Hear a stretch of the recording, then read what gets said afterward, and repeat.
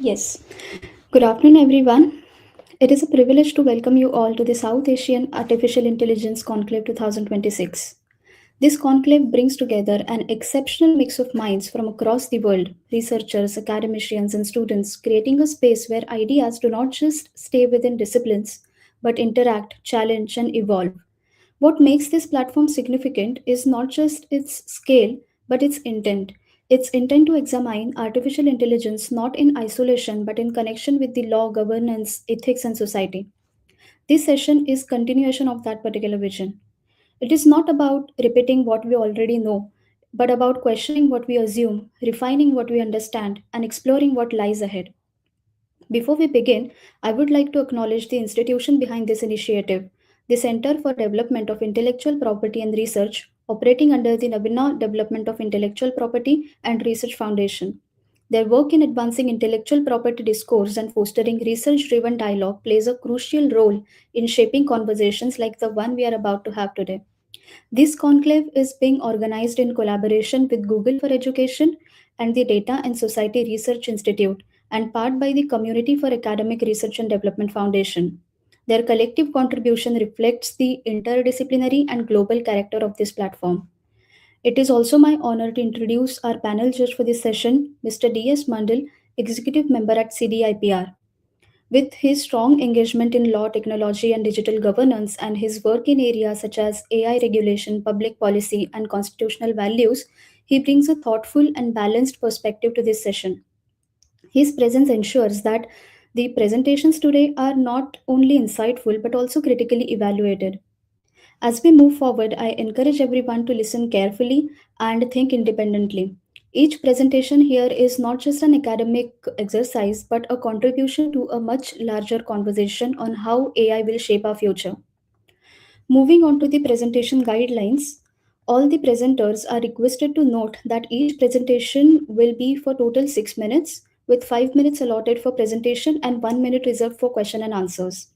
Kindly keep eye on the comment box during your presentations to stay within the time limit. Also, please ensure that your microphones and cameras are functioning properly, and make sure you upload your PPT in the back end before your presentation to avoid any kind of delays. With that, let us begin the technical session one of this conclave. First, I would like to invite Mr. Rahul. Please begin your presentation.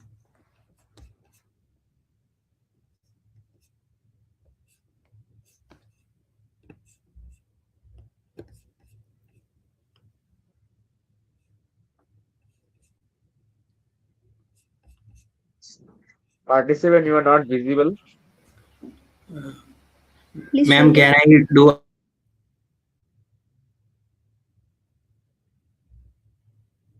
uploading my presentation? But it's not uploading. It's technical issues. I will present on as the second. Okay, all right. No problem. We'll move ahead with the next presenter, Bhavna Yadav.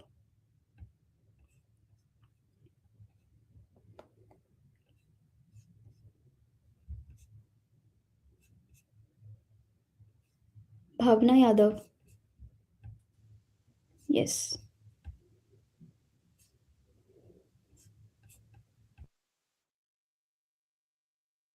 Participant, you are not visible. All the presenters, you have to turn on your camera before presentation.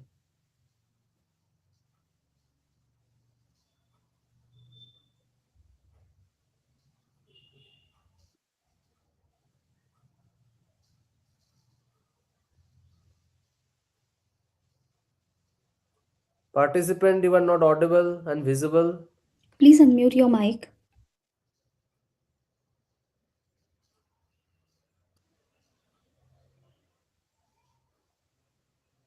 Participant, are you facing any network issue?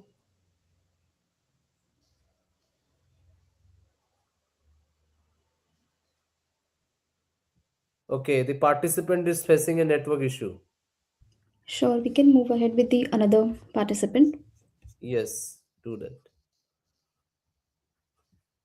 I'd like to invite Shreya Vishwanath.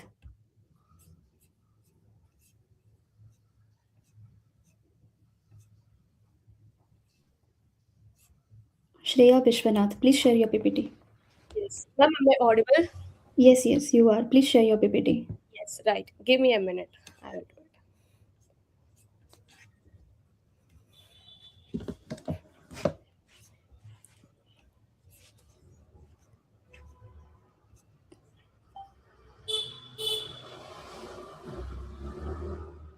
Participant, you are not visible. Also turn Just a on your second, camera. sir. I'm sharing the screen. Once the screen is shared, I will turn on my video as well.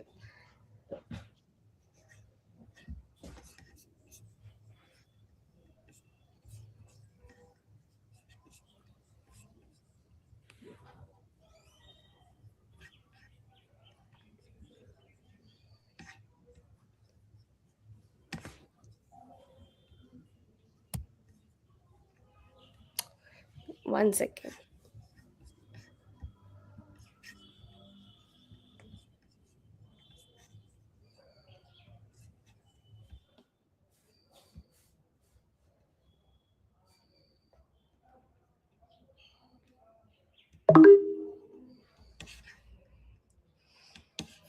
All the participant present here, kindly keep your presentation loaded before your presentation slot. Keep your presentation loaded because it is taking much time to get the presentation loaded.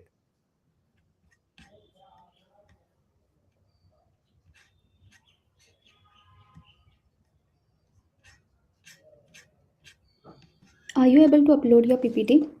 No, that's not. I'm unable to upload the PPT. I'm finding the way where to do it. Just give me a second.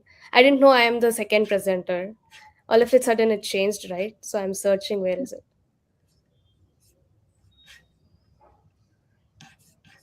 Where do I? When sharing the screen, I'm giving the entire screen option, but then You have the option just to upload your PPT. There. no, it's not getting selected. That's the issue I'm facing right now. Okay, sir. Shall we move ahead with the next participant? I can do the presentation right now. If it's fine, can you help me how to do that? Because when I'm giving entire screen, it shows open system settings, everything is done, but then still it's not screening it in the screen. What could be done? There is an option to share the screen. You can try Yes, it out like again. just a minute. I see there is Will share screen host, it will take time. I believe we should move ahead with the next. Okay, sir. We are having many participants today. Yes. I'm ready. My screen is done. Can I share it? Okay. Is my screen visible? No, it's not. It's processing. Can you give me some time? Just a minute.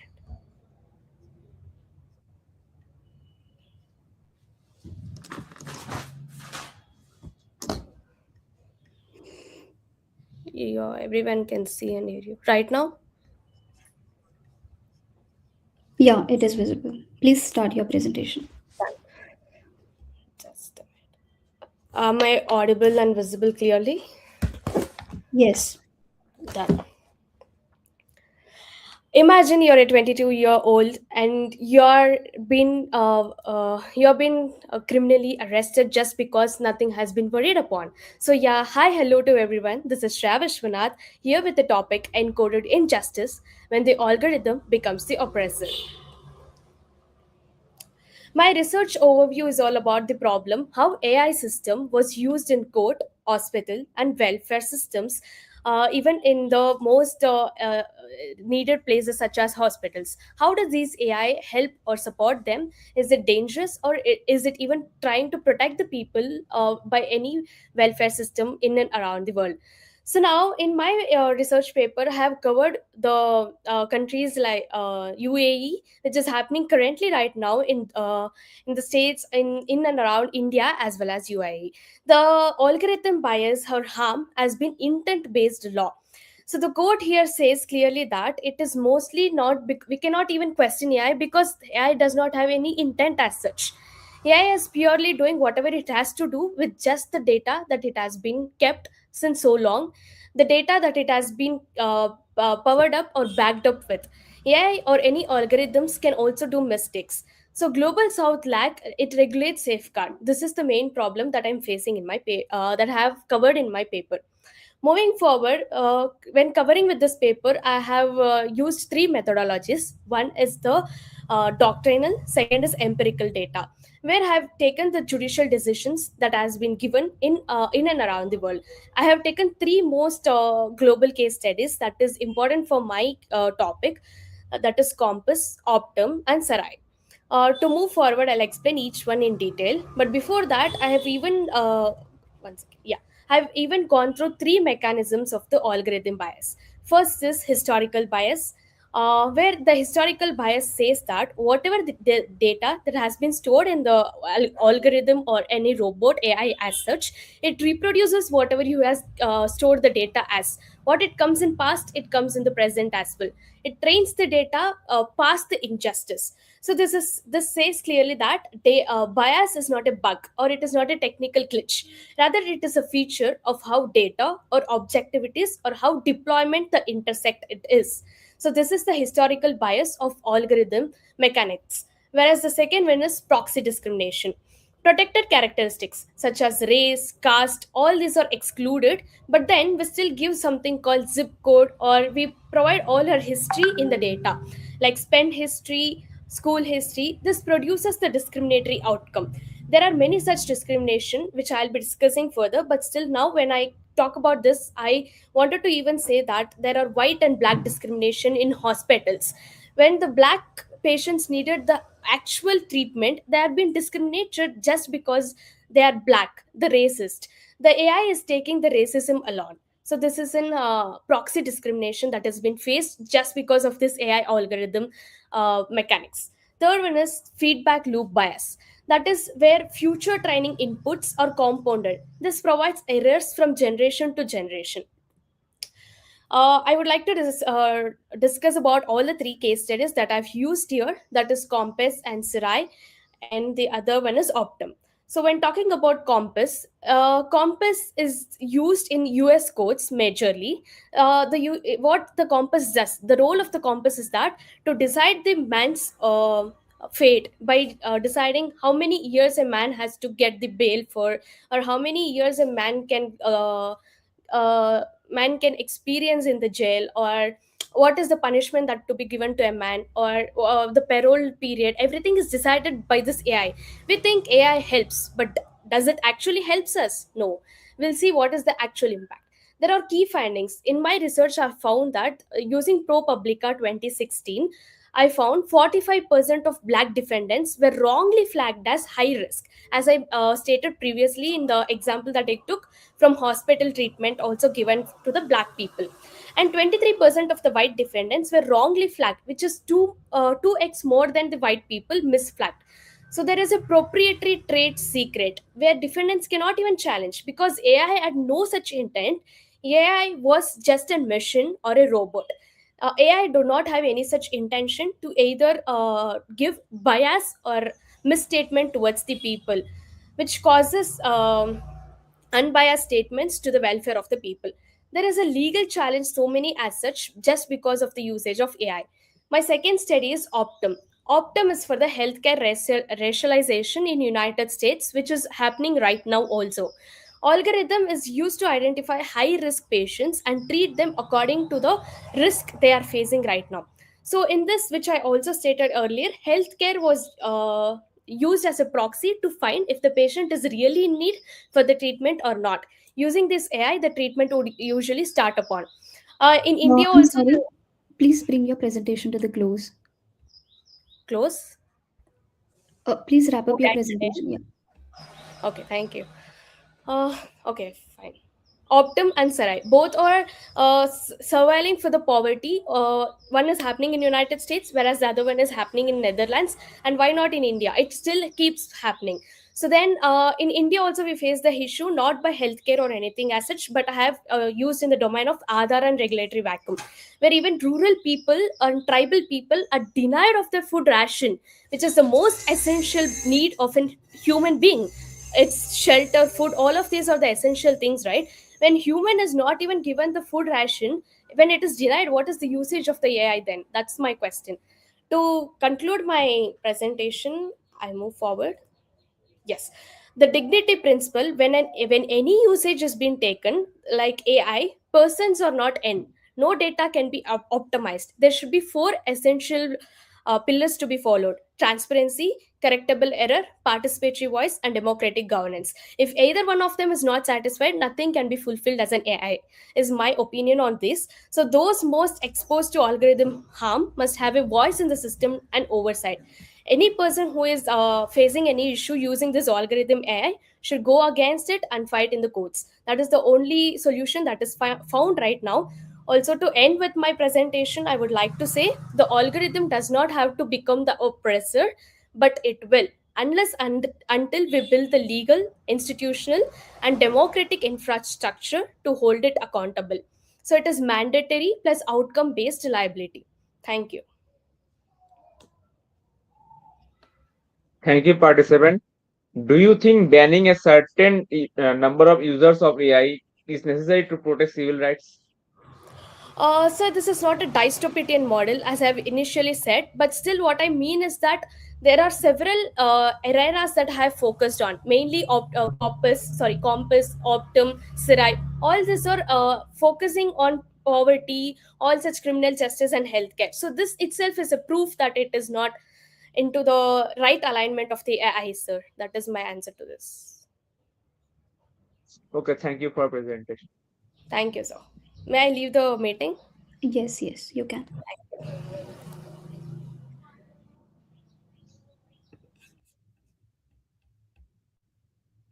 Thank you for your presentation. Our next presenter is Himanshu Chauhan. Yes, ma'am.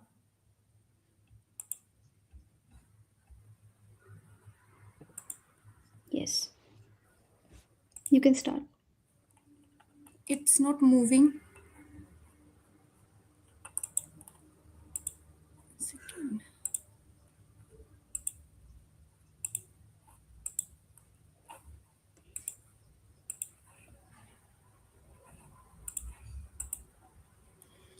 Is it visible, ma'am? Yes, it is visible. Okay, my topic is From Tool to Threat, Artificial Intelligence and the Emerging Challenges for Cybersecurity Law in India. Today, technology is becoming a very important part of our daily life. Almost everything we do now depend on the digital system. From small daily tasks to big transaction, everything is depend on the mobile application or the internet. For example, we can order grocery within a 10 minute and transfer money is possible within a click from our phone. We can also attend online meetings, online classes, and we can talk to anyone sitting in any country. So definitely technology makes our life very easier, but along with these benefits, they it brings some threats like hacking threats, identify threats, ransomware, deepfakes. These threats do not affect only individual, but they also affect banks, government system, and national security. So it is very important for every country to make strong cybersecurity law to protect their citizen and digital infrastructure. Further moving for the cyber data of India. In 2025, there are 265 million cyber attacks which were attempted and 369 million malware detections were recorded. They have estimated financial loss which is gross 20,000 crore. India ranked among the most targeted country in the world according to the report. It ranked second in global cyber attacks. So there are also industry which are dominant with the malware detections, which are telecom, automobile, media, entertainment, and power, energy, healthcare, and hospitality. So it clearly shows that it is growing day by day and it's becoming more serious nowadays.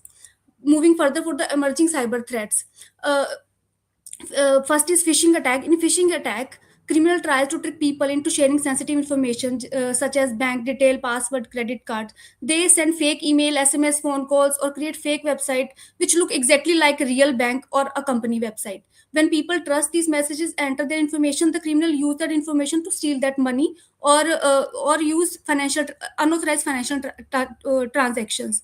There's a case of CBI versus Arif Azim. In this case, the accused person obtained credit card information of a foreign customer without their permission. They used that stolen credit card information to purchase expensive item. The payment were made through internet, but the actual card owner didn't know that their card were being used. So when the fraud was discovered, it was found that they used that stolen credit card information to make unauthorized expensive items and causes financial loss to the cardholder. So it clearly shows that how criminal can misuse digital payment system and credit card information on the internet. Second is deepfake. Deepfake technology uses artificial intelligence to create fake audio, video, or image which looks very real. In India, there is example of an Indian actress Rashmika Mandana. She was also targeted by a deepfake video. Uh, Her face was digitally placed on another person's body. Videos spread widely on social media and raised serious concern about privacy, online safety, and misuse of AI technology.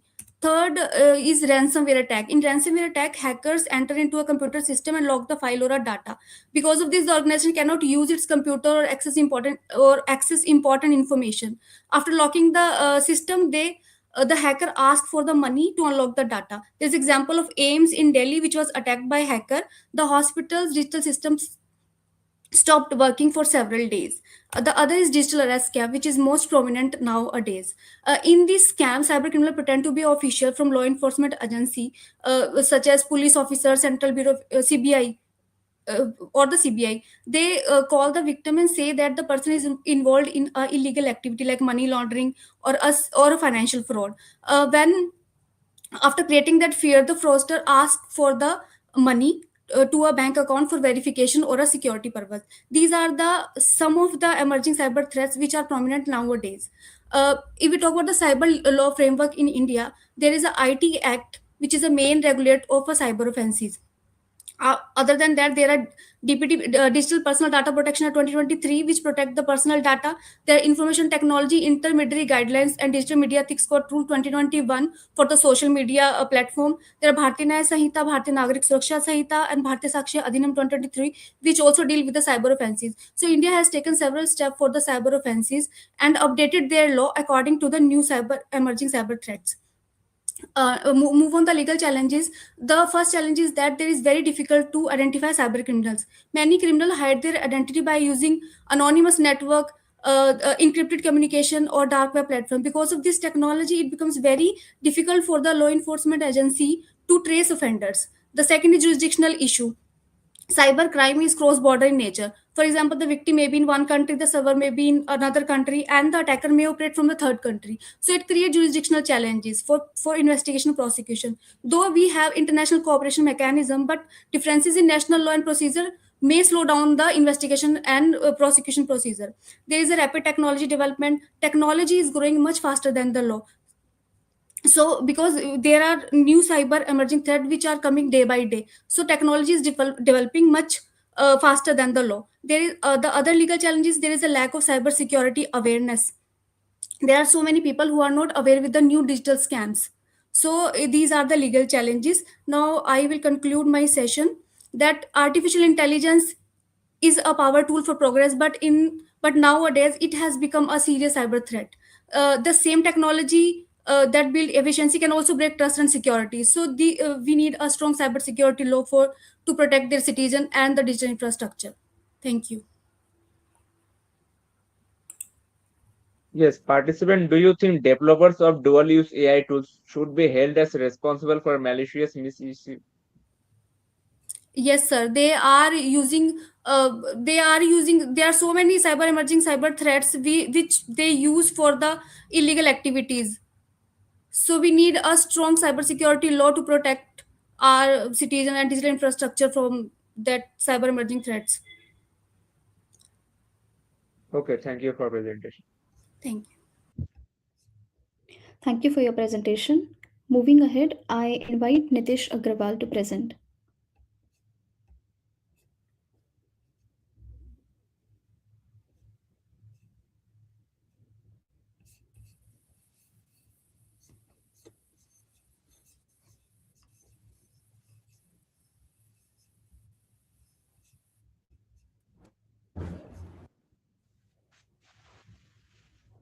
Yeah, please begin with your presentation. Hello. Good evening. Is the screen visible? Yes, it is. You can start.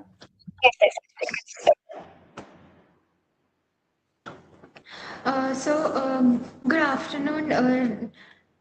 Good evening, respected chair and my fellow presenters. Today, I, Shambhavi Jha, and my fellow presenter, Nitish Agarwal, from Institute of Law, Nirma University. We are here to present our research topic on algorithmic governance and constitutional limits. So, we have observed that governments across the world are rapidly adopting AI for areas like welfare and like predictive policing, tax enforcement, and judicial risk assessment.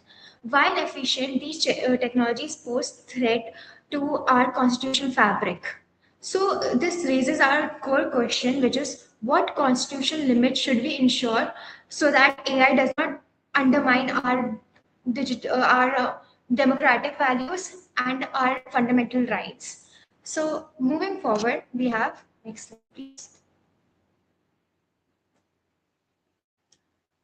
So to understand what automated governance is, automated governance is basically integration of artificial system into government decisions and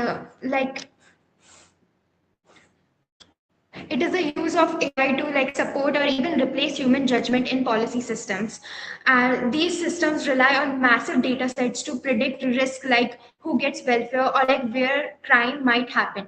However, many operate as black boxes. So this like creates black boxes. It refers to a lack of transparency, which makes it challenging for the citizens to know the rationale behind the decisions that impact them, and it also like erodes public confidence and like makes it for the citizens to challenge the unfair outcomes. Next we have the risks are already visible globally.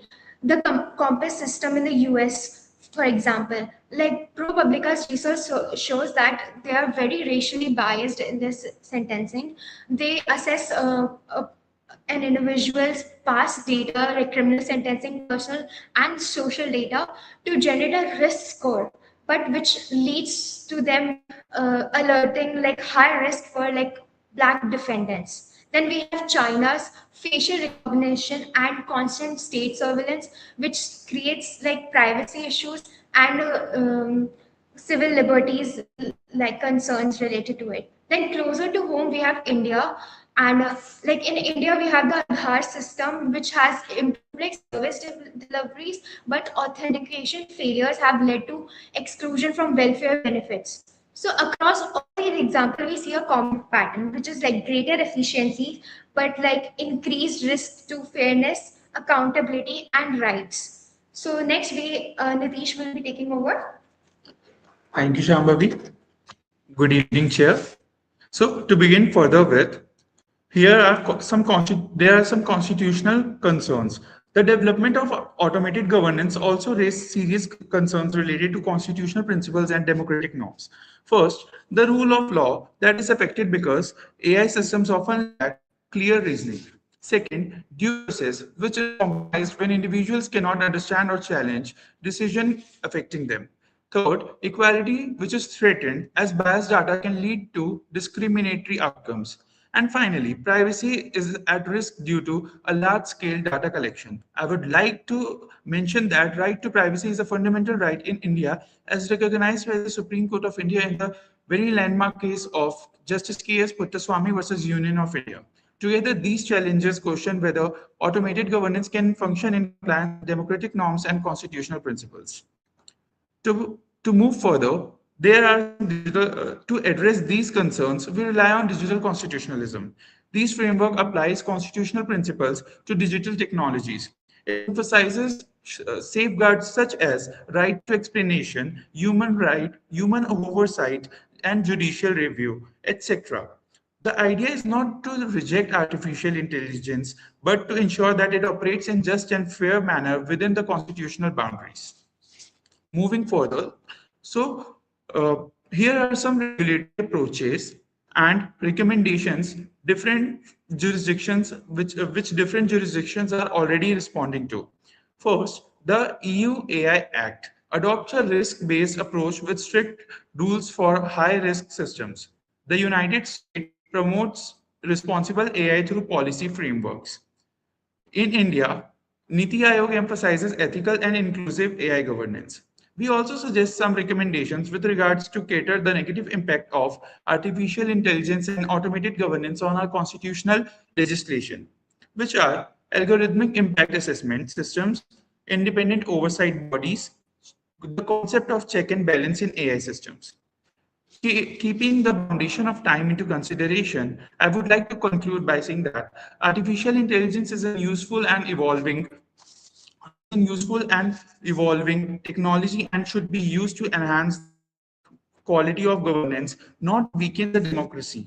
Moreover, constitutional limits are not barriers, they are safeguards that ensure that technology serves the society in a morally and responsible manner. Thank you. The chair can put forward the questions, if any. Okay. Thank you, participant. Do you think there should be a constitutional limits on the use of AI in public administration? Um, the answer for the question would be yes, sir. There should be some limits being set for the access of AI to the public and for the process of public administration. Because without the limits being set, there can be nothing being governed properly. As we know, where there are rights, there are responsibilities and duties too. So where there is a power and there is a facility towards technology, there must be some restrictions to preserve the dignity and principles of constitutional legislations. Thank you, sir. Okay, thank you for your presentation. Thank you so much, sir. Thank you for your presentation. Now I would like to invite Mr. Rahul Raj and Suraj for their presentation.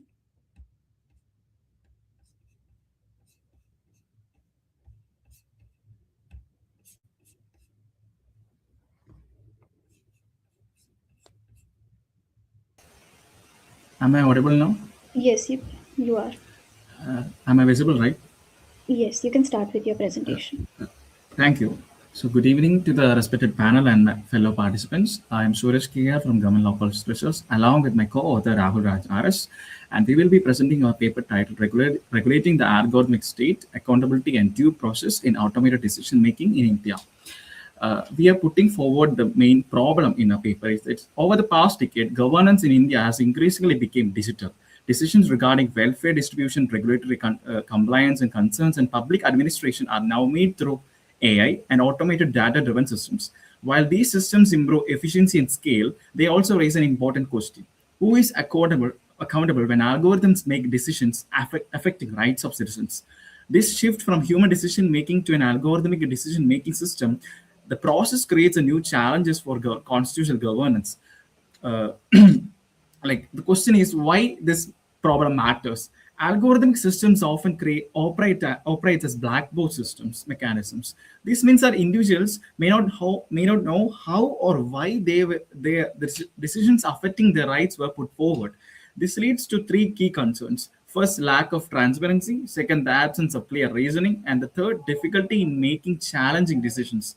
These concerns directly implicate and affect Article 14 and Article 21 of the Constitution of India, which require fairness, non-arbitrariness, and due process in state action. The legal foundation, when we look forward to the legal foundation, Indian constitutional law has consistently emphasized that state action must be fair, reasonable, and accountable. In E.P. Roy Power, the Supreme Court held that arbitrariness is antithetical to equality. In Maneka Kanti, it was established that procedures must be just, fair, and reasonable. Further, in Kranti Associates, it was ruled that the recent decisions are essential for transparency and judicial review affecting the citizens' rights and their well-being. Chair. These principles assume that decisions are made by human authorities who can explain the reason behind the decision and why they put forward this decision. However, algorithmic decision-making systems challenges this assumption. The very assumption and the very core principle behind the decisions are being challenged when they are made by algorithms. The core problem in the paper that we are putting forward is The use of algorithmic systems is governance creates structural ambiguity and issues in due process. First, decisions may be generated through opaque processes, making it difficult to explain why the decision was made. Secondly, the responsibility becomes diffuse through developers, data system administrators. Like many stakeholders are involved in the decision-making process, so the process is becoming very hectic. And who knows what? Like the person doesn't even know why the decision was put forward, and they have to decide who made the decision in the process. Thirdly, courts may find it difficult to review decisions when the underlying logic is not put forward and accessible also. As recognized in cases like Puttasamy and Anuradha Bazin, the technological governance yet cannot bypass constitutional safeguards. When we move the core argument, like moving on to the core argument of the paper, our central argument is that we do not need entirely a new law or a new system. We need that our existing constitutional principles to be regulated in a way that algorithm governance is also considered, and it's also being it's also considered, and it's also being used in a constitutionally adequately and constitutionally well settled manner. We need to apply existing doctrines of accountability, due process, and judicial review to these newly found technological contexts. So the policy framework we are proposing is a four-part framework. It is, first, we need transparency, ensuring a right to intelligible explanation from the side of the authority. Secondly, human oversight, preventing fully automated decision-making in rights-affecting contexts. Thirdly, procedural safeguards were including notice and opportunity to challenge the process and the decision, as well as review mechanisms should be implemented. Fourthly, sector-specific regulation. This must be tailored to high-impact areas such as welfare and regulation. Like these areas are very much high impact, and they must be given priorities in decision-making systems. And this framework ensures that automation supports governance without undermining the constitutional guarantees. For moving on with concluding our paper, in conclusion, algorithm governance is not a future concern. It is already shaping public administration these days. In the modern world, everything is done by algorithms, and algorithms are becoming the new age systems also. So the real challenge is ensuring that efficiency is not sacrificed, or it is done efficiently. Like efficiency of the decisions do not come by sacrificing the accountability of the process. Like the citizens have belief that every decision is accountable to them, so the accountability should not be sacrificed. Like the final putting forward the final line in concluding, automation must assist governance, not replace constitutional responsibilities and the constitutional duty of the authority. Thank you. Thank you, participants, for your presentation. I have no questions for you. Thank you. Thank you, panel. Okay, thank you for your presentation. Our next presentation will be by Shreya Batra.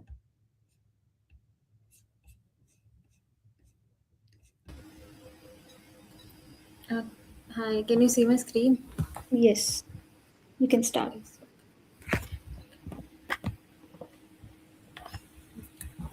Imagine a world where a machine writes a best-selling novel, paints award-winning art, or composes music indistinguishable from human creation, and yet the law cannot tell us who owns it. Good morning, respected panelists and fellow participants. My name is Shreya Batra, and I am presenting a paper co-authored with Ritika Ghosh titled Authorship Without Humans, Reimagining Copyright Protection for AI-Generated Works. Before I begin, let me pose a simple question. If an AI system writes a poem, paints a picture, or composes music entirely on its own, then who owns that creation? Because the answer is not as obvious as copyright law assumes. So we know that we are currently witnessing a major shift in creativity. AI today can generate music, art, literature, and even legal writing with minimal human involvement. This raises a fundamental legal question that who owns that work? So, traditionally, copyright law has been built on the assumption that creativity is inherently human. Philosophical theories like Locke's label theory and Hegel's personality theory both emphasize that authorship is tied to human intellect, intention, and effort. Courts across jurisdictions have reinforced this idea. For instance, in Feast Publications versus Rural telephone, the US Supreme Court clearly stated that copyright protects the fruits of human intellectual labor. However, AI disrupts this foundation. Modern generative systems can produce outputs without direct human creativity, creating what I call an authorship gap. To understand how law is responding, we conducted a comparative analysis.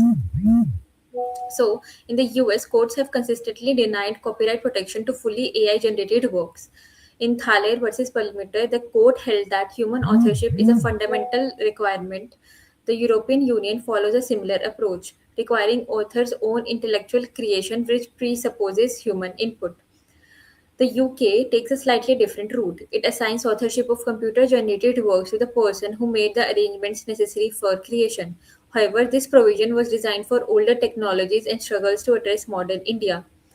In India, also, India adopts a human centric approach. In Eastern Book Company versus DB Modak, the Supreme Court of India emphasized skill, labor, and judgment, which are all inherently human elements necessary to obtain copyright protection.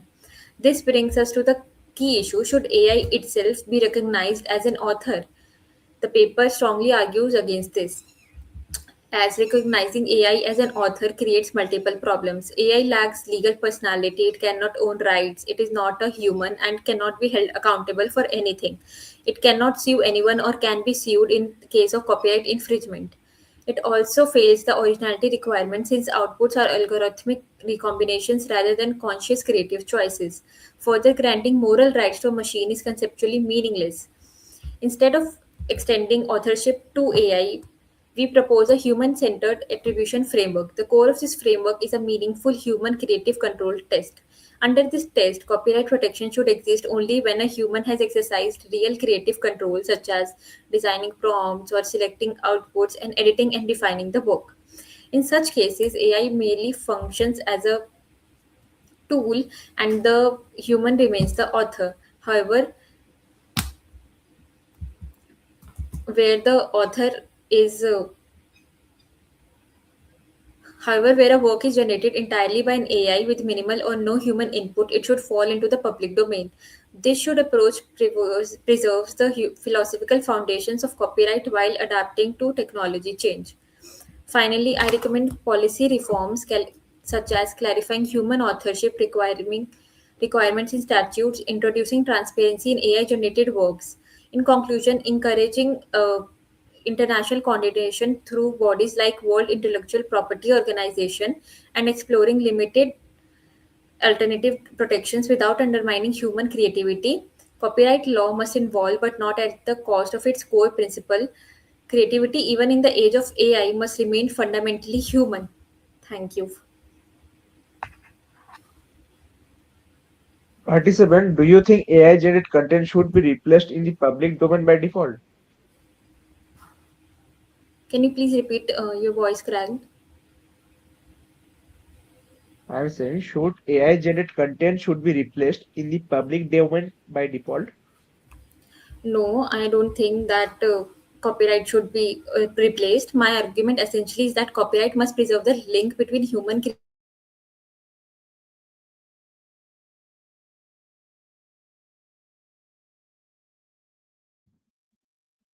Okay, host, we can move ahead with next participant. She has been Yes. disconnected. Yes. Next, we have Deepak Mahajan.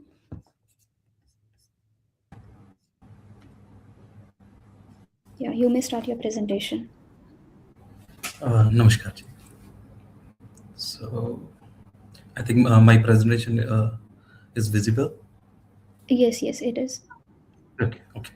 So, I think language में barrier तो नहीं है अगर हिंदी में present कर सके कोई issue तो नहीं होगा स्लाइड सारी इंग्लिश में ही है Okay, you can continue. Thank you so much so मेरा जो मेन कंसर्न है वो एक रियल बेस प्रॉब्लम के ऊपर है जो लास्ट जो कैंडिडेट ने बताया लगभग सिमिलर टॉपिक है लेकिन एक रियल सिचुएशन है जिसके अंदर जितना भी टेक्सटाइल से जुड़े जो ई कॉमर्स से जुड़े ब्रांड्स हैं जो पहले ट्रेडिशनल जो फोटोग्राफी कराते थे अब वो सारे के सारे क्या कह सकते हैं 90% कोई रेशो दे रहा कोई 80% कह रहा है बिकॉज उसमें कॉस्ट सेविंग हो रही तो वो सारे के सारे AI जनरेट जो है फोटोज को इस्तेमाल कर रहे हैं। ब्रांड्स इस्तेमाल कर रहे हैं, वो ऑथेंटिक उनके पास प्रोडक्ट है, लेकिन जो नो ब्रांड वाले जो एक इनविजिबल जो एक स्टूडियो क्रिएट हो गया, उन्होंने क्या करा कि मेरा ओरिजिनल प्रोडक्ट है, लेकिन वो मॉडल का फेस चेंज करके अपना प्रोडक्ट को भी अपलोड कर दे रहे हैं, जिसके अंदर ऑथेंटिकेशन की बहुत बड़ा इशू आ रहा है, ट्रेसेबिलिटी का बड़ा इशू आ रहा है। कस्टमर ऑर्डर कर रहा है, उसको परेशानी हो रही है कि आखिर इसमें से ओरिजिनल कौन सा है, बिकॉज क्या चेहरा चेंज होने से प्रोडक्ट नीचे का सेम वही है, और बहुत जो सेलर्स हैं वो कॉमन प्रोडक्ट से कर रहे हैं। इससे मेन जो सेलर है जिसकी ओनरशिप है उसको भी नुकसान हो रहा है, कस्टमर को दूसरा गलत प्रोडक्ट पहुंच रहा है, तो उसको ट्रस्ट भी जो है ब्रेक हो रहा है। इसी रियल प्रॉब्लम के ऊपर जो है ये एक मैंने छोटी सी रिसर्च जो है शुरू करी है। सो इनविजिबल स्टूडियो जो है, आई थिंक वो मैंने आपको क्लियर करा कि ये क्या है, और इसी से जुड़ा सारे के सारे कौन कौन से इसके स्टेक होल्डर्स हैं, कौन कौन इससे जो अफेक्ट हो रहे हैं, वो क्रिएटर्स हैं, इसके ओनर हैं, कंज्यूमर हैं, ब्रांड है, स्मॉल स्केल इंडस्ट्री के लोग हैं, क्योंकि इसके अंदर पता ही नहीं किसने इसका ओरिजिनल क्रिएटर कौन है, और इसका एक्चुअल में जो मॉनेटरी और फाइनेंशियल बेनिफिट कौन लेके जा रहा है, क्योंकि बिकॉज उसमें कोई डिक्लेरेशन नहीं है। अब इसके अंदर जो गैप्स हैं वो क्या क्या है, हम लोगों ने इसमें करा कि किसी भी तरीके से कोई डिक्लेयर नहीं कर रहा है इसको कि आखिर इसको क्रिएटर इसका कौन है। मैंने अगर एआई से जनरेट करा है, तो अगर उसमें एआई जनरेटेड आता है या उसमें कुछ इस तरीके का वो रहता है, ऐसा कोई डिस्क्लोजर नॉर्म्स नहीं। प्लेटफॉर्म जो है, चाहे वो फ्लिपकार्ट, महिंद्रा, मीशो, कोई भी इसकी जो अकाउंटेबिलिटी के लिए अभी रेडी नहीं है, नहीं उनके लिए कोई पॉलिसी है कि किस तरीके से है। उसके बाद चाहे आपका कोई आर्टिस्ट ने प्रोडक्ट बनाया है, कोई डिजाइनर ने प्रोडक्ट बनाया है, किसी का भी कोई भी प्रोडक्ट के लिए जो है उसका अभी जो, क्योंकि 100% जो है उसकी डिजाइन का वो कर ले, राइट करा ले, उसको पेटेंट करा ले, या उसको कुछ भी करवा ले, उसमें भी अभी थोड़ा सा इशू है। तो इससे जुड़ा अभी काफी सारे इसमें गेप्स हैं, जो हमारे जो गवर्नमेंट के जितने भी एक्ट्स हैं, चाहे वो कॉपीराइट से जुड़ा एक्ट है, चाहे डिपार्टमेंट ऑफ प्रमोशनल ट्रेड जो इंडस्ट्रीज हैं उनसे जुड़ा है, ये सब लोग उस, और जो अपना आईटी से जुड़ा एक्ट है, उन सब में भी जो है डिफरेंट जो गैप्स हैं आइडेंटिफाई करें, क्योंकि टाइम कम है। तो इसके अंदर लिटरेचर रिव्यू प्लस हमने कंपैरिजन करा है कि बाकी जो है जो केसेस हैं उनमें किस तरीके के केसेस हैं, उनमें एआई को अभी मिली है मंजूरी, कुछ में ज्यादातर जो केसेस में जो ह्यूमन प्लस उसमें जो कुछ क्रिएटिव अगर उसने प्रॉम्प्ट क्रिएट करा है उसको फिर भी कुछ हद तक मान्यता है। लेकिन इंडिया में अभी इस तरीके का कोई भी वो नहीं है कि आपको एआई और प्रॉम्प्ट के बेस पे आपने कोई क्रिएशन करी है, तो ई कॉमर्स या किसी भी प्लेटफॉर्म टेक्सटाइल में आपको उसका कॉपीराइट मिल जाए या ओनरशिप मिल जाए। तो इवन दे के गवर्नमेंट ने राघव जो केस है वापस भी ले ली, उसके अंदर केस को पुल भी कर लिया, तो उसके ऊपर भी केस स्टडीज को हमने लिस्ट में लगाया।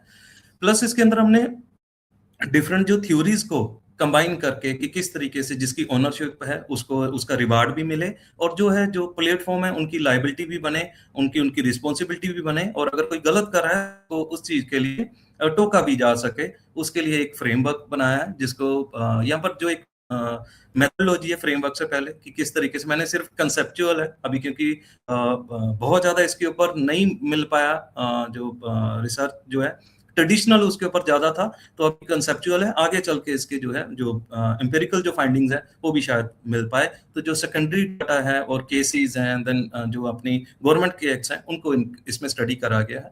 जो फाइंडिंग्स हैं ये हमने पीछे डिस्कस कर ही लिया था कि ऑथरशिप स्टैंडर्ड से जुड़े, प्लेटफॉर्म की अकाउंटेबिलिटी से जुड़ा, और जो जिसका डाटा आप यूज कर रहे हो, जिसकी फोटो आप यूज कर रहे हो, उसको कंपनसेट कर पा रहे हैं कि नहीं, उसके ऊपर जो है मेरी की फाइंडिंग्स थी जो अभी उसमें। और हमने एक प्रपोज जो सोल्यूशन है, एक फ्रेमवर्क बनाया है जिसके अंदर ट्राइडिक आईपी जो architecture for AI generated textile imagery की नाम दिया है। इसके अंदर यही है कि अगर आप टेक्सटाइल वाले फील्ड में अगर कोई आप इमेज आप जनरेट कर रहे हैं और प्लस उसकी आपकी ओनरशिप है, उसको किस तरीके से प्रोटेक्ट करा जा सकता है और मोनेटाइज करा जा सकता है, उसके ऊपर एक फ्रेमवर्क है। प्लस इसमें रिकमेंडेशन दी गई हैं अलग अलग policy maker, government of India या चाहे जो भी पॉलिसी मेकर्स हैं, पार्लियामेंट है, उनसे जुड़ा है कि गवर्नमेंट इसके ऊपर एक्ट बना सकती है। ई कॉमर्स प्लेटफॉर्म के कुछ सजेशंस हैं, और जो भी स्टेक होल्डर हैं, चाहे वो डिजाइनर्स हैं, चाहे वो एआई से जुड़े प्लेटफॉर्म्स हैं, उनके ऊपर भी कुछ रिकमेंडेशन और उनको वो दिया गया सुझाव। और कंक्लूजन यही है कि इसको लोग करेंगे, एआई का इस्तेमाल करेंगे, और वो आज के टाइम पे जरूरी है, लेकिन जरूरी के साथ अगर वो थोड़ा सा डिक्लेरेशन हो जाए तो प्लस इसके ऊपर रेगुलेशन बन जाए तो हम पॉजिटिव अप्रोच के साथ इसका एक्चुअल बेनिफिट भी ले पाएंगे और जो रियल जो इसका ओनर है उसको प्रोटेक्ट भी कर पाएंगे। सो इसी के साथ मेरा ये प्रेजेंटेशन जो है खत्म होती है। सो कोई क्वेश्चन है आप पूछ सकते हैं। Thank you. No participant, I have no questions for you. Thank you for your presentation. Thank you so much, sir. Thank you. Thank you. Thank you for your insights. So our next presentation will be by Nilanko Chattopadhyay and Debasmita Mondal.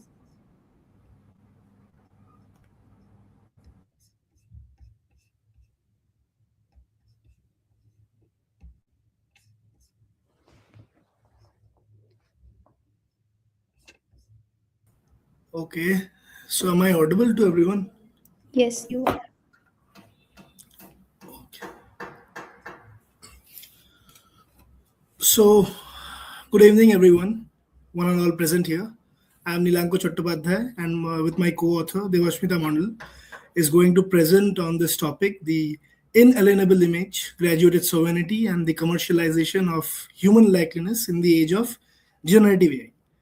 So, before jumping to the crux of this paper, first of all, let us discuss with an illustration. So, imagine a situation where you woke up one fine day and you found that there is a trending video, which is where in that video it is specifically you, like giving provocative statements or insightful statements against the government, current ruling government, which is unreasonable and there is no justification upon it. But soon you realize that it is not you. You were very much confused, of course, and you understood that it is a deep fake video.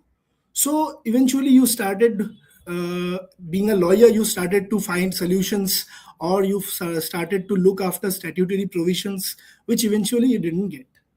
So here the question arises that who will hold this liability, or whether it is the website owner or whether the person itself who has created such, etc. So this paper eventually concerns with or relates with deep fakes, where you can see that the first slide I have given, which is like historically speaking what happened, how privacy came into the picture. So moving to slide number 3. Now, first of all, discussing with Kamya Buch's case, which we know it is a very famous or well-known case, which has like deep fake pornographic targeting activists was there, and the Delhi High Court ruled that content should be taken down, disclosure of offenders, and platforms accountability should be there. And now coming to another case, very famous, which was like biggest settlement in copyright history happened, that is 1.5 billion settlement, that is Bards versus Anthropic USA, where several million pirated books were trained on the AI software, and the court ruled that if the books are in open to public and it is an open website, then it is all right, then it is fine. But if it is from pirated data, the fair use doctrine cannot be claimed. Now, going with comparative legal frameworks that India does not, of course, I have already said India does not have any statutory provisions or specific act concerning AI or deepfakes. Coming to European Union, of course, we know that it is European Union's AI Act 2024, which mainly focuses on disclosure and transparency requirements, and deepfakes has been concerned with high-risk systems. Then if we go to USA, we can see that there is no federal law, but a proposed law has been there, which is No Fakes Act. So due to time shortage, I will just go to the proposed solution or recommendations that we have mentioned in this paper. So we can see that there is technical dilemma of whether it will be a dignity model, or whether it will be an inalienable model, or whether it should be a property right because it can be sold. So we have said graduated sovereignty model, which is composed of 3-tier system, which is dignity core, identity core, and commercial. If it is falling under dignity code, that if deepfake is being created and that is sexual identity, intimate images, then there is no way of permission. It should be struck down or it is unlawful. If it is identity code, then consent should be required. Like if any actor's face is being taken for any advertisement, then consent should be taken. And if it is for commercial periphery, like for brand advertisement or for commercial associations, and if it is market based permitted for licensing and royalties, then it can be done. And of course, consent should be there, but it can be done. It is lawful. Then recommendations which we have mentioned, that there should be a personality rights act which India should create, and that should have different or specific sections with respect to graduated sovereignty. Then there should be AI fast track tribunal which will which will just expedite this process or procedures of AI. Then there should be AI risk assessments, like before deploying a specific software into the picture, a proper impact assessment should be there. Of course, mandatory consent requirements should be there, and harsh penalties should be there for breaching of these sections. Then coming to the conclusion, eventually we have said that we, of course, focus on AI, its development. AI is very important in this era, but there should be also a graduated sovereignty thing. So for this, we have to balance innovation and humanity dignity. Therefore, constitution values will also be protected, and therefore economic and AI will be boosting up. So this is our paper. Thank you. I have made it very short for the time constraints thing. If there is question, please do ask. Yes, participant, do you think individuals should have an absolute right over the commercial use of their likeness in AI-generated content? I think no, sir. I think it should not be there because, of course, we have, as I have mentioned in the paper, because if we are selling something which is illegal, which is not according to the law, which is very much explicit, then that should not be sold. Otherwise, there will be no use of a specific law. So individual should not be entire autonomy with respect to that. Okay, thank you for your presentation. Thank you, sir. All right, thank you for your presentation. Moving ahead, I invite Dhruv Sharma for his presentation. Good evening, everybody. Myself, Dhruv Sharma from National Law University, Tripura, in the first year of BLB program. My co-author is Rajan Panchal from National Law University. My presentation is based on AI in education system, that how we can implement the AI implementation in education, because it is the need of today. So I will start with one fact that a research based on the Anelia Michela Viru and Gabriel Petria, that 80% of students believe that AI-based technology will improve their educational process by maximizing the time spent on their study and accessing the complex learning method in a personalized manner. So that will actually shows the reality that how AI will play an important role in our education system. So how will it benefit our students?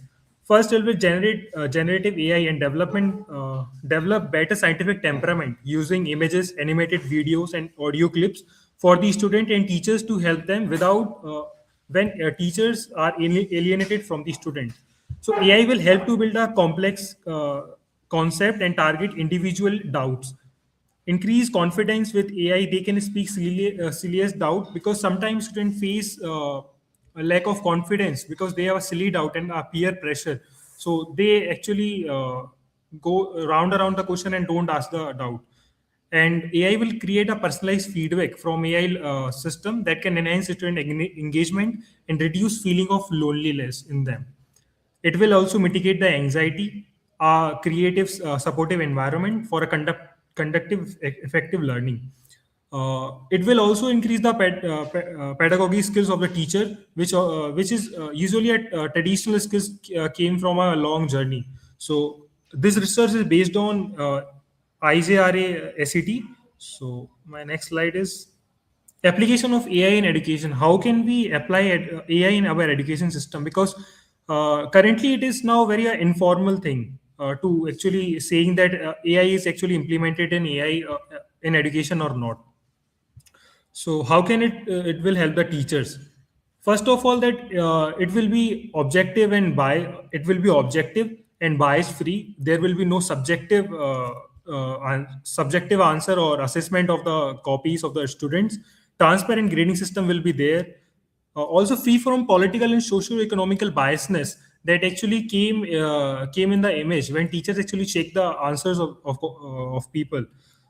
It will recognize the creative way of thinking. Sometimes teacher works on their subjective biasness and denies the objectivity of the student. So it actually hamper the students' creative minds and their new ideas. It will be less errors and subjectivity. This research is based on the Princeton review about the evolution of education, how AI is shaping grading. My next slide is about AI and parents, how we can connect AI and parents systematically. So it will help the parents to answer question of students in text, image, or video or mind maps when teacher will not be accessible to the student. Remote doubt solving will be there. Act as a home tutor by answering doubts, checking responses, and providing feedbacks. This study is based on the UN Child Funds, and more details are in my research paper. Another aspect of India's job market, a famous quote that AI will take human jobs. I think second big impact will be AI actually eliminate all the traditional jobs that India is having a IT sector that came after the 1992 liberalization and LPG reforms. So after that, after AI came in the world power, World Economic Forum observed that Indian job market expected 67% of diverse talent pool, which is expected to fill now. But we don't have that diversity in our job market. So I think AI will diversify the major challenges along with the employment. So growing race for limited jobs is equal to unemployment. If we have a growing race or limited job because we have a youth population and maximum jobs are not diversified. So no diversification is equal to stagnant in innovation. There will be a few jobs in the market and it will increase the unemployment in the job market. My second point is impact of AI in Indian jobs. AI could help the education system address both aspects, diversification of jobs and development of innovative minds. That will create a bridge of students' creative minds and then create new jobs in the market. Encourage them to explore different creative fields like different languages and different type of jobs. So, what is the current state of Indian education system? This is just a formal pathway which can India follow, but what is the current state and where we have to go? So, internationally, India does not stand out where a child from a rural, poor, or marginalized family produce less equivalent education than a child from a urban or affluent family. So, integration of digital infrastructure in education will transform the initial modernization of the current system and move it closer to a global education standard. Sorry to I take interrupt. this. Kindly wrap up your presentation. Okay.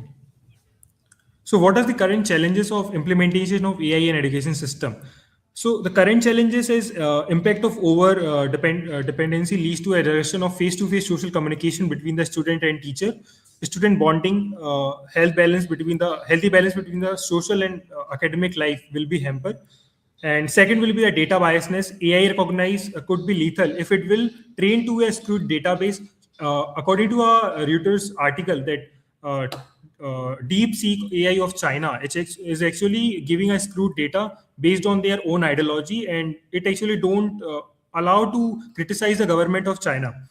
So my next proposed solution is that internal personal skills student can use jigsaw technique. Students are assigned individual tasks according to their interest and they can all work towards a collective task. For the privacy issue, right to give or withhold consent to know how their data is processed, including right to access correction and erasure of personal data. I want to give one more data here too.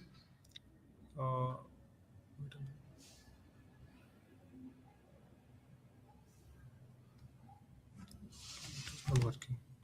Okay, so my second proposed solution is the cyber crime and rules and regulation, because India is very less conviction rate in the cyber crimes. I think only 3% conviction rate in the cyber crime in currently in India and 0.3% in the USA.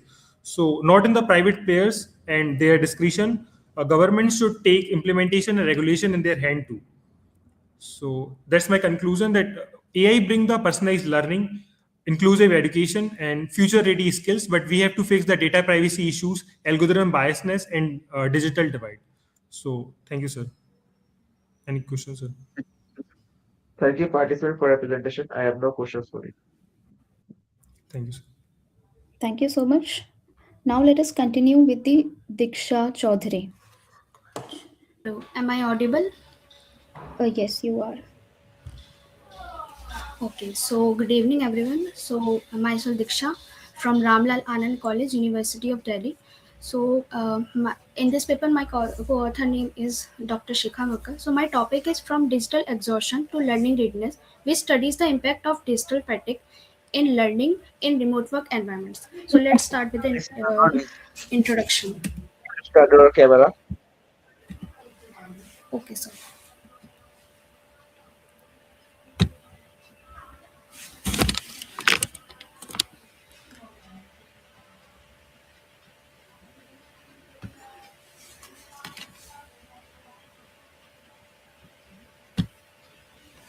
So the introduction is that जो rapid growth of due to the rapid growth of the AI and digital technologies, it has increased significantly. So while it provide flexibility and increased efficiency, but due to this, there is a new issue, that is digital fatigue. It becomes worried about the readiness and the capability to study. So next is we have studied a few papers related to the digital fatigue, burnout, and willingness to learn, and the theoretical base. Digital fatigue जो है refer करता है to stress जो caused होता है because of the excessive use of the technology. It leads to the burnout, which is emotional exhaustion, and this further affect करता है willingness to learn को. So here are the four hypotheses which we have discovered based on the JDR model and the self-determination theory. So first one is कि इसका positive impact पड़ता है digital fatigue और burnout में, और relationship between the burnout and willingness to learn जो है वो negative है. Digital fatigue जो है negative impact करता है willingness to learn को. जो correlation है between the learning burnout is correlated with the digital fatigue. So now there are dimension. Digital fatigue एक single factor नहीं है, इसके बहुत सारे dimensions. So following are the dimensions.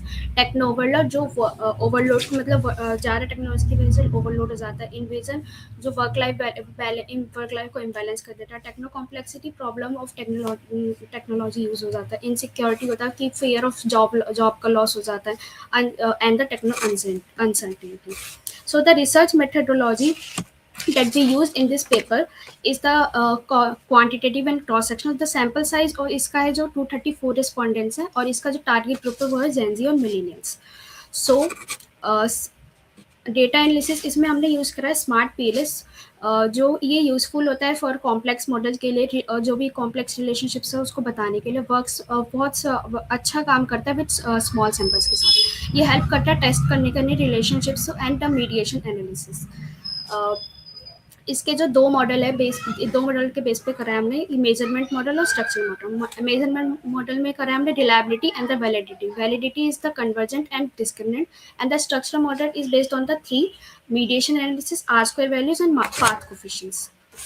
So this is the model we have created with the software using smart PLS. In this model, there are 3 dimensions, there are 3 variables: digital fatigue, burnout, and willingness to learn. जो digital fatigue है वो positively affect कर रहा है burnout को. मतलब इसका मतलब ये हुआ कि higher digital stress leads to the emotional exhaustion. Burnout जो नेगेटिवली अफेक्ट कर रहा है विलिंगनेस टू लर्न को, जो कि एग्जॉस्ट कर रहा है इंडिविजुअल को कि ज़्यादा टेक्नोलॉजी की वजह से. और डिजिटल फटीग जो रिड्यूस कर रहा है विलिंगनेस टू लर्न को, जो कि शो कर रहा है direct negative effect. So finally burnout जो एक्ट कर रहा है as a mediating variable, meaning digital fatigue increase करता है बर्नआउट, जो विच इन टर्न जो वो रिड्यूस करता है learning of the employees and so इस एंटायर मॉडल में ये it is grounded with the two JDR model and the self determination. जो JDR मॉडल है वो हेल्प करता है एक्सप्लेन करने में कि जॉब डिमांड्स कैसे लीड्स कर रहा है बर्नआउट को, और जो STT थ्योरी है वो इज मोटिवेशन और लर्निंग बिहेवियर को. सो रिजल्ट एंड डिस्कशंस में ये है कि रिजल्ट जो शो करता है कि डिजिटल फटीग इंक्रीज हो रहा है, इंक्रीजेस बर्नआउट इंक्रीज करता है, और जो बर्नआउट रहता है वो रिड्यूस कर रहा है विलिंगनेस टू लर्न को. सो ये डायरेक्टली इम्पैक्ट करता है लर्निंग को negatively. Following are the implications. So ये इंक्रीज करता है JDR और STT वर्चुअल वर्कप्लेस में. मैनेजरी implications हैं कि वर्कलोड जो मैनेजमेंट इलेक्ट्रॉनिक है मिनिमाइज करता है अनप्रोडक्टिव वर्चुअल कम्युनिकेशन को, प्रमोट करता है एम्प्लॉय की वेलबींग को, और फॉर्मुलेट करता है एक्साइटिंग और simple to handle learning systems. So before concluding, in order to accommodate and merge my paper with the theme of the book, I have made a slight change in the title and as well as my abstract paper. So please accept the change that I have made. The paper has been prepared according to as per the guidelines related to the conference. So I would request you to please consider my paper for publication, and if any changes is required, I will be ready to change. So please consider my paper for the edited volume. So in conclusion, digital fatigue एक serious issue है जो that should be managed और improve करना चाहिए employee के learning और well-being को. Thank you so much. Thank you, participant, for your presentation. I have no questions for you. Thank you, sir. Thank you for your presentation. Now we move to our next presenter, Ms. Srishti Singh. Good evening, everyone. I hope I'm audible and visible. Yes, you are. So, good evening, myself Srishti, and I'm a first-year law student at Gujarat National University. And today I'll be presenting my paper on the topic analyzing the balance between artificial intelligence, ethics, and law. The balance between automation and accountability. Now, this paper focuses on understanding how artificial intelligence is transforming governance and legal systems while also raising concerns about accountability, ethics, and protecting the youth. Now, the introduction goes like artificial intelligence has emerged as a revolutionary force across the sectors such as governance, healthcare, judiciary, and public administration. It enhances efficiency, improves decision making, and enables faster data analysis. However, along with the benefits, it also raises significant legal and ethical concerns that challenge the existing system. Now, my research problem is as follows. The primary issue addressing this research is that the existing legal framework were designed to regulate human actions, like not machine-driven actions. So, with artificial intelligence increasingly making or influencing decisions, there is a major gap in accountability. This raised an important question regarding who should be held liable when the artificial intelligence system causes harms or it violates the fundamental rights of the citizens. Now, artificial intelligence in Indian context. So, in India, artificial intelligence is widely used in areas such as e-codes, Aadhaar-based identification systems, predictive policing, and the welfare distribution.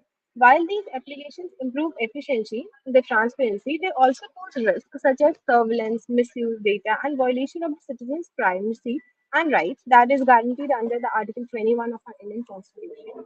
Now, the legal framework working in India. So, India currently lacks a specific legal dedicated to the regulating artificial intelligence.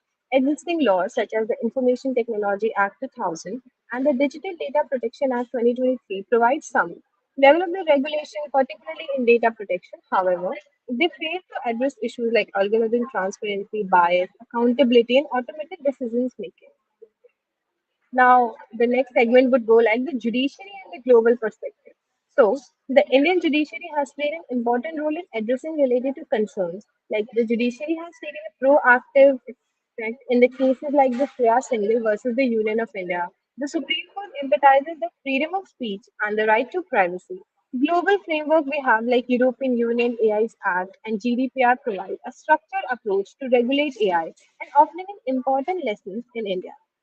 Now, the challenges which is faced by the ethical issues by the artificial intelligence. So, the use of artificial intelligence raises various ethical challenges, including arithmetic basics, lack of transparency, and the black box nature of the decision making. Additionally, The digital driven countries like India may exclude marginalized communities for accessing AI driven services, thereby increasing inequality and rising concerns. Now, in conclusion, while artificial intelligence offers significant opportunity for innovation and efficiency, it also creates a serious challenge for legal and ethical systems. There is an urgent need to comprehend the legal framework that ensures accountability, transparency, and protection of the fundamental rights while maintaining a specific negotiating balance between the technological advancement and social responsibility. Thank you.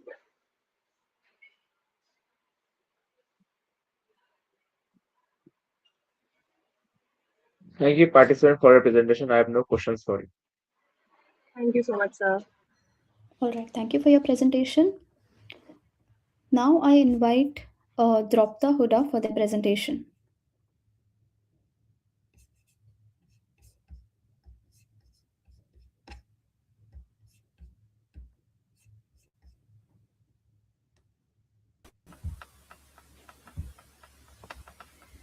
Good evening, everyone. My name is Prapta Huda, and I will be presenting the article titled Algorithms and Ancestral Wisdom Rethinking Legal Protection for Traditional Knowledge in the AI Era, under the theme Indigenous Knowledge, Culture, and AI Futures. Now, when we speak about AI, modern AI systems depend on large data sets collected through digitization and data mining. They learn by training on data sets containing text, images, audios, etc. And these data sets often include information from diverse sources, including knowledge held by indigenous communities. When such data is used, AI may reproduce culturally sensitive information without the consent of the communities. It may create derivative outputs, and companies may gain economic value without compensating these communities. Such use creates a power imbalance because indigenous communities holds this knowledge within cultural, relational, and customary systems. Digitization removes the knowledge from those cultural contexts, and once digitized, the knowledge becomes machine readable data that can be reused by AI systems without the consent of the communities. The article examines whether existing legal frameworks adequately protect traditional knowledge against AI misuse or not. And it finds that the protection is inadequate, especially when the rise of AI brings a double edged promise for the indigenous communities. On one hand, it has the potential to become a tool for empowerment, cultural resurgence, and sovereignty by preserving the knowledge related to medicinal practices, languages, oral traditions, artistic expressions, among other things. On the other hand, it may also become a new frontier for colonization, misrepresentation, and resource extraction. A study of the existing legal protection framework reveals that these frameworks were mainly designed for biodiversity and patents and not for digital AI training. AI systems do not involve direct access transactions.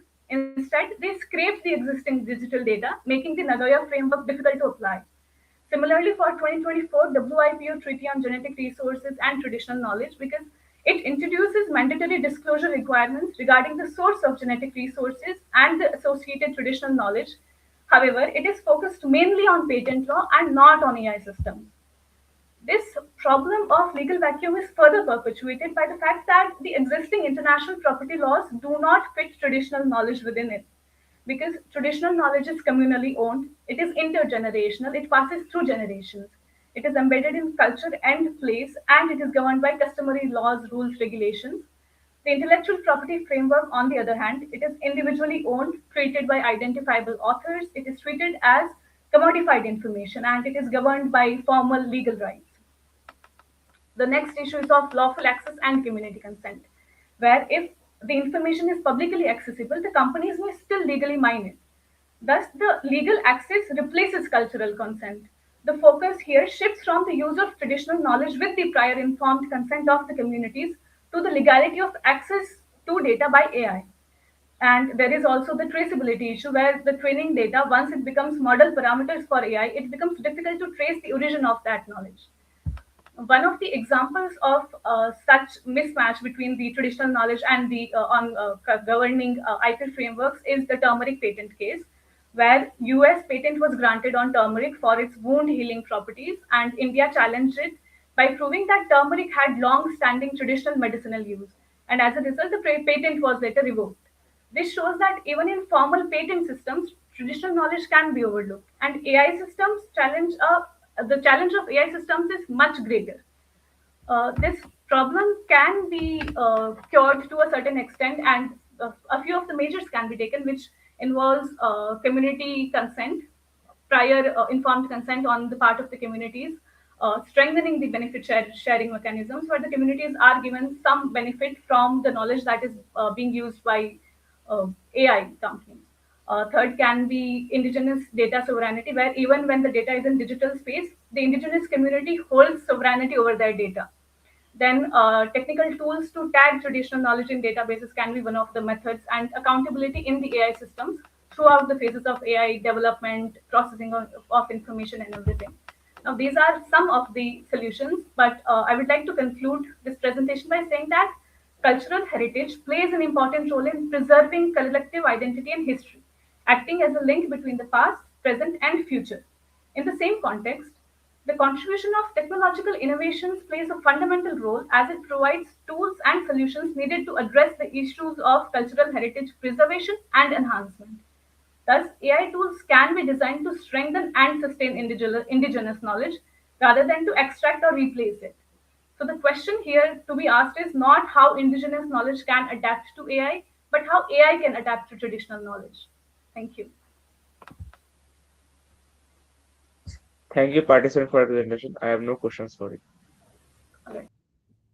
Okay, thank you for your presentation. Moving ahead, I invite Mr. Pawan Bindal to present.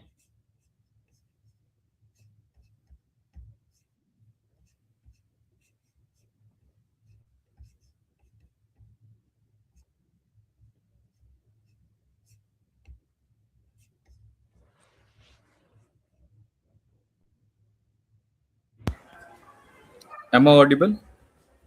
Yes, you are. You can start. Okay. Oh, wait. Thank you. Good morning to all. I am Pawan Bindal, presenting my research paper on the topic of administrative surveillance in India, privacy right and democratic participation in the Sanchar app. My topic, research work I primarily deal with the three words, that is privacy, administrative surveillance, and Sanchar Sati app. Privacy is a small word but a big impact. Privacy is a right which give a person to a right to decide how much they are going to be showcase himself with the another one. That is a major right which are linked with our right to life. On the other hand, administrative surveillance is a systematic monitoring collection of information by government agencies to regulate activities, enforce laws, maintain public order, and other decencies. On the same pipeline, to maintain the good administrative surveillance, government recently launched a Sanchar Sati app to deny the cyber frauds and maintain a good administrative surveillance in respect of in this digital world where we revolve around lot of electronic gadgets and internet. That research work on a basis of doctrinal analysis analyze that how much the Sanchar Sati app are going to be enhance our right to privacy, and in this digital world how much right to privacy are going to be survived.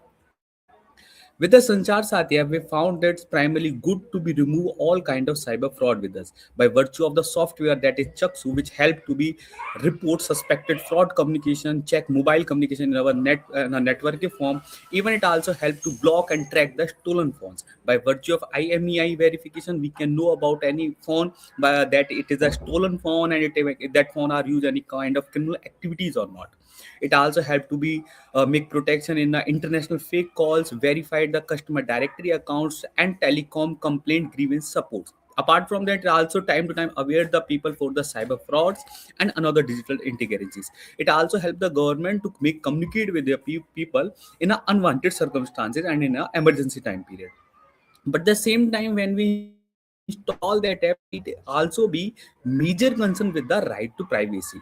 First thing is about the unauthorized access and data breach. How much that data they are going to be collect by virtue of that app that are not be just that are not be introduced and transparent, and people are not aware that how much their data going to be used. They collect the data for our protection, but they how that use the data, how the data are going to be shared, and how the data are going to be exercised with the government agencies that are not be transparent, and no one is accountable for that work.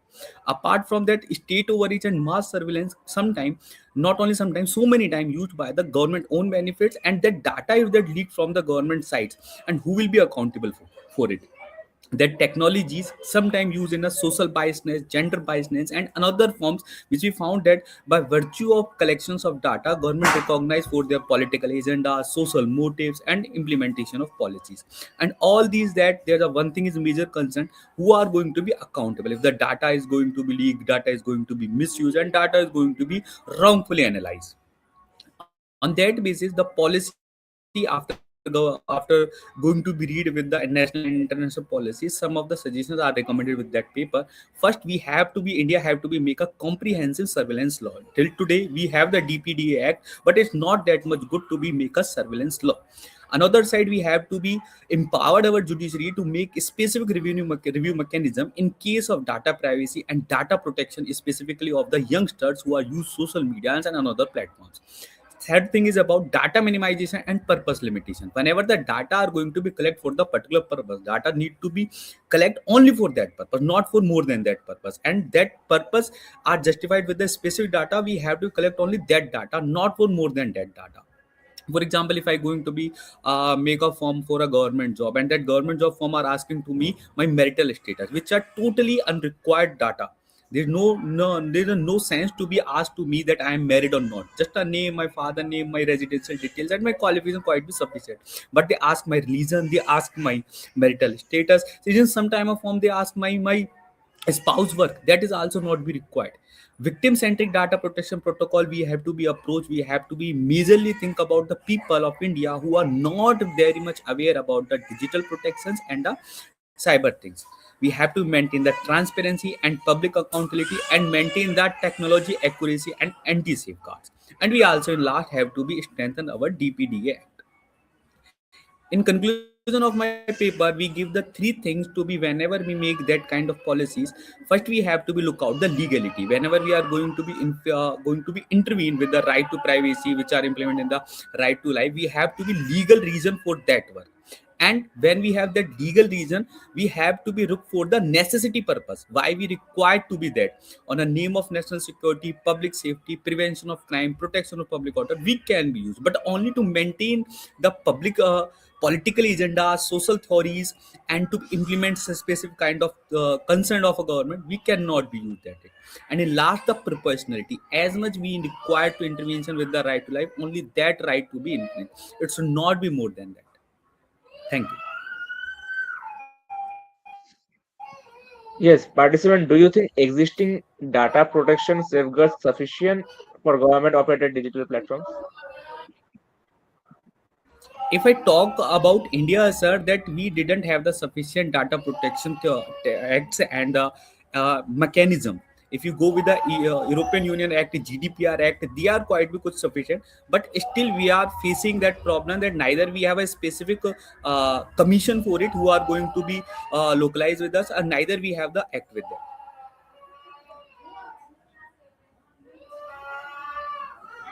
Okay, thank you for your presentation. Thank you, sir. Thank you. Next, we have Susmita Biswas.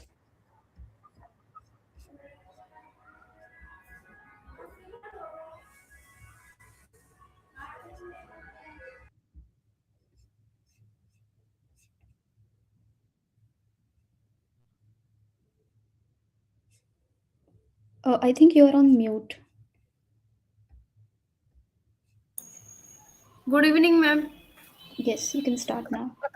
Yes, my topic is for futuristic role of artificial intelligence in consulting the complications and governance policy and energy. Introduction. The term artificial intelligence often seems more like a branch word than a tangible entity. The transformations role of artificial intelligence within modern corporate and economics landscape. The author argues that it had become a fundamental necessity for the continued existence of nations.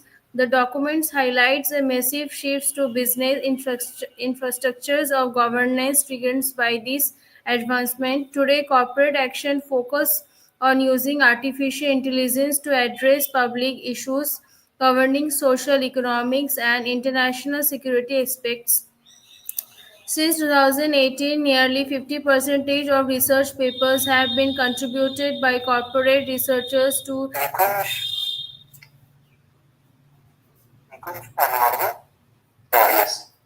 clarify the role of artificial intelligence in business organizations. Market projections suggest a massive financials in surge in the AI software sector 2025, reflecting its vital importance in fields such as healthcare and customer services. The yes. The document aims to investigate how I can be harmoniously integrated into professions, ethical standards, and accountability measures.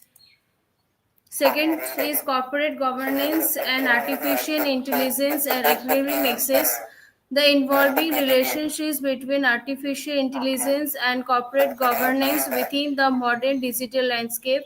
While acknowledging the benefits of automatics and blockchains, the document also questions the feasibility of replacing the human board members with technologies that lack emotional sensitivity. The author raises critical questions regarding the feasibility of replacing human sensitivity in technology.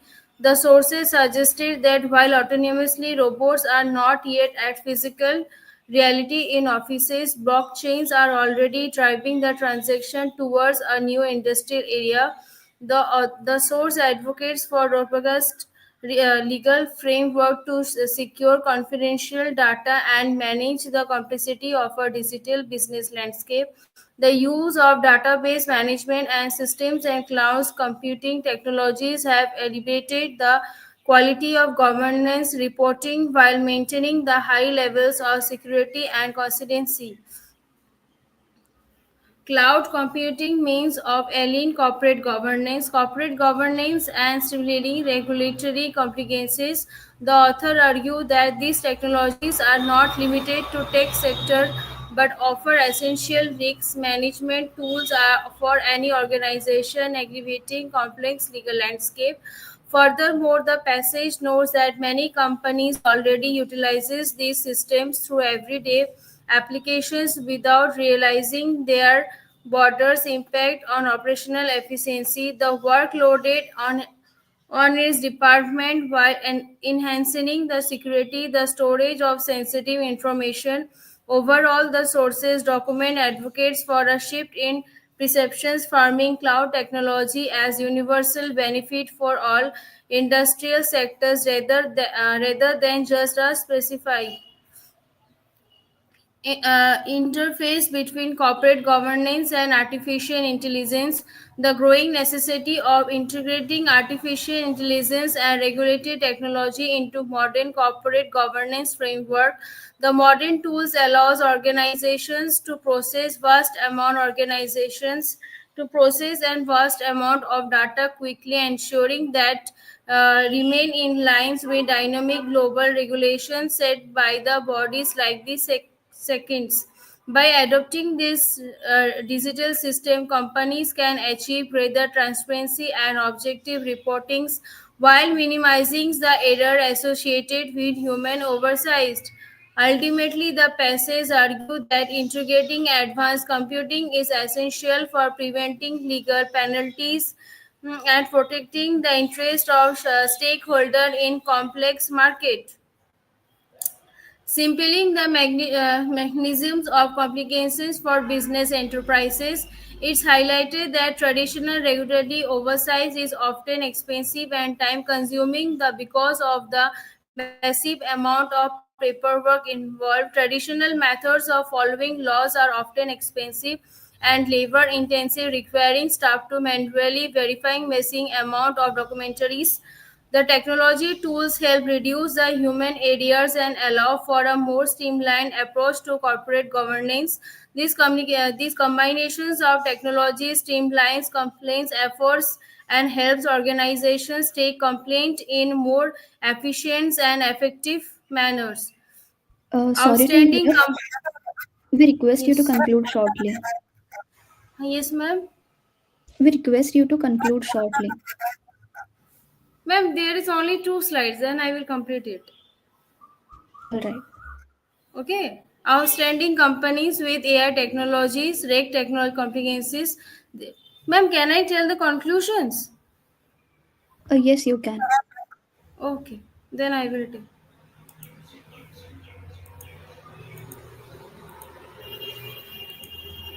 Here, the conclusion is the essential roles of regulatory compliance in business, increasing integrate artificial intelligence and machine learning into operations. The documents emphasizes that corporate leaders and compliance officers must become protectives in the language of AI to efficiently manage these emergency supervisory challenges. The strategy agreement ultimately aims to create a more secure and ethical corporate environment in the digital age.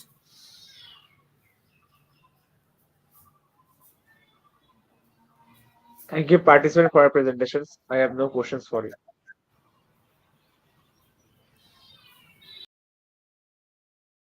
All right, thank you. Moving ahead, I invite Pranava Shah to present.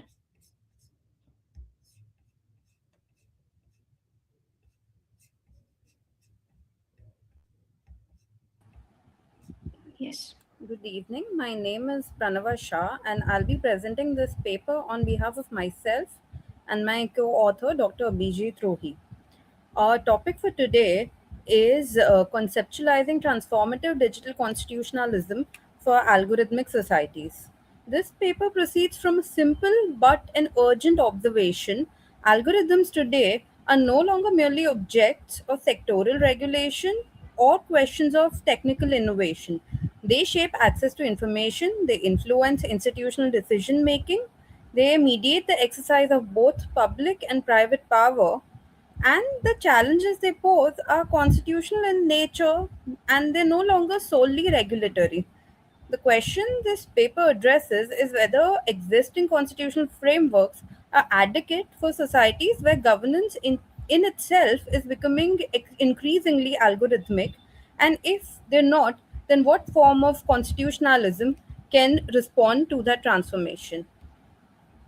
So, we identify three dimensions of this problem. The first is algorithmic displacement. When we look at algorithmic bodies, power has migrated from visible institutions such as courts, legislatures, or administrative bodies into opaque code, data structures, and automated systems. Algorithmic systems do not merely execute decisions, but they structure the very space within which decision making becomes possible. And they do this through probabilistic reasoning, pattern recognition, and processes that are fundamentally invisible to us, unlike the causal logic which is historically associated with legal judgment. The result is that constitutional questions have been displaced from the domain of visible authority to the domain of infrastructural control. The second is the epistemic gap that was first identified by Matej Welch in his work. So he states that AI does not merely generate fresh threats to rights or democracy, but it produces a gap in constitutional theory itself by unsettling the legal, institutional, socio-political, and philosophical premises on which modern constitutionalism was built. The shift from causality to correlation weakens the established concept of reason giving as a constitutional value, which in turn makes it difficult for individuals to challenge the very decisions that affect them, the decisions which are also rendered without any reasoning, and governance becomes difficult to even locate and impossible to explain. Now, the third is the asymmetry of the global south. In the global south, the societies are already marked by deep social stratification, whether it be in terms of caste, access, gender, class, or language.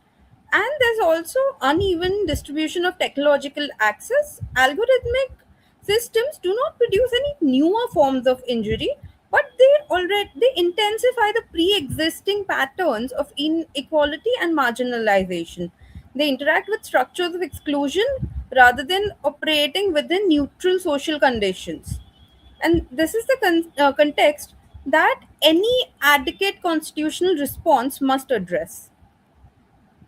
Now, why digital constitutionalism falls short when we talk about the global south specifically is that it has been essential as a first response, and its contribution lies within recognizing that algorithmic societies are not external to constitutional morality or order. They constitute sites where freedom and powers are exercised and contested. By extending principles of, say, fundamental rights, accountability, and limitation of arbitrariness in digital environments, digital constitutionalism has ensured that uh, uh, algorithms are not treated as normatively neutral. So this brings us to the fourth and the most original contribution of this paper. We advanced two propositions under it. One, which is called transformative digital constitutionalism. The first is transformative algorithmic constitutionalism, or TAC.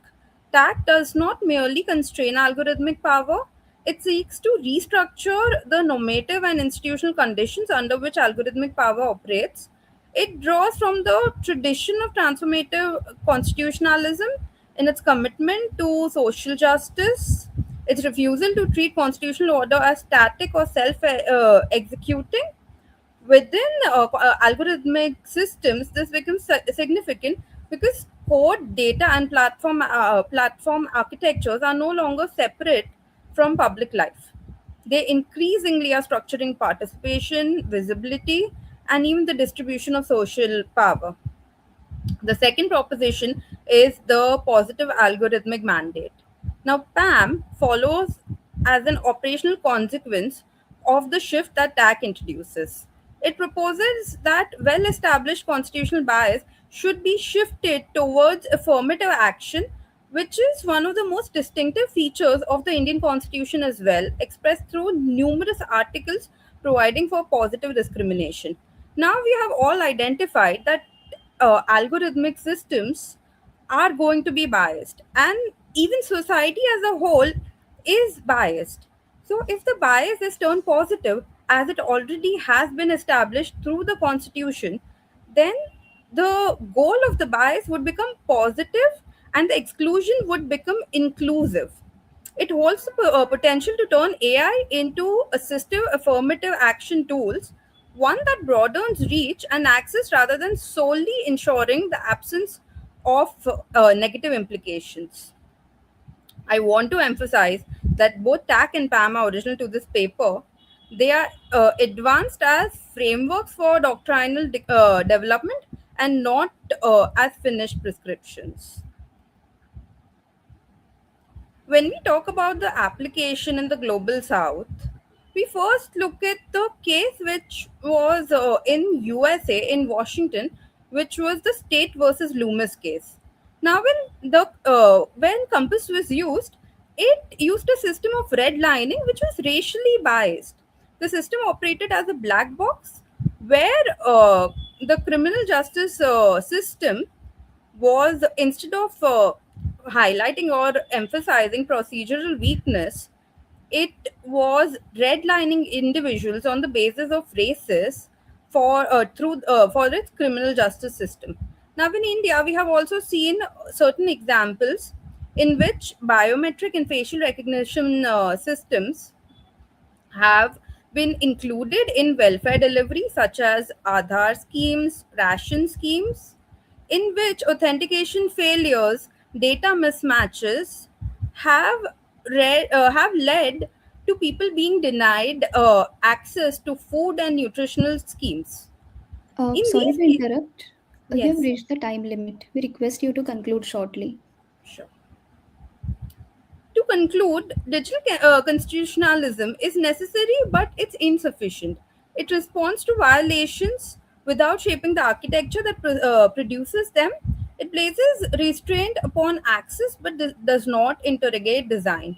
Uh, TAC shifts the constitutional inquiry from control to construction, insisting that algorithms be judged by whether they reproduce or dismantle historical disadvantage, and PAM operationalizes this shift, directing algorithmic systems towards substantive equality, democratic integrity, and social justice as affirmative constitutional commitments.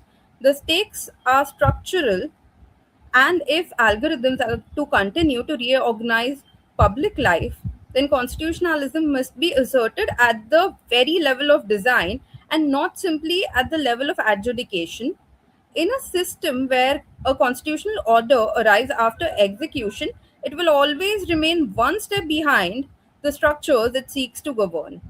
The task, therefore, is not to make algorithmic governance constitutional in retrospect, but to make it constitutionally aligned by construction. Thank you. Yes, participant, do you think digital platforms should be treated as constitutional actor with public law obligation? It should not ideally be treated as it, but when we look at several cases, we are already treating them as governance bodies. Like if we look at the SAAI case in the Netherlands, it was used for insurance, but it was also creating bias. And if it's to be used in governmental schemes, like we are planning to do so in the Bima Sugam scheme itself, then there are always chances of bias as well as governance failures, because we have already established that any algorithmic body, since it mainly functions on probability, there is always going to be a chance that it will bias or it will exclude people.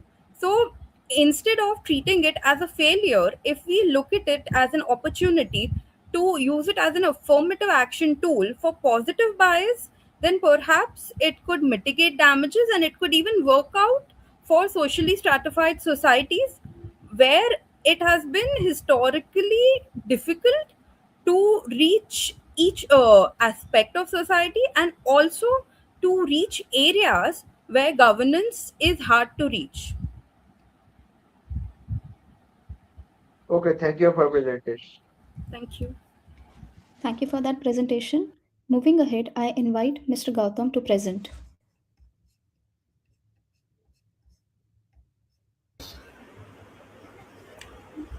Am I audible? Yes. Yeah, it's the PPT showing. Yes, it is visible. You can start. So, yeah, greetings everyone. So myself Gautam Shine, and I will be presenting on the topic that is how India's latest Digital Personal Data Protection Act 2023 rule can try to be a model for AI regulations in the global south. So the major question is that can this act by India become a model for AI governance in the global south? So when we move on to the basics, or just try to look up what's the update on this digital atmosphere and AI landscape, we can see like the fast growing economy and the population worth of India, and we can see how more than 800 million plus, and it's still rising global internet users from India itself, and how the rapidly growing $1 trillion digital economy can be substantiated with this. But also we can see how much developed or how much India has put forward with the technology and AI landscape through the Indian stack. Like we can see the other initiatives, the UPI, digital payments, the DigiLocker systems, etc., and into the spectrum of this digital era where it is much needed and much valued at. Also, when we look at the latest India AI mission, we can see how a substantial amount of budget was indeed put into this, which was really needed. Like almost we can say more than 10,000 crores was allotted or budgeted for this AI mission towards an AI future and the digital landscape. So with this we can see like they have allotted like more than 38,000 plus GPUs provisioned, and also when we look at the AI Kosh, that is for the data sets or algorithms that's needed, like we can see more than 1,500 put there. So when we move ahead and look at another recent meeting or another recent impact that we have put into the global AI world, we can see the India's AI Impact Summit that happened recently, and how a lot of nations, like most of the nations, had participated in that and signed an AI declaration. But also when we look at another side of this, we can see how that there are structural gaps in this. Like the global A patent, we can see it's less than 1%, almost like 0.4 to like 1%, like that. And also when we look at the technical or the hardware perspective, we can see like more than 90% of the hardware is imported. Like we have like make in India or made in India, and we are trying to boost the protections of these hardwares, but still we are lacking by. So when we look at the main core of the my presentation, that will be the new DPDPA Act that is coming into existence through phases. And when we look at what is the foundation or the core frameworks, we can see how it's one of India's first standalone data protection law, and how it was a much needed area. It was a much that had to be looked upon, and it took like almost a decade to come up with such an interesting and timeline data protection act. Then when we look at the main core frameworks, we can see that it is the data principles and the data fiduciaries that are the main model for this, including the consent managers. That's a unique theme we can see. When we compare it to when we say this, we have a notion that everything is like, when we compare it will be the EU's GDPR Act or the AI Act. Like we have taken inspirations and guidelines from them also, but when we look, we can't like merely copy everything from them. So we have our own identity, and we have done our own research in that and implemented things like the consent managers, and the Data Protection Board of India is also something that came into existence from our point of view. So when we look at that, we can see like there's the rights granted, the enforcement, the penalties that are issued, and the SDF significant data fiduciaries that come into place. But also when we look at data, it's not just locally present. It has like cross-border data transfers, international markets, like companies or these data fiduciaries come from all around the world. It's an international market, and data needs to be circulated around. We know that like AI thrives on data and data sets. So majorly when we say of AI, they feed on data. So data is needed, let it be any type of data. So at this point, Data Protection Act was really imminent for the whole global south, and India bringing it into existence was also a greater part. So when we come to comparisons, that is like the global benchmark, that when we say for data protection, we look into the EU, that's EU's GDPR and the latest EU AI Act. So we can see like the major drawback everyone is pointing out, or everyone is saying about this DPDA Act would be this of the automated decisions. Like we know the algorithmic systems or automated decisions, like there's no explicit right for that in our current rule. So when we look that, we know that AIs or these AI systems like to thrive on this automated decisions. That's why they come into existence, or they have exploded in the past few years. We can see how like automated decisions are the major part of an AI tool or any AI algorithms, like without human interference or without humans extreme power load. Then when we look at, there are AI risk classifications, and also a major drawback that many institutions or many like think tanks or some surveys say that is that of the government exemptions, or the power, or how government is exempted from some of the parts in the Data Act itself. Like they're saying like it in turn will lead to a state surveillance or part of like that. Why, when the state is exempted from such sections, like we can see in the section 17 or something like that. But we have like an enforcement body. Sorry to interrupt. We have reached the time limit. We request you to conclude shortly. Okay. So I already have explained the critical regulatory gaps. That was the AI-specific boards and cross-border. Then when I come to my conclusion, or when I try to tell what can be done, when I went through this, and when I had the opportunity to research in this, the first thing that anyone would say is like bringing in a separate AI Act or bringing in a separate AI regulations without addressing this. But that I think that would be a secondary option, and I think like amending AI into this DPDP Act itself would be a really good, like adding chapters, automated decision rights, etc., rather than anything else. Yeah, that would be my conclusion. Thank you, participants, for the question. I have no Yeah. questions for you. Thank Okay, you. thank you. Yeah. Now we move to our next presenter, Ms. Mopia Chatterjee. Yes. Am I audible? Yes, you are.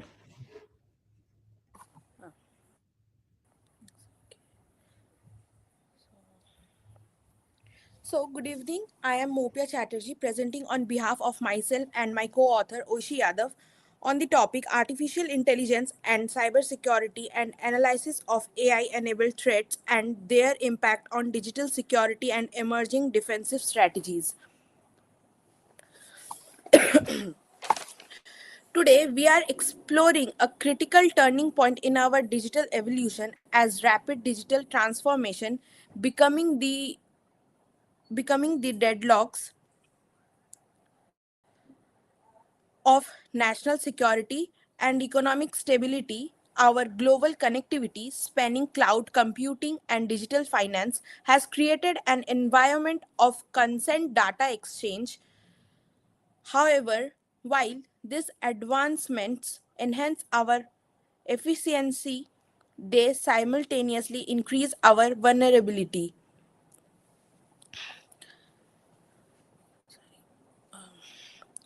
Cybersecurity defines as an protection of our system and data from unauthorized exploitations is facing a crisis of obsolescence. Traditional methods like standard firewalls and signature based detections are no longer sufficient against the complexity of modern attacks. There is where artificial intelligence enters as an transformative force. AI allows us to process enormous data volumes and identify hidden patterns, shifting our defensive evolution towards machine learning algorithms that improve in real time. Yet, this is a double edged sword.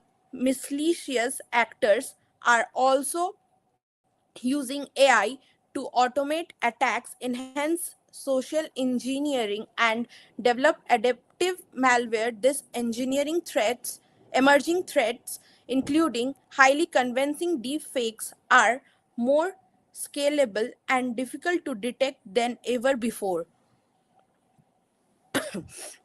Our research methodology utilized a qualitative and analytical approach, drawing from the academic journals and threat intelligence reports to examine this shift landscape through a systematic literature review, a thematic analysis. We identified several recurring patterns in AI driven exploitations, specifically focusing on how the accessibility of open source framework has lowered the barrier of criminals to develop their sophisticated mechanism. The result of our study stack, we are seeing a massive increase in automation, allowing criminals to conduct vulnerability scanning and network infiltration at an unprecedented scale. AI powered social engineering now uses large data sets to generate highly personalized phishing messages, while deepfake technology allow for realistic impersonations of executives to spread misinformation. Perhaps most concerning is the rise of adversarial machine learning, where the attackers manipulate data to deceive AI defenses and intelligent malwares that modifies its own behavior to evade detection. In our discussion of these findings, it is clear that the speed and scalability are the new frontiers. Automated system can now launch thousands of simultaneous attacks, essentially democratization high level cybercrime. To counter this, we must leverage AI defensive. However, this requires a multidisciplinary approach that balances technology innovation with ethical governance and robust legal frameworks. In conclusion, AI has fundamentally transformed the cybersecurity landscape, introducing a new generation of sophisticated risks like adaptive malwares and automated phishing. While AI provides us with powerful defensive tool, its misuse presents a serious risk to global information security. Navigating this future requires a comprehensive strategy, one that combines resilient machine learning models with collaborative effect between government and private organization. Only through innovation and ethical regulations can we secure our digital future. Thanks. I'm done. Thank you for your presentation. I have no questions for you. Thanks. Thank you for your presentation. Now let us continue with just a second. Yeah, now let us continue with Vrinda Pandey.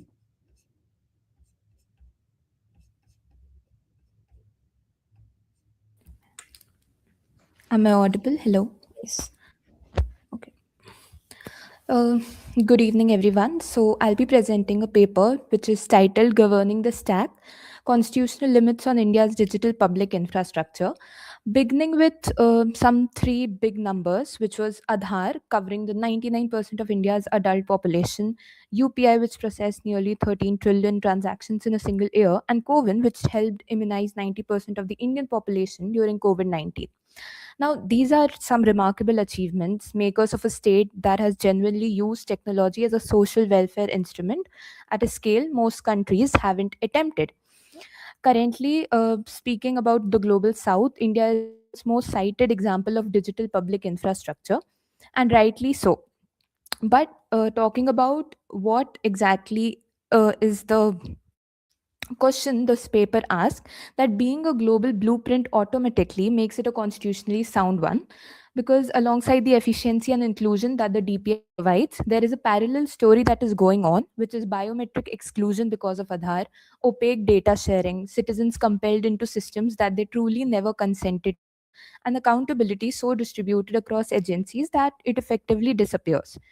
Now, the core central argument of this paper being that India's DPI has consistently moved faster than the constitutional and regulatory frameworks which is meant to govern it. Now, when the identity, financial data, and welfare access of over a billion people run through a single digital architecture that is going on in India, that cannot be an afterthought that we need to provide a security digital architecture. It requires legal design, and security cannot be an afterthought when we talk about it. Going to why this matter, why there is so critical concern among that this paper is trying to raise. So, because the concerns are structural, not theoretical, there is unchecked expansion. DPI grows through executive notification. There's no currently a legal framework or a law that is governing it. DPI grows through bypassing parliamentary debate. There is data vulnerability, which is mass surveillance and data concentration, which occurs without robust legal limits. There is coercive linkage, so there is mandatory linking of DPIs. We can take example of Apar ID, Aadhaar, DigiLocker, that is services, welfare services being created through compulsion, which is limiting citizen choices and access. There is accountability void, executive overreach, digital exclusion, and private control. So these are some of the points that this paper tried to highlight the concerns around DPI. Going around promises versus risks. So, to be clear, DPI's design feature carries a very genuine promise: interoperability, reduce duplication, open standards, lower barrier to participation, scale delivers welfare. But all these features of DPI are kind of double-edged sword. So one failure propagating everywhere. All these features, all these characteristics that we talk about DPI, these provide efficiency as well as certain risk. So this paper argues about that. Going forward, this paper also tells about three case studies to show that these tensions are not just theoretical, but actually being there. Firstly, Aadhaar, welfare infrastructure or exclusion machine. So, Aadhaar was originally justified for those without identity documents, yet only 0.01% of enrollees that are there with Aadhaar actually lack prior identity. So, what began as voluntary became mandatory through executive notification. Talking about UPI, a very genuine achievement for India and financial inclusion. But again, every transaction generates a very detailed financial profiles, your financial history. There's a comprehensive legal framework that what platforms are actually doing with that data. So there is kind of a behavioral nudging or behavioral tracking that can happen with your financial history. And then the most recent one, APAR ID, which was introduced in July 2023. This automated academic account registry was assigned, so every student could have a lifelong ID linked to Aadhaar. It was deployed through an official notification. Again, no legal regulatory law alone was there, with no public consultation, no standalone statutory framework, and there was no transparent documentation per se. So for minors, this is something very concerning, that you have to mandatorily link your Aadhaar, especially when you are under 18. So these are three case studies that this paper discusses. Also, for a theoretical background, though fortunately, uh, though two theorists have long back illuminated why this pattern keeps repeating when you have data to a state. So there's Jacques Ellul, the logic of techniques. So only saying when technology dominates political life, the logic of efficiency gradually displaces democratic deliberation. So just once efficiency, we are saying that DPI is very efficient, but again, we need to take a constitutional stand. We need to see if it is actually within the boundaries of the law. And the second sociologist that this paper talks about is Lewis Mumford, which is the mega machine. DPI technology being a very mega machine is not dangerous because it is evil or the tool is somewhat negative, but the responsibility is so distributed. Again, in DPI, there are multi stakeholders that are involved. You have state, you have private parties, you have other people. So, again, the talk of who is actually responsible becomes concerning. Going around the constitutional framework, this paper also talks about Puttaswamy judgment with two negotiable principles that come up with DPI, that it should not expand without a constitutional pause. There should not be a functional creep through executive notification. And second, accountability must never structurally be missing. It could be distributed, but again, we need to infer who is actually responsible when one day data leaks happen or there are data breaches. This Sorry to interrupt. Yes. We request you to conclude shortly. Right. So just concluding, there's some governance gap that this paper talks about, and there's certain policy recommendations. And yes, so I'll conclude if as time won't permit. So yes.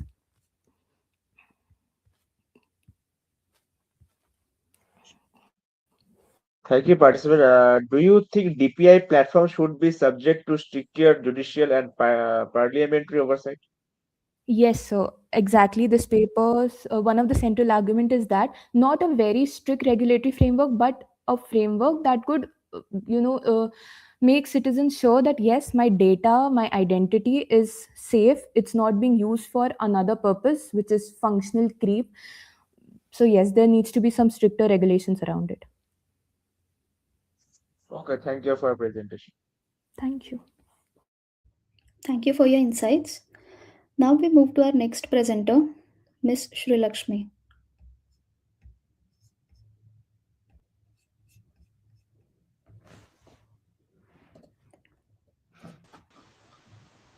Am I audible? Yes, you are. Okay, thank you.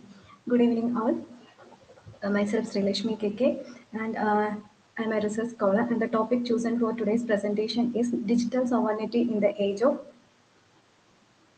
Sorry, is my PPT is visible? Yes, it is visible. You can start. Just a second. Digital sovereignty in the age of AI, regulating cross-border data flows, a comparative analysis of India and the European Union. First of all, data is considered to be a critical resource of the 21st digital economy. Digital sovereignty means meaningful control over digital assets for applicable laws. there are two models of digital sovereignty. First one is EU model and second one is Indian model. EU model is right-centric, risk-based regulatory structure with strict adequacy requirements and significant extraterritorial application, and General Data Protection Regulation 2018 can be considered as a good example for that. Indian model is development focused one. It is flexible approach is taken, emphasizing sovereign discretion while facilitating digital innovation. The Digital Personal Data Protection Act 2023 can be considered as an example for that. Implementation of four pillars is there in digital sovereignty: data sovereignty, technical sovereignty, operational sovereignty, and the last one is legal sovereignty. We can move on to the legal framework of European Union. There are two legislations: General Data Protection Regulations and the Artificial Intelligence Act 2024. These are based on core principles like lawfulness, fairness, transparency, public limitations, data minimization, accuracy, storage, imitation, integrity, and confidentiality. These were considered to be the core principles. And these laws were based on the UN Charter and under Article 7 and 8. This is considered to be fundamental right and established data protection as a constitutional imperative. Digitally, it's directly enforceable through the Court of Justice. There is a presumptive prohibition in this act. Unlike ordinary regulatory regimes like the DGPR, places burden on the data exporters. In order to transfer data to a third country, it requires justifications through adequacy decisions, standard contractual clauses, or binding corporate rules. It's clearly stated in Chapter 5 of this Act. We can move on to the Artificial Intelligence Act 2024. It is considered to be the world's first comprehensive AI law. It classifies AI risk under four tier systems: unacceptable risk, high risk, limited risk, and minimal risk. These were the classifications. One of the major features is that conformity assessment, that is high risk AI systems requires technical documentation, human oversight, accuracy, and robustness verification. Another feature is extraterritorial reach. It applies to providers placing AI systems on EU market regardless of the location. Users of AI systems located in EU. Another feature is Article 10 data governance. Training data sets must be relevant, representatives, and error-free. Personal data processed must be under the GDPR standards or regulations. Then European Artificial Intelligence Office it's a centralized supervisory authority which is created as per this act, and its enforcement power across all over its member states. Then we can move on to the India's regulatory framework. Digital Data Personal Protection Act 2023 is considered to be the most important one. Prior to that, there is certain legislations. Putuswamy's case is one of the important one. As per that, under Article 21 of the Constitution, it is considered to be the fundamental right. In 2017, there is Sri Krishna Committee were appointed. In 2018, they submitted their report. On the basis of that, there were Personal Data Protection Bill were introduced. It is also based on the GDPR basis. And in 2019, the bill were introduced in Lok Sabha, and it got criticisms on the basis of clause 37 exemptions. So it's in 2022, unexpectedly the bill were drawn, and in 2023, DPDPA was passed. It is a simplified version of all this act, and it is mainly consent-based processing, and individuals have the right to access, erase personal data, and it is also focused on development. Another important feature of this act is that there is a whitelist concept introduced in this. It is clearly stated in section 16. Central government can notify jurisdictions for data transfer, but there is no specific criteria or over review requirement or mandatory localization and regarding these matters. While considering this aspect, we can say that it's only a pre-legislative attempt. Another feature is clearly stated in section 17, that is executive discretion. Board exemptions of government agencies. It's a slightly different from GDPR style of oversight. Then another feature is data protection. Data protection board. It is an adjudicatory authority, not a supervisory authority. It's an only adjudicatory authority. It have the power to impose penalties up to 250 crores. We can compare all these aspects. First six criteria were already dealt. So we can directly move on to the enforcement body. There are 27 national enforcement bodies in European Union, including DPAs and EDPBs, and in India there is only Data Protection Board. While considering the maximum penalty aspect, only 4% of the global annual turnover can be imposed as penalties in European Union, but in the case of India, it is 250 crore amount. Geopolitical posture, it is value based in European Union, but in the case of India, it is strategic autonomy is there, but at the same time, there is some executive discretion is also available. Then, while considering the adequacy status, 15 countries has recognized the European Union's legislation, but in the case of India, it is it's pending in nature. There are lots of judicial landmark decisions. EU's claims case first and second are considered to be the most important case laws related to European Union, and Pudusaami's case, Anuradha Basin's case, Sarin versus Union of India, WhatsApp cases were considered to be the most important cases related to India. Like, while come to the extraterritorial jurisdiction aspect, in the case of European Union, there is market as a criterion, that is, it applied to non-European unions processes targeting European data as a subjects. There is supply chain system. It's also placed in the European market, meets standards of regardless of the origin. Then there is Brussels effects. Brussels effect is also have extraterritorial application. That means in order to be transfer a data to a third territory, it must have equivalent authority, equivalent legal protection to that data. There are certain constraints. That constraints are only jurisdictional aspects, evidential limit, and diplomatic option. While come to the case of India, it's clearly stated in Section 3 that it covering processes within India and by Indian entities targeting to data processing. That's a minor drawback. Some other gaps are also there. There are three consequences: regulatory protection, and there is no such regulatory protection. There is a gap. Uneven complaints burden, weakness of the Indian, because Indian adequacy cases. These are considered to be the consequences. We can reform it. We can expand the DPDPA to foreign procedures also. So require Indian representatives to create EU legal assistance relationship. From all this, we can come. Yeah, we Okay, I request will you to conclude. conclude shortly. Yeah. Okay. In order to overcome all these hurdles, we can impose mutual recognition framework and harmonize the adequacy three-tier system and the European and the India AI Governance Council. These three will be applicable. If we implement this, it will be helpful to overcome all this.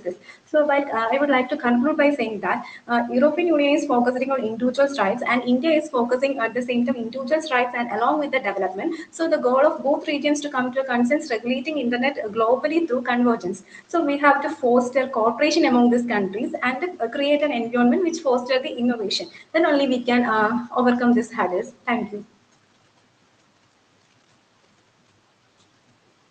Yes, participant, do you think can the digital sovereignty coexist with the free flow of data in the global digital economy? I didn't get that.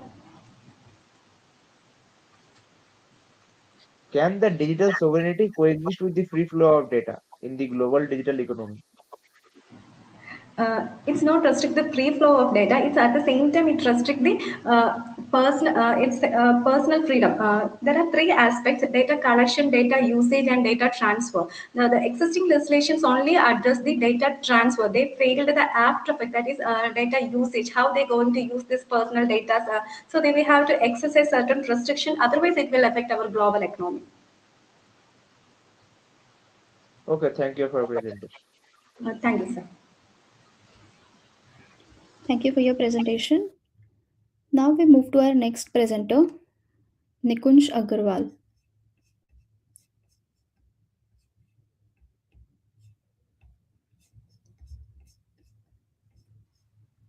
Am I audible? Yes. Can you please give permission to my co-author also? He's also present here. Yes. Saransh Mishra. Yeah, right. You can start now. Is my PPT visible? Yes, it is. Okay. So greetings to the distinguished panel and everyone present here. Today I, Nikunj Agarwal, and my co-author Saransh Mishra will present our paper on the topic watermarking AI-generated content. So I am here to discuss the critical intersection of generative artificial intelligence and the digital evidence law. The surge of generative AI has fundamentally changed the digital landscape, enabling the creation of hyper-realistic audio and visual content that is increasingly indistinguishable from the authentic content. Consequently, traditional evidentiary safeguards such as routine metadata preservation are also proving wholly insufficient to distinguish between genuine and manipulated content. So even recent legislative efforts intend to modernize the admissibility of digital evidence already appear antiqued when confronted with AI's capability to seamlessly bypass the established authentication protocols. This technological shifts introduces fundamental legal challenges regarding the credibility, authenticity, and the admissibility of digital evidence in the modern judicial proceedings. So, historically, human cognition and a judicial system operated under the framework of seeing is believing. But now that we are confronted with a situation of a AI paradox, where we cannot immediately believe what we see. A computer resource can now generate a video of public official making a fabricated statement or an audio recording of non-existing confession, rendering the digital record a malleable algorithmic artifact rather than a stable document. Excuse me. The widespread existence of synthetic media means that any digital record can be plausibly challenged, structurally undermined, and credibility of all structurally undermining the credibility of all digital evidence. There exists a vacuum of standard technical guidelines and regulations to moderate this paradox. Although recently introduced laws like BSA and IT rules, the recently amended IT rules in the February 2026 have addressed the issue of admissibility of digital evidence, and the new IT rules have also acknowledged the need to define AI generated content. They have defined the AI computer generated content as synthetic media, but still it lacks to establish a technical framework, a standard technical framework for regulating this computer generated content. So let's move on to the technical aspect of the paper. Since the visual record is now malleable artifact, restoring evidentiary reliability requires us to look towards the mechanics of the advanced digital watermarking. We must deliberately embed a hidden, persistent signal directly into the output of the precise moment of generation. However, the legal standard cannot rely on any watermark. We must strictly differentiate between fragile overlay techniques and robust survival methods. Like the PPT I'm presenting right now has a AI watermark, but it can be easily removed. As I saw multiple people presenting here have generated it from some software, but they have very conveniently removed the watermark. So our paper targets exactly this problem. uh, that we need a watermark that is not easily removable from the generated content. So one of the leading technology in the market is the Google Synth ID, which if I brief, we have explained a lot of techniques in the paper itself, but we will talk one of the leading industry contender, which is Google Synth ID. So I will explain it in very simple manner. So it watermarks audio generated. If it generates an audio, it can watermark it by simply embedding a watermark frequency in the audio generated itself, which is not which cannot be heard by a human, but it's there when it's broken down into pieces. And same is and the same is uh, done in the generation of a visual content, is a photo or a video, where it is embedded in the pixels itself while generating the content rather than after it is generated. Now my co-author will present the topic further.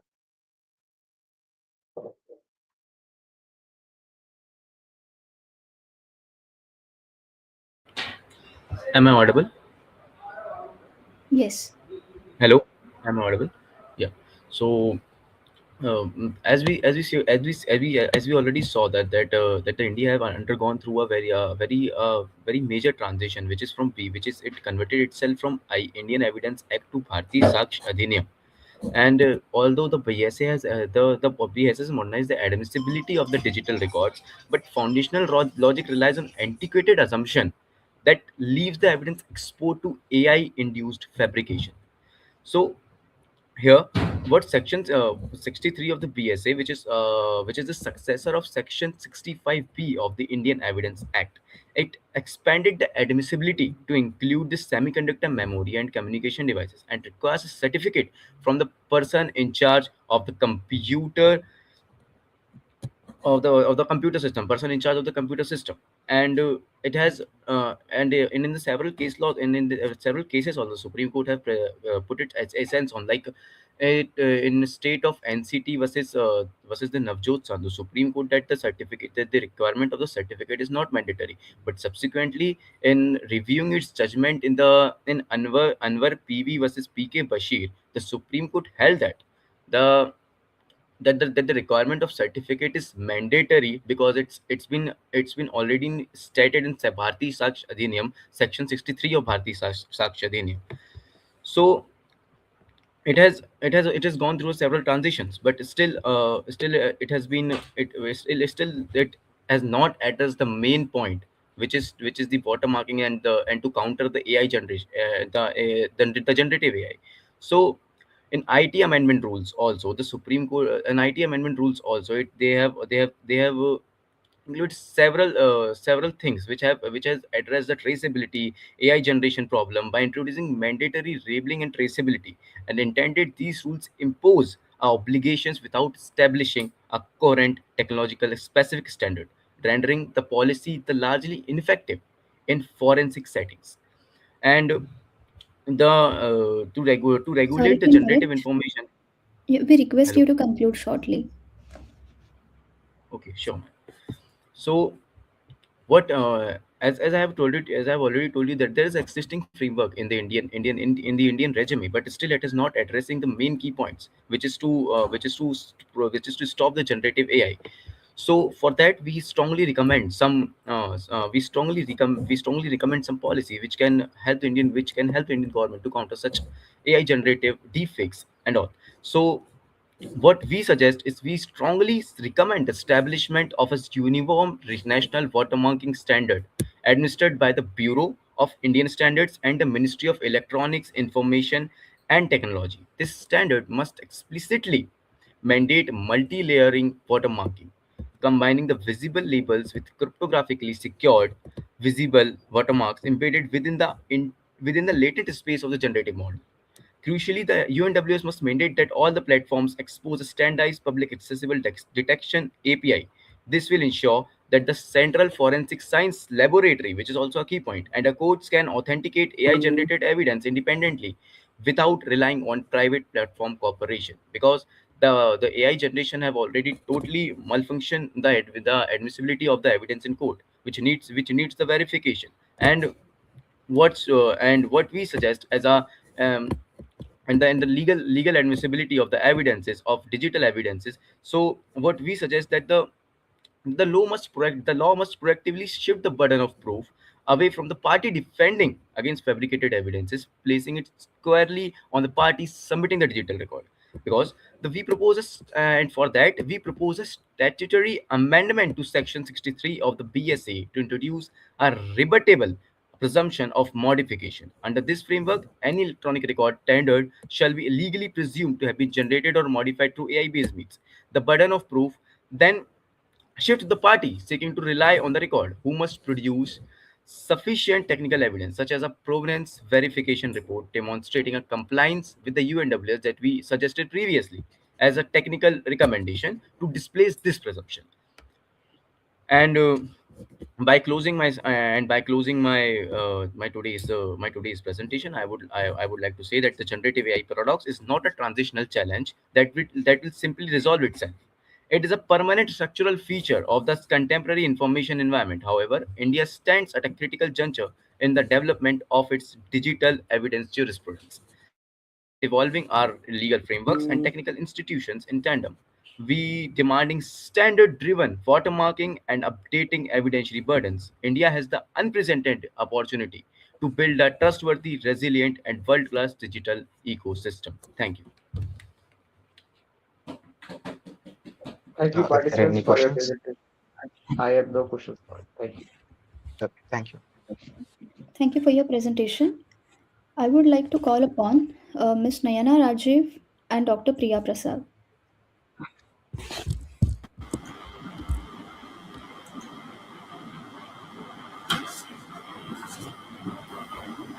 Hello, am I audible? Yes, ma'am, you're audible. You can start. Good evening to all. I'm Naina S. Rajiv, and along with my co-author, Dr. Priya Prasad, we are going to present our research paper titled The Moderating Role of Anthropomorphism in Algorithmic Management and its Impact on Workforce Productivity in the Gig Economy. Moving on to the introduction, as we all know that the gig economy or the platform-based work has fundamentally transformed the labor organization and monitoring. That is, the gig economy was 13 million during 2025, and the estimates are showing that it will move to 23.5 million by the end of 2030. So it is having a sporadic advancement, and it is especially because of the technology. And the technology used for this gig economy or platform based work is algorithmic management. And basically, algorithmic management is what were the functions that the humans were doing before. The managerial functions like planning, organizing, controlling, coordinating, etc., are now done by algorithms like scheduling, allotting the task, then monitoring the workers, even rewarding. All these things are nowadays done by algorithms. And moving to the next slide, the problem statement is while algorithmic management boosts operational efficiency, it often erodes certain issues like it often erodes the worker trust and engagement. It is basically due to the lack of human element or human interaction. That is, the workers are engaging with the algorithms, and there are chances of isolation and depersonalization. That is, the absence of a human aspect on the other side may feel the workers or the employees like often as disconnected from their organization where they are working. And if it is prolonged for a long time, it can even reduce the commitment and performance. And there are also trust and fairness deficits, like the algorithms we can call it as like a black box system, and the workers may not be easily understanding, or they may not have an accurate awareness about how they are being assessed or contest outcomes. All those things can create certain issues. So this is our problem statement. Even algorithmic management boosts operational efficiency, there are certain underlying issues which are mostly behavioral in nature. Moving on to the key concept, that is anthropomorphism. Anthropomorphism is a phenomena where the human characteristics are being attributed to the algorithms, like human characteristics like emotions, happiness, trust, and even a personality. It is being attributed to the non-human entity, that is what we call as algorithm. And in algorithmic management, this anthropomorphism can act as a psychological bridge between the worker and the technology, and can also shape how they perceive the system, the algorithmic system, and even their acceptance level can be changed if we are adding the anthropomorphism concept there. And it can enhance the trust as well as it can shape the perception. And moving on to the research gap, there are a lot of researches done on algorithmic management and anthropomorphism, especially how the algorithmic management can affect the workforce productivity and anthropomorphism on workforce productivity. Everything, there are immense researches, but there is certain area which is still uncharted. That is how the combination or the connection of these three elements. And basically, in this study, we have attached these three elements and we looked for a combined effect. And moving on to the next slide, this is our research model. Here we can see the independent variable is algorithmic management, which consists of subvariables like algorithmic monitoring, algorithmic decision autonomy, algorithmic feedback quality, task allocation, perceived algorithmic fairness. And we can see the dependent variable, that is workforce productivity, which constitutes task efficiency, work output quality, performance consistency, goal achievement, work engagement. And we can see the moderator, that is anthropomorphism, how it moderates the relationship between algorithmic management and workforce productivity. It includes perceived human likeness, emotional connection, perceived intentionality, trust in the algorithm, and communication ability. Now, moving on, the rest of the part will be taken by my co-author, Dr. Priya Prasad. Good evening. Am I audible? Yes, you are audible. Yeah. Moving to the hypothesis framework. For in this study, we frame 10 hypotheses, and the first 5 hypotheses is related with the direct effect of algorithmic management on the workers' productivity. Here we are taking into consideration the basic dimensions of the algorithmic management, that is the effect of algorithmic monitoring on workforce productivity, decision autonomy on workers' productivity, feedback quality on workers' productivity, task allocation on workers' productivity, and perceived fairness on workers' productivity. And the next 5 hypotheses is related with the moderation effect of anthropomorphism on the productivity of workers, that is monitoring. Anthropomorphism moderate the effect of monitoring on productivity. Anthropomorphism moderate the effect of autonomy on productivity. Anthropomorphism moderate the feedback quality and its effect on productivity. Task allocation and its effect on productivity. Anthropomorphism moderate the perceived fairness effect on productivity. This is a hypothesis framework.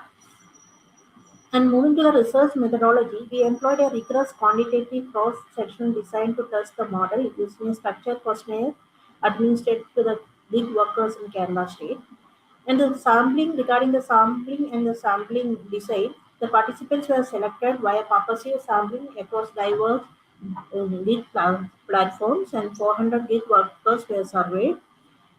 And the reliability of the questionnaire was tested through Cronbach alpha, and the Cronbach alpha value is 0.929, which exceeds the threshold value, confirming the high internal consistency across all the scale items. And for the tools used for the analysis, we employed the SPSS and the ARMOS. SPSS for the descriptive statistical analysis, and ARMOS for the path analysis and the moderation effect analysis. The major tools used for the study are path analysis and the moderation effect analysis. So this is the result of the path. Sorry to interrupt. We request you to conclude shortly. Okay, regarding the path analysis, the first 5 hypotheses are tested to the algorithmic path analysis that shows the algorithmic monitoring, algorithmic decision making, and algorithmic fairness of positive impact, and the feedback and quality and task allocation is having the negative impact. Regarding the moderation effect, there is an interactive role of anthropomorphism. Positive moderation is shown by the hypothesis 6, that is algorithmic monitoring. Negative moderation by the algorithmic decision making, task allocation, and algorithmic fairness. The hypothesis which is rejected is there is no moderation is there between algorithmic feedback quality and algorithmic anthropomorphism. In the conclusion, we are saying that the workforce productivity is algorithmically managed with workers is all shaped by both technological design and workers' psychological perceptions of those systems. Effective platform design must account for both dimensions simultaneously. So while designing the platform, we are taking into consideration the anthropomorphism as well as the technological design. The productivity is always technological first perception. Top, that is operational success depends on a platform depends upon both algorithmic matrices and how workers emotionally engage with the AI systems. Neither dimension alone is sufficient. Calibrate human-like features. Judicious use of the empathetic communication and anthropomorphic cues boosts engagement without crossing into the counterproductive over anthropomorphism. Ensure fairness and transparency. Explainability in algorithmic decision-making is essential to sustain worker trust and maintain long-term productivity across platform contexts. Avoid over-anthropomorphism.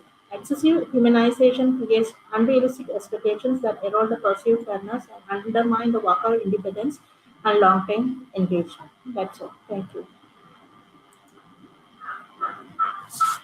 Yes, participants, do you think that the organizations should regulate the use of human AI features in the workplace as a management tool?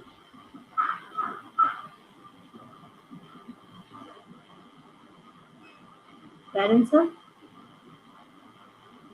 Am I audible, participants?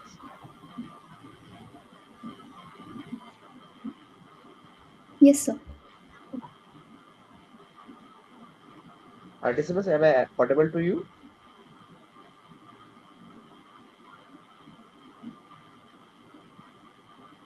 Sorry, I am not able to hear you. Can you repeat the questions once more? Okay, I'm repeating my questions once again. Do you think the organization should regulate the use of human AI features in the workplace as a management tool? Yeah, Yes, so sir. they should. Ma'am, sir, actually, we can attribute more, as we mentioned, like more empathetic human features. Like if there is a problem, and the employees or the workers are mentioning that in their app or whatever they are using, if they are given speedy rectification or something like that, they may sense that like how we interact with our superior managers. So we can make such a platform in algorithms also, if we are doing such kind of activities, more empathetic communication, if we are giving speedy rectification for things and all, so that will be more better engagement for the employees. Okay, thank you for your presentation. Thank you, sir. Thank you for your presentation. Moving ahead, I invite Swati Soni to present.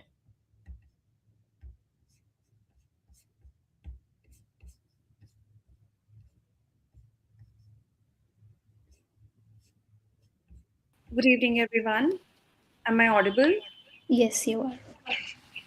All right. So, artificial intelligence is no longer a future technology, it is already transforming how students learn. Good evening, everyone. I am Swati Soni, and today I am presenting my research titled Artificial Intelligence in Interdisciplinary STEM Education, a systematic review of opportunities, challenges, and policy implication for school education in the global south. So, my research examines how AI technology is shaping interdisciplinary STEM learning in schools, particularly within the developing educational context such as India. Okay, so moving forward, AI powered tools such as intelligent tutoring system, adaptive learning platforms, virtual simulations, and learning analytics are creating new possibilities for personalized learning and data driven instructions. At the same time, education systems are increasingly promoting interdisciplinary STEM education, which integrates science, technology, engineering, and maths to address complex real world problems. Even the education policies of India, such as NEP 2020 or NCF 2023, strongly encourages the integration of technology and interdisciplinary learning in schools.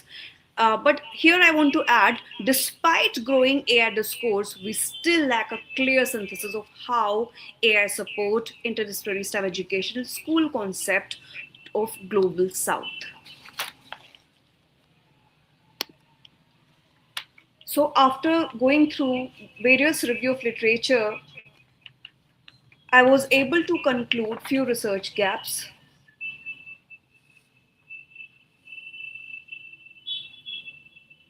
Okay. So most existing studies, they are primarily focusing on higher education or technical development of AI system rather than the school level interdisciplinary STEM learning. And additionally, there is a limited systematic synthesis of research which focus on global south, particularly countries like India, where digital infrastructure and teacher readiness vary significantly.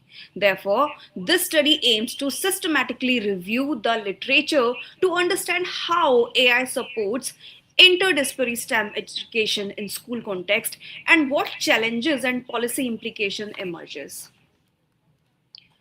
My next slide shows what are the key main objectives of this particular research. So I cater to four major objectives. The very first is to examine the role of AI in facilitating interdisciplinary STEM education. My second objective is to identify the opportunities which are created by AI supported learning environment. Thirdly, to analyze the challenges which are associated with AI implementation in school education. And lastly, to explore how policy implication for integrating AI in interdisciplinary STEM education in the global south work. Coming to the methodology, here I have created a process chart where I have tried to explain the systematic literature review which I did and what are the major steps which I followed. So as you can see, the very first is about the design structure. Here I have adopted a systematic literature review which follows Prisma guidelines. And what I did, I basically took peer reviewed articles which got published between 2015 to 2025. And these publications were basically collected from major databases, which include Scopus, Web of Science, Science Direct, Springer Link, Taylor Francis, and Google Scholar. After finding out these peer-reviewed articles, there were 330 records which were identified.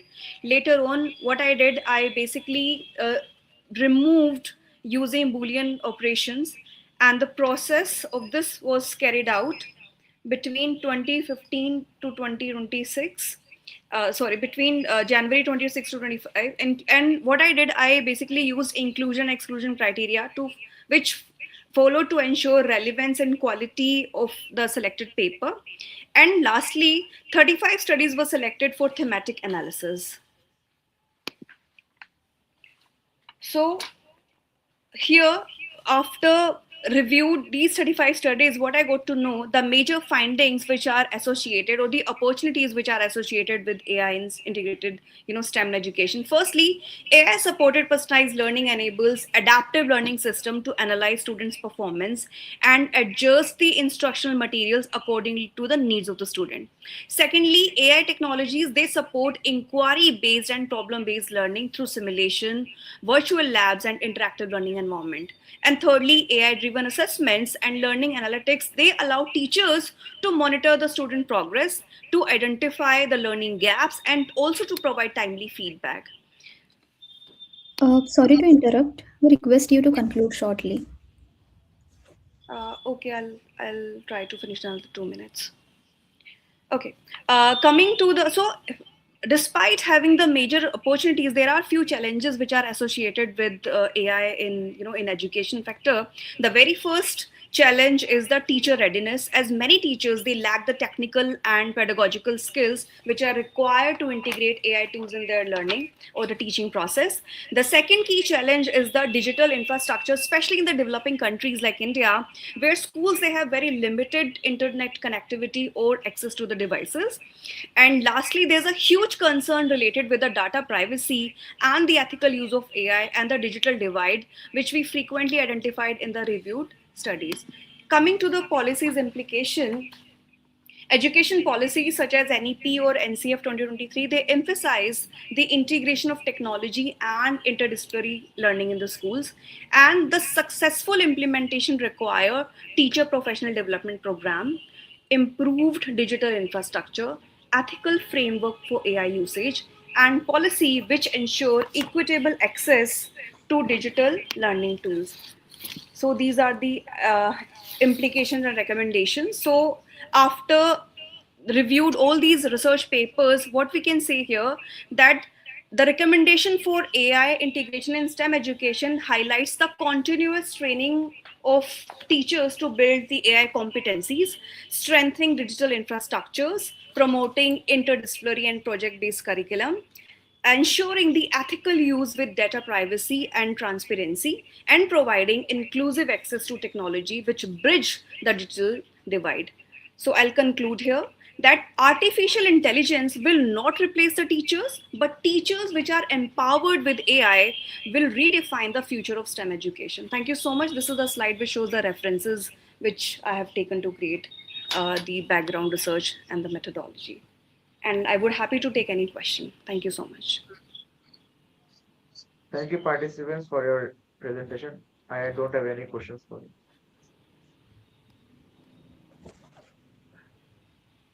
No question?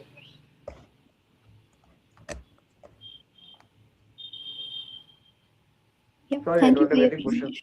presentation. Yeah. Thank you. Moving ahead, I invite Divyesh Agrawal to present.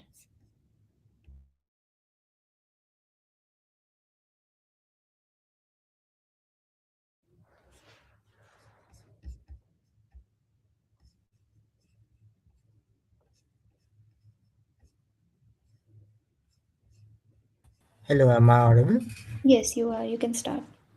Um, Good evening, everyone. My name is Devesh Agarwal, and on behalf of my co-author Mayank Pant, I am I'm pleased to present uh, I'm pleased to present my paper titled "Advocacy of India's DPDPA Framework for Artificial Intelligence Governance." Our question is straightforward. Is India's Digital Personal Data Protection Act 2023 supplemented with the DPDP Rule 2025 truly adequate to govern artificial intelligence?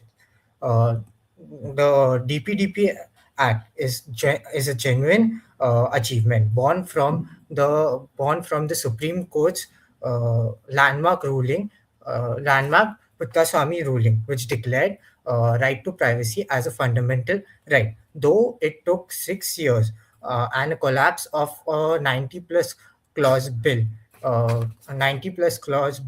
for India to enact its first standalone digital protection law. The result is a consent-centric framework with data fiduciary obligation and individual rights like right to access, corruption, and erasure, and strong data protection. However, certain shortcomings makes algorithmic accountability legally unenforceable. What are these shortcomings? First, no right against automatic decision making. The act is completely silent on AI-powered decision making that replaces human judgment.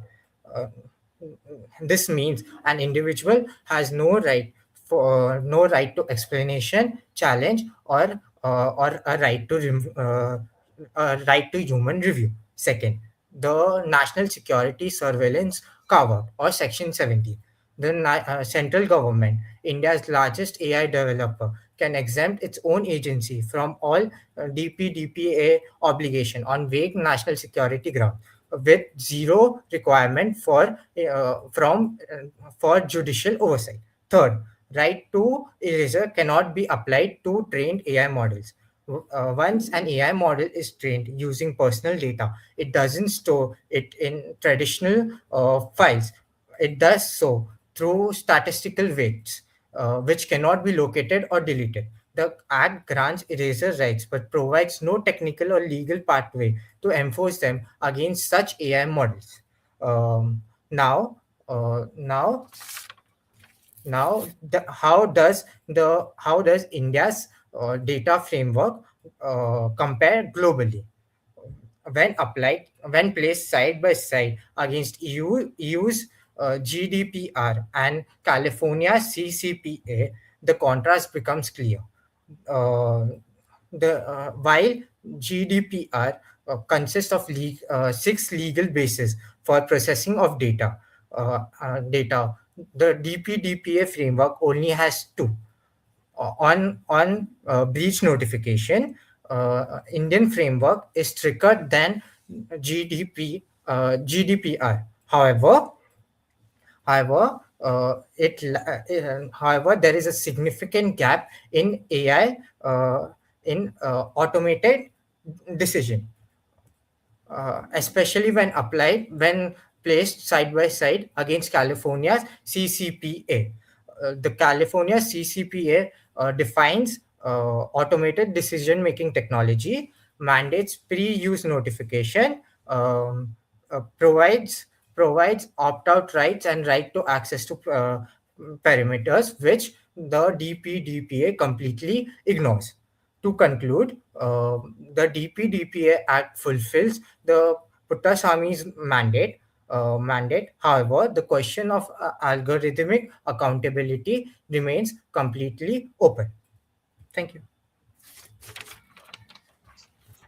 Yes, participant, do you think that the DPDP is sufficient to regulate AI-driven data processing? Uh, no, sir, because it doesn't have specific AI regulating provisions. Okay, thank you for presenting. Thank you, sir. Thank you. Moving ahead, I invite Anurag Nair to present.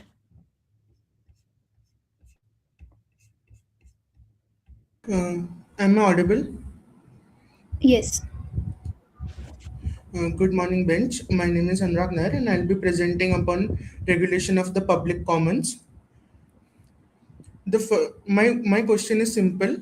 We are in an age where the constitutional mandate of protection of right to information and the regulatory minimum that the state sets to so as to not have innovation hampered by regulatory friction has created a regulatory vacuum wherein democratic processes are being governed by private law of corporations.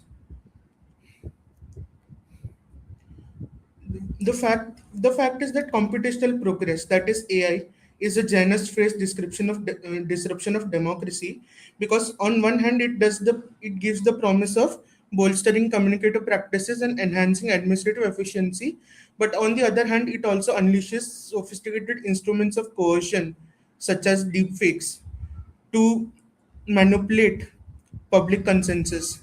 And this is especially relevant in because in the VDEM report, Varieties of Democracy report, that is of 2025 by Gothenburg University, it has been found that the level of democracy enjoyed by the people of the world has fallen to 1985 levels.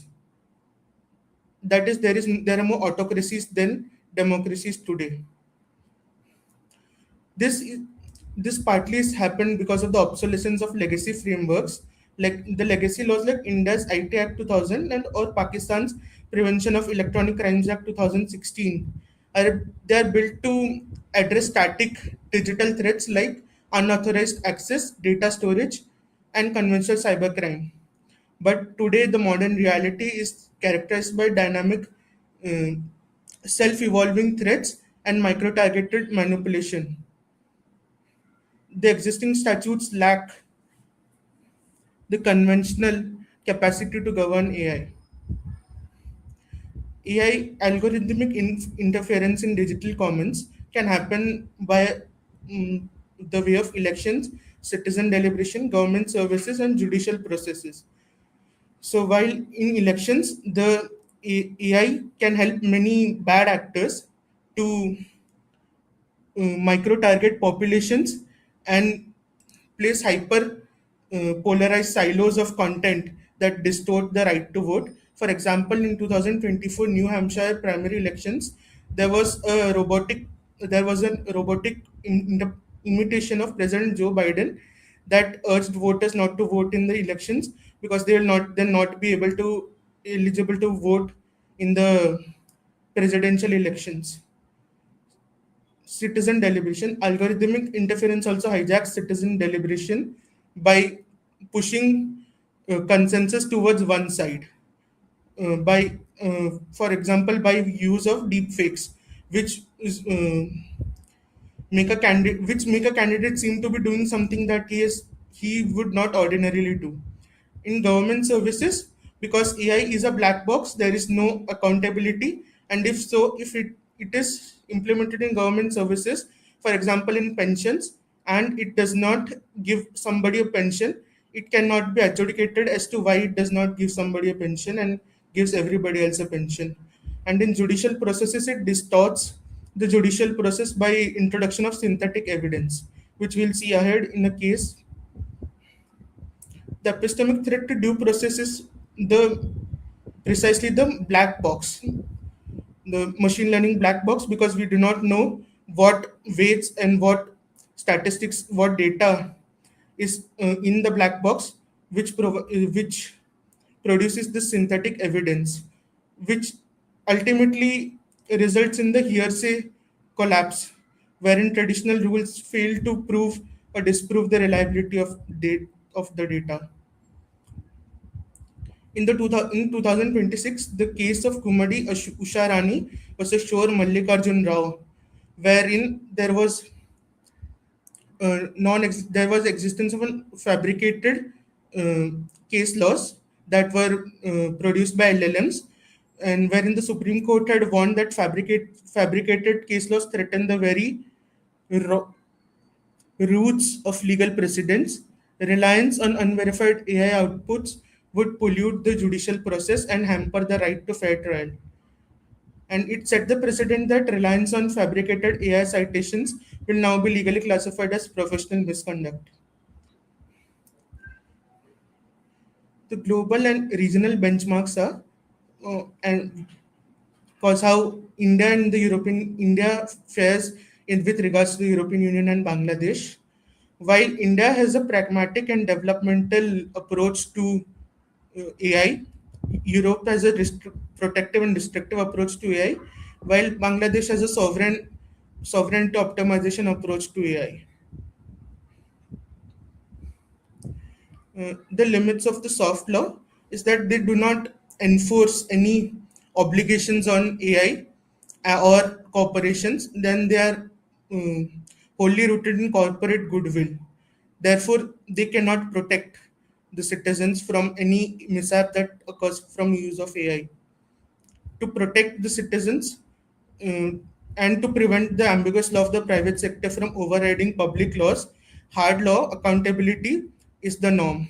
Hard law accountability includes mandatory impact assessments, strict financial penalties, and statutory oversights. For example,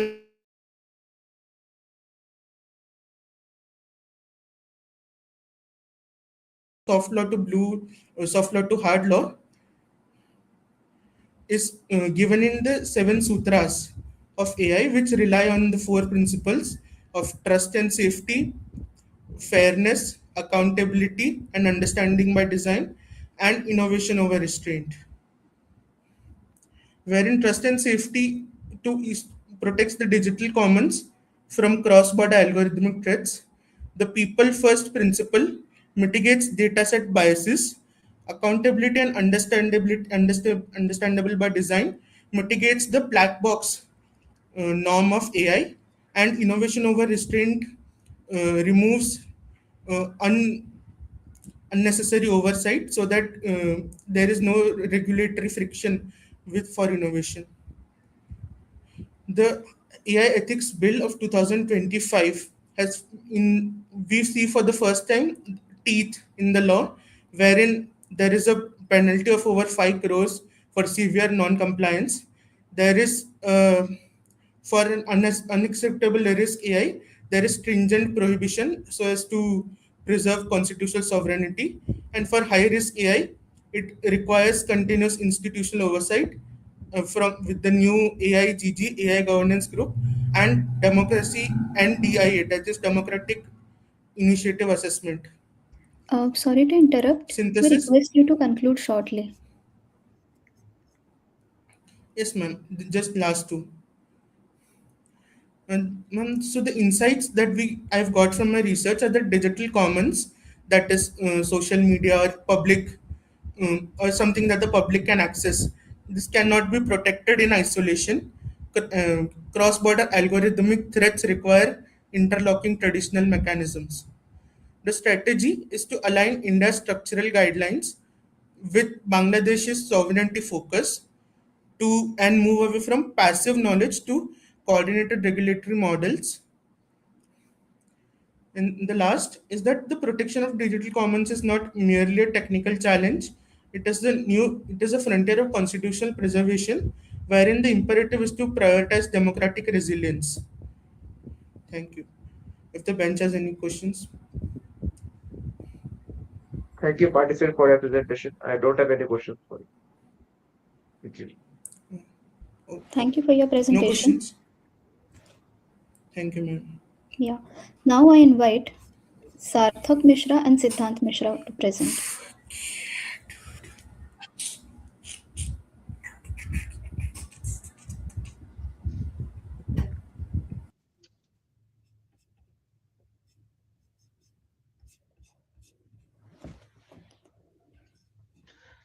Good evening.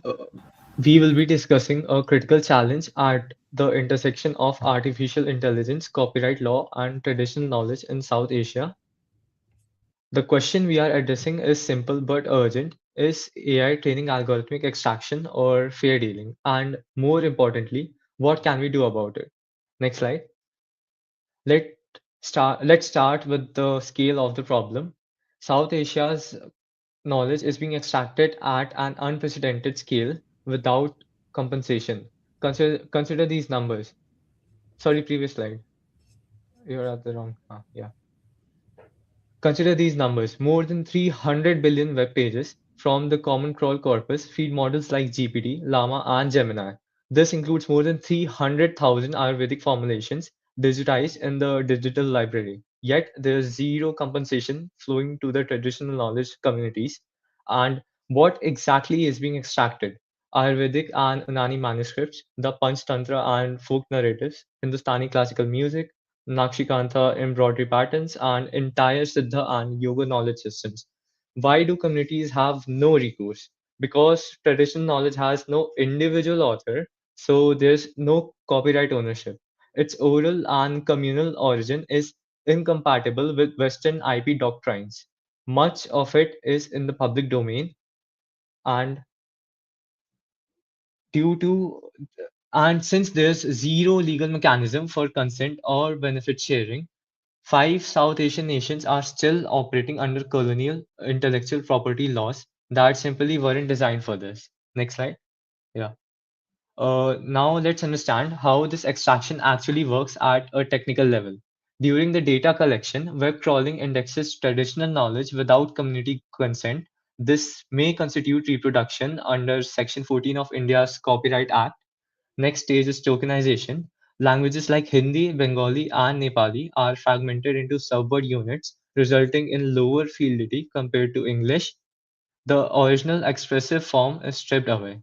In the next stage, vectorization, an Ayurvedic formula gets mapped to the same vector format as an English novel. The original expression is irretrievably lost here. And in the attention training, it gets diffused across billions of parameters, making it non-retrievable and making proof of infringement practically impossible. Finally, at the last stage, inference, commercial outputs are generated from community knowledge, creating potential substitution, market substitution. As the US Copyright Office noted in their May 2025 report, the absence of verbatim reproduction does not necessarily defeat a finding of infringement where the economic interests protected by copyright are nevertheless undermined. Now, Sarthak will continue from next slide. Thank you, Siddhant. So, what I will call this is a point of uncertainty in the AI and copyright law. Across South Asia, copyright statutes were never designed to address the machines that are capable of encoding an entire national literature in matter of minutes. These laws were built for human creators and not for algorithmic systems. This legal uncertainty is not theoretical. In 2024, in the case of ANI Media versus OpenAI, the Delhi High Court observed this and presented the core question is that whether AI training is an unauthorized reproduction. It also observed that there is no clear licensing mechanism. There are no clear Indian or any legal frameworks, which leaves the creators and developers and the policymakers navigating a gray zone. And at the same time, there is a very much visible polar gap in the text and data mining exceptions. While the countries such as Singapore, European Union, and Japan have clear text and data mining exceptions, South Asia does not have any. This means that AI training currently falls outside the established legal categories, creating regulatory risk and ethical concerns. But for our paper, the concern is structural incompatibility. So first we need to understand that traditional knowledge exists outside the Western IP framework. So in South Asia, the copyright law assumes that there should be an individual author. He should be identifiable. There should be a single creator.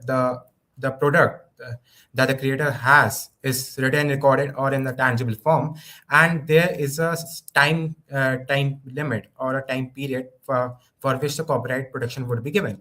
While on the other hand, what the traditional knowledge requires is that it is collective, evolving, and spiritually embedded, and not market driven, unlike the copyright law.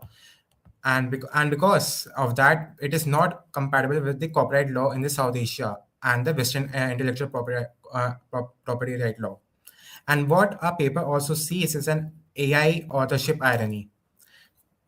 So, the same originality and the authorship standards that exclude the traditional knowledge from the copyright protection are now being used to exclude the AI outputs, which results in technological companies extracting value from the traditional knowledge, generating commercial outputs, and yet owe no legal obligations to the communities that have produced those same knowledge.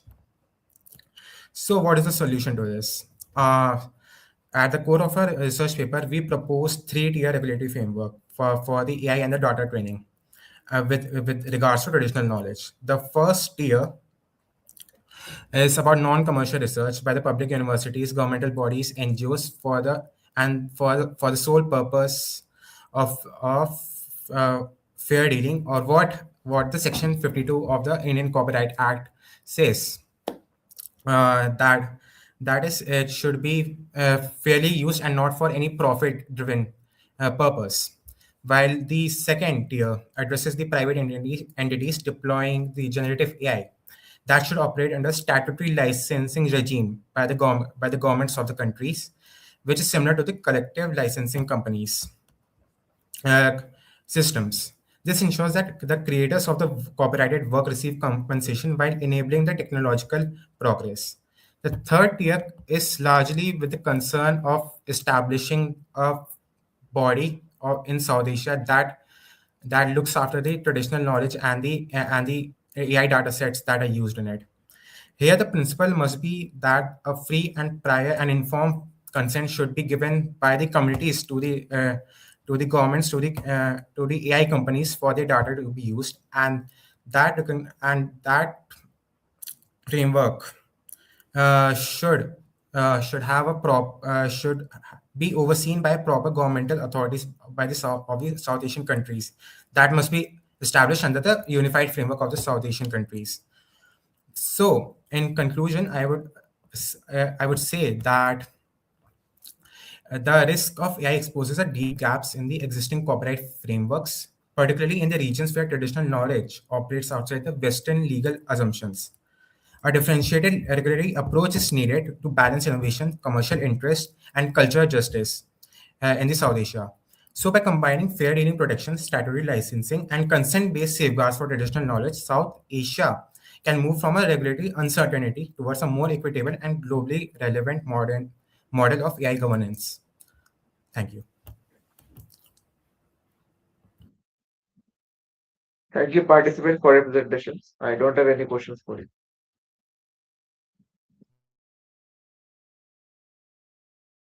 Thank you for your presentation. Now I would like to invite Amit Rana to present.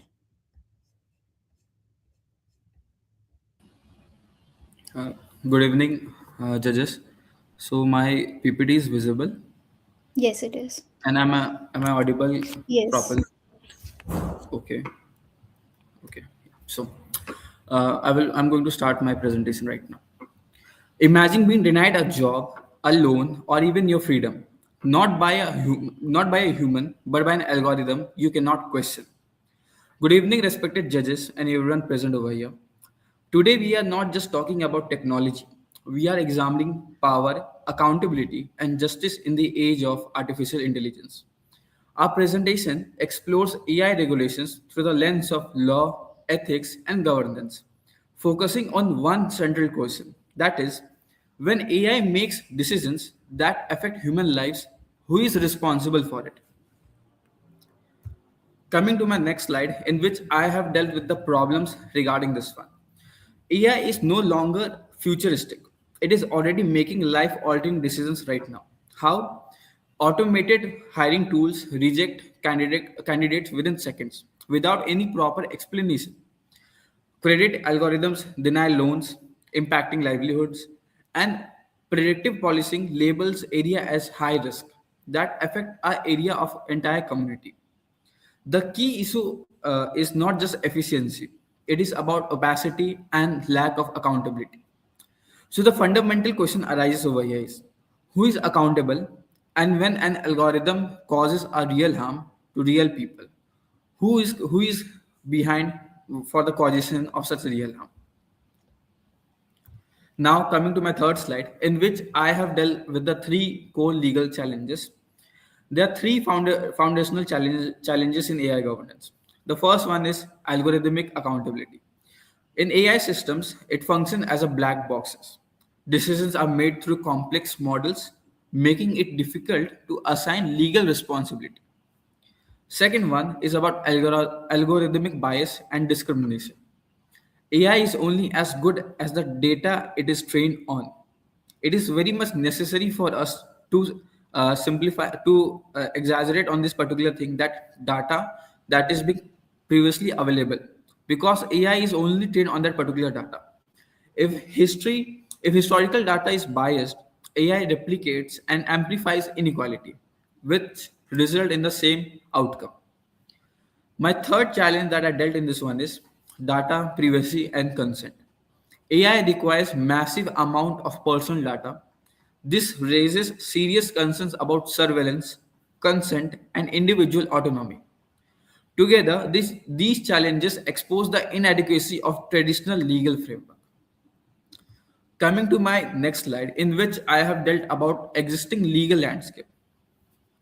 So in this particular slide, I have dealt with what are the responses from the existing legal landscape on this particular scenario.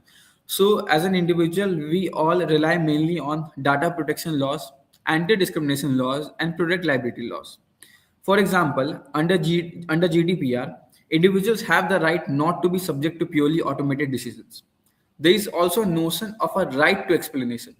But these may act as a protection, but these are limited to a such extent. Why? Because even minimal human involvement can bypass safeguards, and there is still ambiguity and about what constitutes a meaningful explanation. Coming to my next slide, in which I have dealt with legal gaps and limitations. So in the previous slide, in which I mentioned about all the three laws, in this coming slide, I have dealt with the gaps in which they are not able to complete. Starting with in anti-discrimination laws. So in anti-discrimination law, victims must prove bias, but companies are the one who is controlling the major data over here. Firms can justify outcomes using business necessities. These are the major fundamentals in anti-discrimination law. Coming to in product liability law, so AI has been considered a dynamic because of its regularity and continuance over this one. So AI is dynamic; it evolves over time. A biased output may not qualify as a defect. Coming to my next slide, that deals with EU AI Act, that is European Union Artificial Intelligence Act. It was constituted in 2024, and it categorized risk into four categories, that is unacceptable risk, high risk, limited risk, and minimal risk. So under unacceptable risk, it completely banned few areas, that is social securing. Under high risk, it makes strict regulations. Limited risk, it makes transparency obligation, and in minimal risk, there is no such restrictions. Since I'm having less time, I'm moving to the next point, that is global regulatory landscape, in which I have categorized the landscape into four criteria. One is European, US, UK, and China. The reason behind it is because all the frameworks are completely different from each other. In European Union, the regulation is comprehensive and binding framework. In US, it is sector specific and indirect regulations. In UK, it is pro innovations and principle based approach. And in China, since we don't have democracy over there, in China, that is state control and strict oversight over there. But the major issue over all the nation is there is a lack of uniformity. This fragmentation creates regulatory arbitrage where companies exploit weaker jurisdictions. Hence, AI governance is not just a legal issue, it's a global coordination challenge. Sorry to interrupt. We request you to conclude shortly. Okay, ma'am. Now coming to the major part of my research paper, that is policy recommendation. In which we have, me and my co-author, we have given 5 key solutions for the problems that we dealt earlier. The first one is algorithmic impact assessments, in which our major idea is evaluating the risk before deployment, just like environmental impact assessments. The second one is mandatory explainability. Though AI decisions must be understandable, but they are not technically accurate. accurate. So for that, there should be a mandatory explanation clause. Third is independent audits, third-party audits for high-risk system to ensure fairness and compliance. Fourth one is international collaboration. Countries must coordinate standard to avoid regulatory loopholes. And the fifth one is democratic participations. People affected by AI must have a voice and how it should be governed. In my conclusion, I would like to say that AI is evolving rapidly, but the law struggle to keep the pace. For effective governance, there are three pillars which are essential: accountability, fairness, and transparency. Let me end with this one, that technology may be neutral, but its impact is not. And when algorithms decide our future, justice cannot remain optional. Thank you. This was from my side. Okay, participant, do you think government should mandate independent audits for high-risk AI systems? The major thing about high auditing is that, so since government is already involved in outsourcing third party for several activities. So now, since we are talking about AI and AI in the field of risk, so it is better to outsource other persons who can be regulated under the framework of government itself.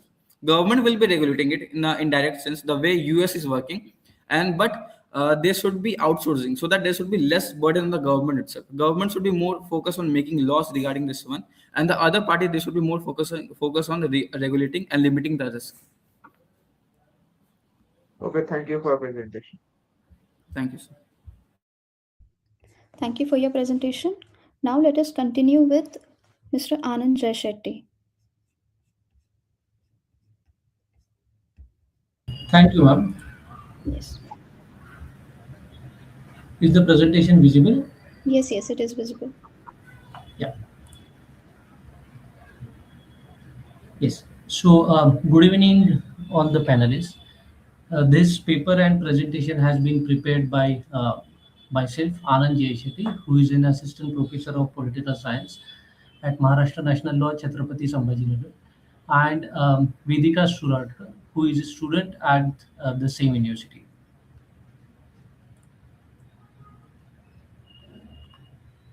So the title of our paper is Celebrities vis-a-vis the Vulnerables, Democratizing Personality Rights in AI-led Development in India.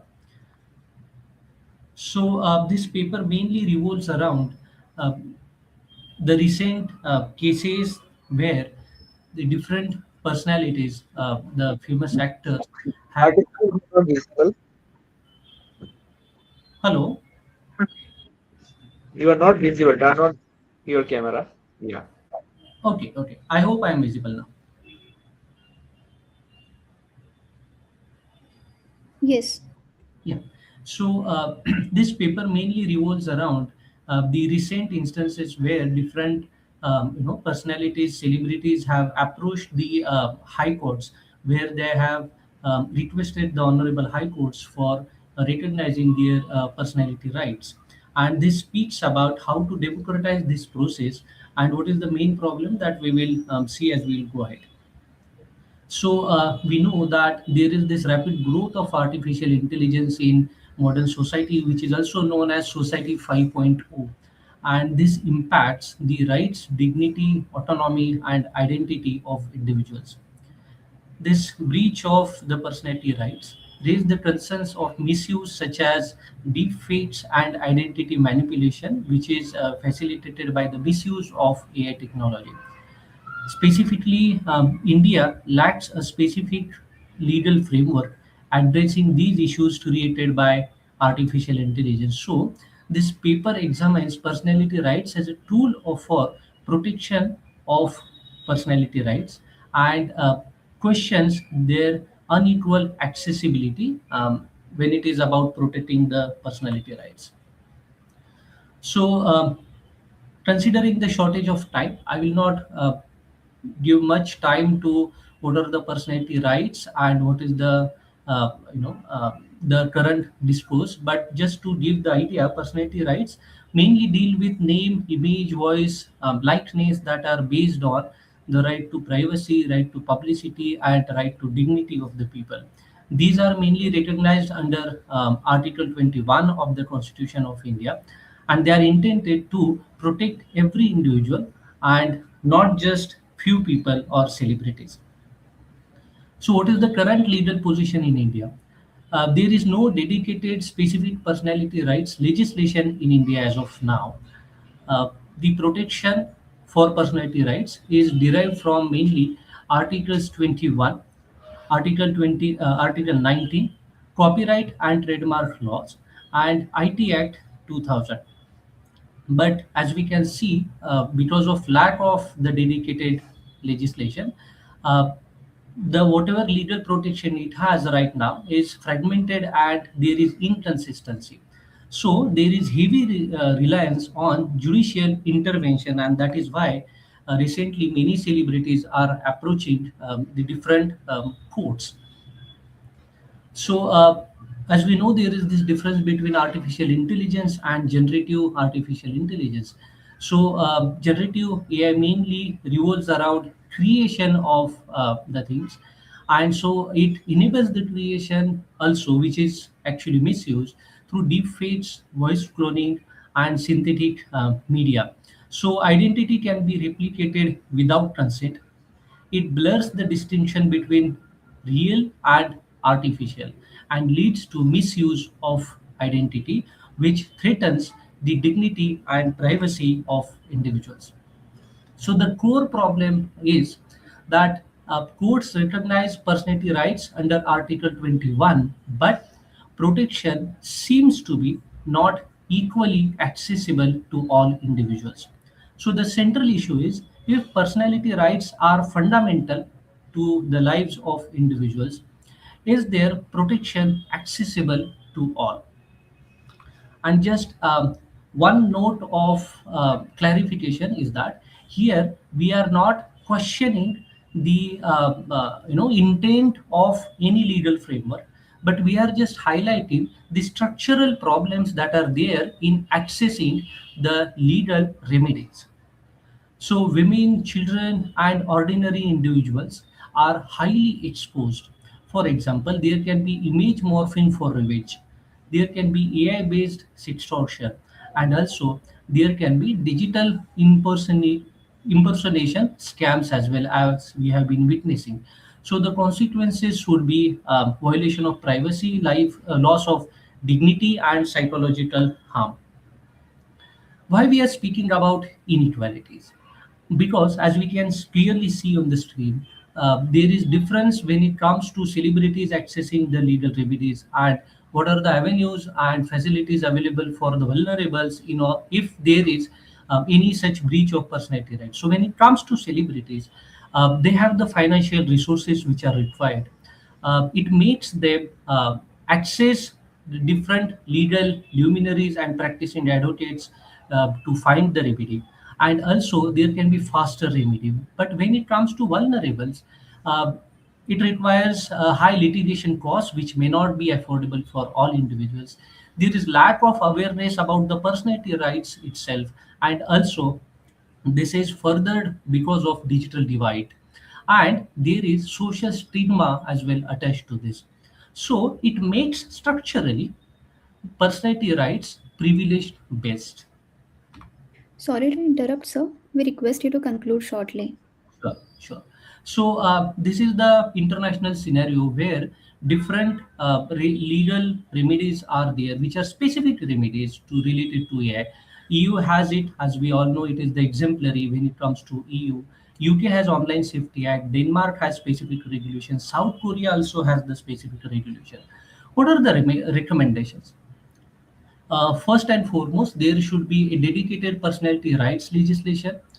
There should be universal protection, so that it ensures protection of personal rights of all individuals. There should be mandatory consent when it is about creating the AI content. So if someone is creating any image using anyone's voice, there should be mandatory consent taken from the one whose image or voice is being used. There should be AI labeling. So when something is created with the use of generative AI, there should be this clear cut watermark or some kind of labeling that this content has been created by AI. Also, there should be platform accountability.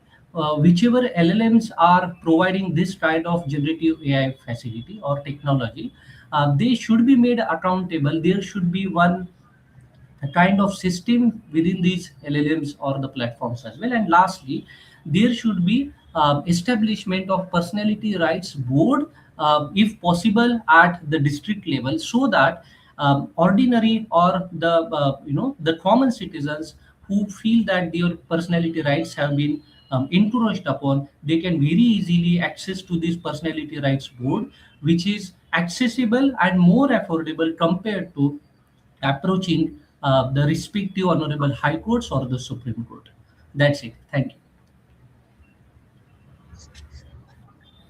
Participant, don't you think unauthorized AI deepfakes be treated as a violation of dignity rather than the just a publicity rights? Yeah, it is surely the encouragement, sir, and that's why we are trying to see how the ordinary citizens can have some platforms, some government bodies where they can approach and find the remedy. And this actually started with very interesting thing. And we have different GIFs in different apps, and we are not sure if these different apps are really seeking the consent of the one whose image, one whose voice is being used to create this GIF. If it is celebrity, surely they have the enough resources, they can approach any platform. But what about the common citizens, the common people from the villages, whose image might be used or misused tomorrow without their consent? And that's why this attempt is to find out what can be the systemic um, you know remedies that we can have, so that everybody's personality right is secured. Thank you for presentation. Thank you. Thank you. Thank you for your insights, sir. Moving ahead, I invite Ms. Vaishali Sahu to present.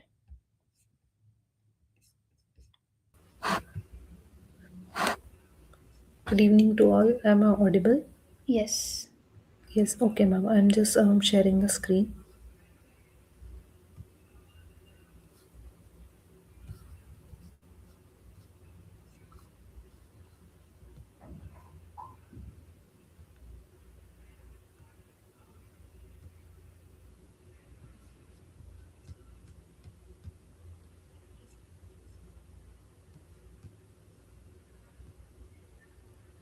Is it visible, ma'am? Yes. Yes, it is visible.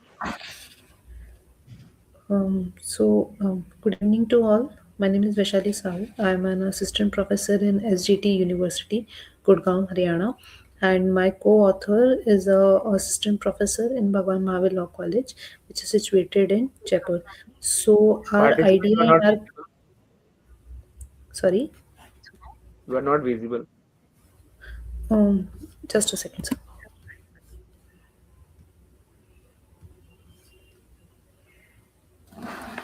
I'm visible right now. Yes. Okay, let me continue with it. The screen is visible. Yes, yes, it is visible. Okay, our idea or our presentation is about the human in the loop. There is actually a doctrine which is solving a problem related to the traditional patent laws. Traditional patent law is creating a crisis of inventorship. Basically, a AI system generated solutions is given without human consumptions, but the current framework in India and abroad lack a specific guidance for a AI assistant innovations. So, human in the loop is a mandate or a temporary fix which is solving a solution. Like we have to approach a functional framework for a specific human contribution. So, my first slide is showing this particular thing that what what is our idea and what is the subject which we choose. And My second slide is showing patent laws has a historical been based, which is based on the assumption that it is creating on the human intellect, creativity, and the decision making. AI system is particularly a machine which is generated a output that resemble on a human innovations and these things.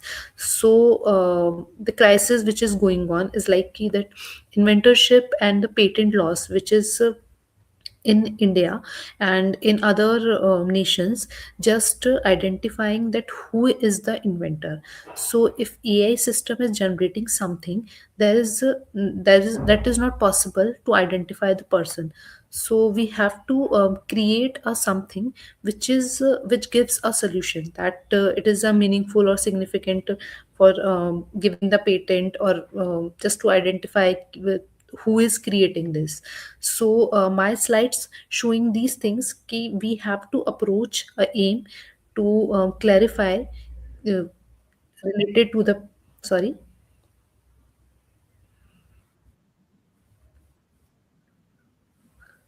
So, related to the Indian Patent Act 1970, it is not expressly addressing the AI generated inventions because this particular framework in India is based on the traditional laws in which human inventors are important, and the different cases is also showing, which is a Vishwanath Prasad case and novelty case. These are showing that we need a person or a human for the inventorship, but after introduction of the AI, after new frameworks introduced in this particular thing, so the solution is like we have to create some laws which gives a idea who is the inventor or what is the contribution. So we have to shift from who is the inventor to what is the contribution related to the particular AI system or a particular person. So these are the comparative perspective related to in United States a particular case, Thaler versus Vidal, which is confirmed that only a natural person can be the inventor. Same thing is applying to a Indian framework also, but similarly European Patent Office has also rejected this particular thing. So we need a solution, we need a doctrine, so by that we can functionally approach this particular thing. So here is the doctrine, or here is the topic of our particular paper, that human involvement in AI assistant inventions can multiple forms. So we have to continue with this solution, that what is the contribution which is made in place of who invented this. So this is the complete idea, and this is the thing which we are reflecting, that AI related possibilities or AI related things have to be clear more, and the artificial intelligence need more clarification on this particular thing. So this is the idea, and the Patent Act of 1970 and the different case laws, which is Vishwanath Prasad and novelty cases, remains Indian law demands that a clear evidence have to be given for the human ingenuity and technical contributions. So we can shift to this particular doctrine for understanding that how strategically we can start this, we can pursue this particular thing, so that human creativity and the protection both think can be regulated with the new laws or with the new modern technologies. So thank you so much for this opportunity. Thank you for presentation. I don't have any questions for you. Thank you.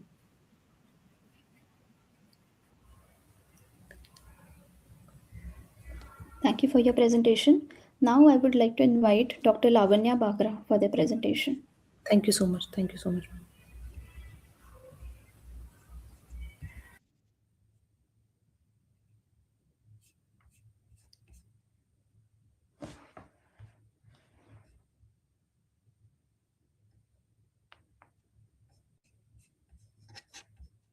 You are not audible.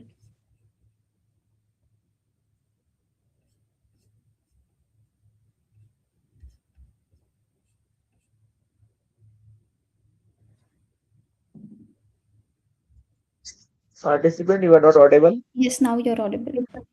Yeah. No, you are not audible, participant. Host, is she audible? Yes, yes, she is audible. No, I think there is a glitch.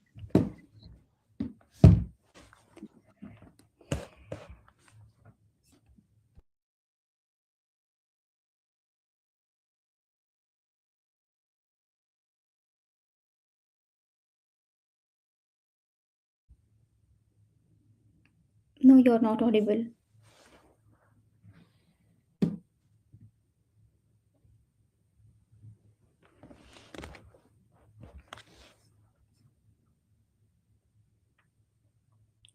No. Okay, She so can come later. She has a yes, problem. yes. Yeah. Yeah, there is a glitch. We can take this later. Meanwhile, I would like to invite Shreyansh Gupta to present. Ma'am, am I audible and visible? Yes, Okay, so I'm sharing my screen now. yes.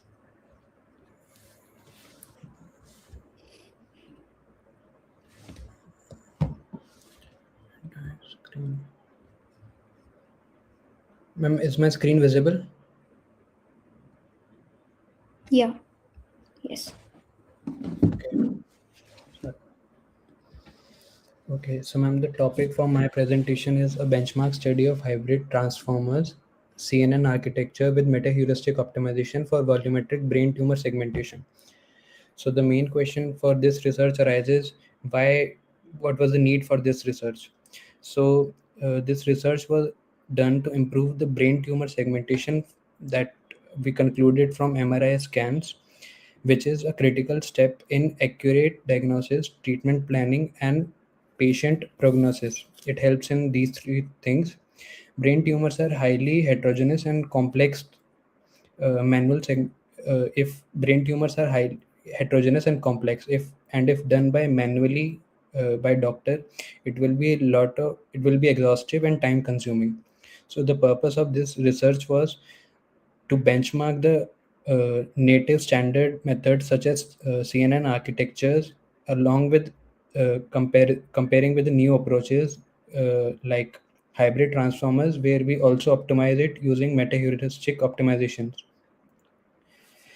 It improves segmentation, brain tumor segmentation. Uh,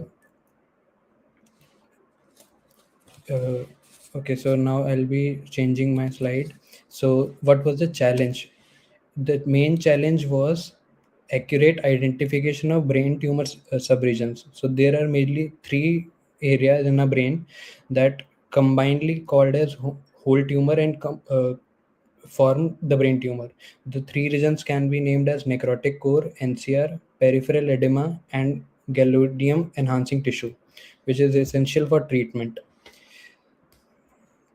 Brain tumor segmentation involves precise delineation of heterogeneous subregions. The regions are told, which together form the whole tumor. Accurate segmentation is critical for surgical planning and radiotherapy. The primary challenge lies in modeling complex spatial heterogeneity and intensity variation inherent in MP-MRI data, or the in layman language MRI data. Evolution of architectures. The main standard architecture that initially was used was CNN, also known as convolutional neural network, which is similar to a neural network that is operated in our brain. They have been standard for segmentation due to their hierarchical spatial feature extraction, which was a great advancement in comparison to manual feature extraction. However, their limited receptive field or their local speciality restricts modeling of long range dependency. Then we had vision transformers. This uh, uh, vision transformers address this using self-attention mechanism for global context modeling, but lacks spatial resolution. Then we had hybrid architectures combining both to balance local detail preservation and global contextual understanding. The structure for the standard CNN and vision transformers are provided in the slides. Then we have the methodological pipeline. It includes pre-processing. It is essential to ensure the data consistency and reduce acquisition-related variability. We have to calculate z-score normalization given the formula where mu and sigma is calculated for each patient differently, depending upon the MRI that has done. Z-score normalization standardizes voxel intensities using statistical normalization within the brain mass. Skull stripping removes non-brain tissues, and the N4 bias field correction compensates for low frequency intensity inhomogeneities, thereby improving downstream segmentation performance. Then we have tissue focusing. For tissue focusing, we have major two steps, which includes 3D convolution and max pooling. The formula for these two are given in the slides. The third step is dataset augmentation. It refers to the approaches for complementing the so-called incomplete dataset by adding missing data. It is applied to reduce overfitting on small datasets. Some techniques for data augmentation includes rotation, flips, deformation based on elasticity, etc. Then we have CNN segmentation module.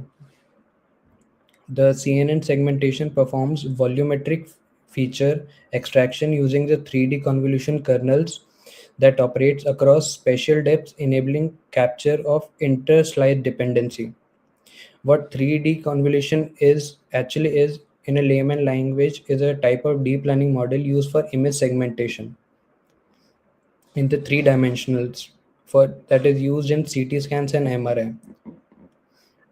The stages for 3D convolution neural networks includes pooling, striding, skip connections, fully connected layers, and architecture selection. The output of the 3D segmentation is categorized is output is usually the binary, which can be in the given fellow it is like healthy and disease, or in our brain tumor it can be like brain tumor exists or the person is healthy. Then we have meta heuristic optimization. These are algorithms that are high level problem independent algorithm framework that guide other algorithms in exploring solution spaces to find optimal or near optimal solution for complex optimization problems.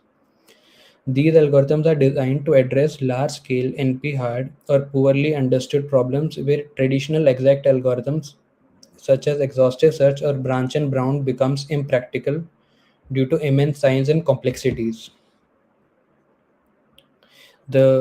We have a number of meta-heuristic optimization algorithms, but here in our project we have used hyperparameter navigation used to improve the improved chimp optimization algorithm to navigate complex high dimensional parameter spaces. Then we have weight control, which manages connection weights and biases, making the system more robust against imbalanced dataset. Then we have a position update logic. It is defined by the formula given below. All the values are calculated using the data from the MRI that is done for the patient. The efficiency, if we talk about the efficiency of meta-heuristic optimization, it intensifies exploration of the search space compared to manual tuning. Then if we talk about the performance benchmark, the traditional and pure CNN architecture have reached a state of performance stagnation, where dice similarity coefficient scores converge in a very narrow range. Now, after there has been a change in types of brain tumors and the ranges of the brain tumor that exist in days of today, as the types and number of brain tumors increase, the CNN fails to perform the specific or the new type of brain tumor that we are covering. Sorry to interrupt. We request you to conclude shortly. Yes, ma'am. The study uses Our study uses dissimilarity coefficient to measure the overlap between predicted segmentation P and the ground truth. It is expressed as the formula given. The architectural contribution we have the chipmunk optimization algorithm based on CNN we found a dissimilarity coefficient of 0.95. The traditional MSTC net was 0.96. The earlier 3D UV net 0.91 and uh, the first CNN model, which was the NNU net, was 0.89.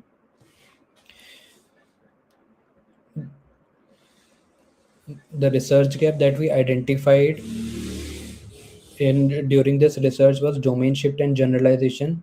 A primary transitional barrier is the degradation of model accuracy when applied to MRI dataset.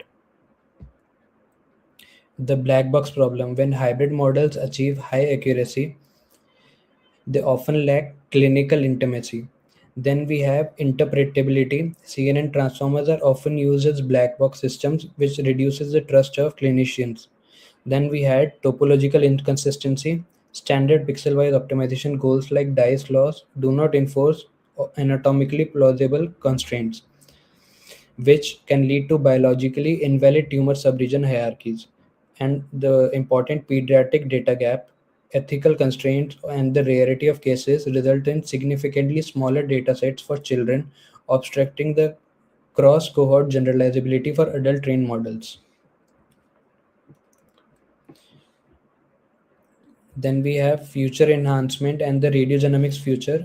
We have the multimodal fusion. The next evolution involves integrating structural MRI with functional modalities like positron emission tomography and diffusion tensor imaging.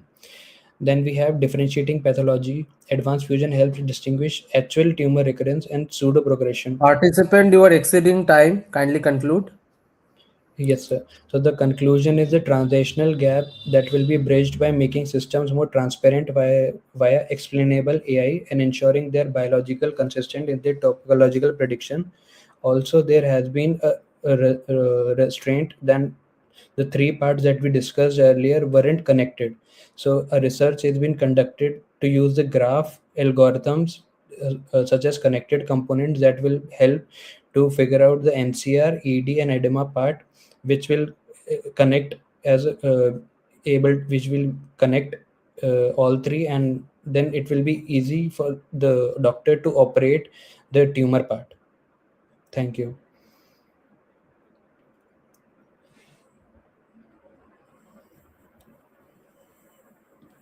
Thank you, Okay, participant, for your for presentation. I don't have any you, questions. we can move with the next participant. All right. Now I would like to invite Dev Jyoti Das. Am I audible and visible, ma'am? Yes. Okay. So is my slide visible, sir? Yes. Okay, thank you. Hello, everyone. My name is Dev Jyotidas. I am presenting the paper of intermediaries versus fiduciary obligations in the Indian telecom sector, along with my co-author, Dr. Bhavna Batra. She is also my subject teacher on the telecom cyber law. Moving on from the introduction to main topic. If I give you an overview of the Indian telecom sector, we currently have 1.15 billion subscribers, making it the second largest telecommunications network globally, and a rapidly developing era of 5G network powering infrastructure and the economic backbone of India. The Indian telecom sector has moved from a state-controlled monopoly to a hyper-competitive digital economy. India's telecom sector has undergone transformations, and one of the most significant legal and economic in the global south. Now, if I talk about the subject matter of my topic, as I've mentioned in the first slide, uh, it is a comparison, or it is a closer look towards the intermediary obligations and the fiduciary obligations of Indian telecom sector. It is I have proposed a functional test to reconcile the overlapping regimes. If I talk about the compliance paradox, the question is, how can telecom operators claim intermediary immunity under IT Act and still function like modern TSPs along with advertising architecture, bundle consent, etc., packet inspections, algorithmic profiling, etc. the solution is okay. Talking in a detail about the conflicting regimes. Basically, if I sum up, because the time is very short, I prepared the 10 slide presentation because I thought I will get more time. To sum it up, DPDP says that DPDP establishes a concentric architecture. So it says if a user requests you to delete the data, you need to delete that data as soon as possible. Whereas the whole telecom industry operates on a notice and opt out architecture. So they will assume you have given consent for everything, and until and unless you give notice, you have not opted out. So they have introduced a topic called bundled consent. So if you get a sim of Airtel, you will get offers from Airtel payment banks, from Geo sports highlights, and from everything, AI spam engine and everything else. And if I talk about the IT Act just very plainly assumes, as it is understandably an old law, it plainly assumes that the telecom operators are a passive pipe through which data flows from the consumers to the operators and platforms and back. They are just an intermediary to upkeep the infrastructure of the telecom network. But this is not so. Standing in 2026, the telecom operators have introduced market services, their own payment services. They have bundled up with AI chatbots, international MNCs. They provide a host of services. If you take a Airtel SIM, you will get Airtel Fiber, you will get Geo Air Fiber, you will get Hotstar, you will get Google AI Premium. So intermediary status is not relevant at all. Standing in 2026. Now, moving on, I have identified four example conflict zones. There may be more upon more elaborate discussion. For example, the grievance redressal and telefintech, as I said, Airtel and Airtel Payments Bank. So, the deep packet inspection. If you are requesting to block a number, and the Truecaller or Airtel or Geo asks, "Why are you blocking this number?" You say, "Because this is a business." They ask you the business name. Now they've blocked your number, but they've retained that information that you provided them in their AI network, so that other users can benefit. So this is data retention. And obviously third party VAS ecosystem, as I said, Hotstar and Airtel collaboration, Google storage and Geo collaboration, value added service ecosystems have been very popular amongst telecom sector in 2025 2026 recent years.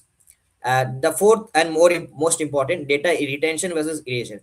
So we have seen the telecom industry operate under a unified license from TRAI, which says that you need to ensure strict confidentiality. But the IT Act and intermediary guidelines says no, you need to retain all the data for the government or the authorities to check. For example, the Parliament attack case, where the call logs were very important. On contrasting note, the DPDP says that no, you need to ensure that you erase data upon either from the authority, if you are ordered by the authority, or the user asks data erasure. So this is totally contradicting. Prior recommendations, IT Acts, and DPDP totally contradicting. No regulatory harmonization at all. I have 1 minute left. Okay. So quickly, I have proposed a functional test here that involves a 5 step. Step 1 and 2 are for intermediary status. Step 3 and 4 are for DPDP fiduciary status. And step 5 is the outcome. Step 1 asks you, let me move on to the next slide. Sorry. Step 1 asks you how to identify. So my functional test has gone from checking the status of an entity, what status it holds, to a more granular approach. My functional tests lets the telecom operators or any other interested parties see a function, take a function, and if you put it through the functional test, it will tell you if you are lacking in intermediary status, if you are lacking in liability, if you are lacking in DPDP, or you are lacking in both. So step 5 is a liability exposure, where you are exposed and how your liability arises. I Sorry did to the. interrupt. We I'm request you sorry. to conclude shortly. Okay, sure. Let's move on.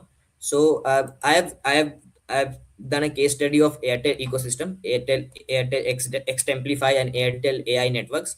So as I said, if you apply a functional test here, step 1 and step 2 are intermediary status. So if I say, if is Airtel network or Airtel intermediary, sometimes yes, and for some functions no. If I say yes, some functions, for example, you call and the call gets connected, and then the call gets cut. Here the call are end to end encrypted, so for normal calls, Airtel is intermediary. But if you see Airtel AI spam network, the Airtel has lost intermediary status there.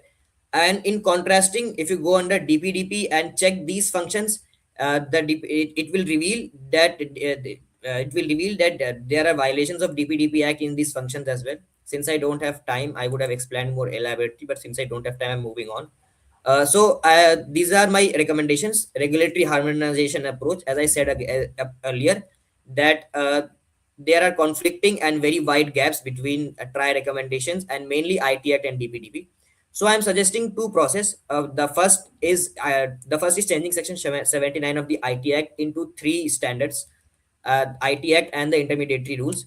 The first will be pure passive 100% immunity. The second will be conditional immunity, where they only do traffic management and do not add value on services. The third will be no immunity under section 79 intermediary status, where they use the data of the user to monetize or give value added services. The second recommendation of mine is a telecom identifier user entity, which does what exactly is creates a Chinese wall between the network functions and the platform functions. So the age old IT Act definitions of telecom, where it just acts as a passive intermediary between users and it just upkeeps the network. So it will define that platform functions very clearly, and the network functions very clearly, where they give value added services and other data retention topics and data analysis of the user.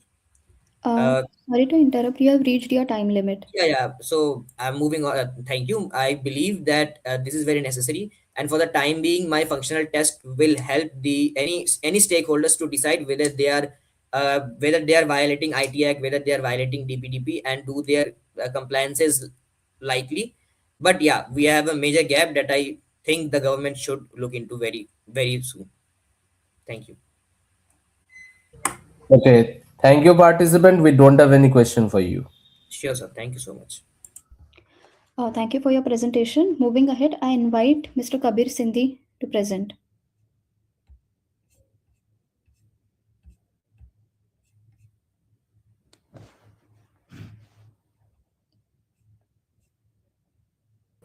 Am I audible? Yes. Okay. So today, good evening. Today's my topic is who pays for the black box, a shared liability and an insurance framework for AI in global healthcare. So moving forward, I would like to start with an illustration. A neurological AI autonomous maps a patient carnival nerves incorrectly. The surgeon attempts a manual override. The haptic console fails. The patient dies. The hospital, it turns out, and had not updated the AI system for over 3 months. Now the legal system asks who is responsible. The answer under every doctrine is nobody cleanly. The AI developer says the system performed with design parameters. The hospital points to the device manufacturer. The surgeon says that they could not see inside the black box, and the patient family is left without a remedy. So this is not a hypothetical future problem. By 2026, over 81% of the physicians will be using AI in some form. The global healthcare AI market is projected to reach $505 billion by 2033. ECRI has already ranked AI diagnostic as the number one patient safety threat this year, and a 2025 study found a 52% under tragic rate in emergency AI system deployed in real clinical settings. The law has not kept pace. We have examined four legal framework: product liability, medical negligence, malpractice, and vicarious liability, and found the same structure flaws in each. They all assume a single identifiable human cause. But AI is systematic. It flows from a developer who builds the algorithm, a hospital that deployed, and a clinical who relied on it. None of whom have fully explained what happened inside a deep neutral network. So we conducted a comparative analysis across 4 jurisdictions. The EU is moving towards strict liability. The United States remain fragmented over 50 state tort system. China is balancing aggressive AI integration with state security mandates, and India is prioritizing innovative speed over legal infrastructure. So the result is jurisdiction fragmentation, and where there is fragmentation, there is arbitrage. Developers simply locate themselves in the most precise range. So moving forward, the innovative paradox. The instinct legal response to this problem is to impose strict liability on AI developers. It is clean, it is simple, it is also, we argue, deeply counterproductive. Uh, in 2024 alone, healthcare AI startup attracted 10.5 billion in funding across over 500 deals. These are the companies building tools for rare diseases, diagnostic, rural tragic or optimization, and under-reserved population. So we propose a third. Uh, we propose a sorry. We propose a third part, shared liability architecture, and a three hybrid insurance mechanism. Proportionately liability, developers are responsible for design and training failures. Hospitals are responsible for development and integration failures. Clinicals carry narrow individual liability for the active misuse, not the mathematical impossible task of validating a neutral network. No fault patient compensation fund, model it on Swedish pharmaceutical insurance plan, and the US National Vaccine Agent Injury Compensation Program. A patient does not need to decode the algorithm. They simply need to demonstrate a temporal and factual connection between AI and their harm. So I would like to propose a three phase implementation roadmap, from model drafting in the first 2 years to global regulatory harmonization to permanent international oversight body model on existing nuclear liability agreement. So my closing argument in this would be, medical AI does not recognize national border. A liability framework that does will produce arbitrage, not accountability.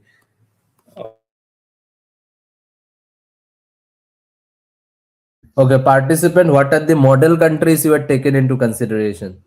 Sir, as you can see, the model countries which I have taken in the is EU, US, China, and India. India is also currently, developing the laws related AI. There are many laws, means bills, which have been proposed in the parliament also recently. So India is taking steps towards. Just few days back, United Nations has also published a AI report. You can refer to those. I had not read the report yet, but there would be some substantial points which your research can cover. Those particular report. Okay, thank you, sir. I will go through it for sure. All right, yeah. Okay, thank you, sir. Thank you for your presentation. Now we move to our next presenter, Ms. Ritika Ramesh.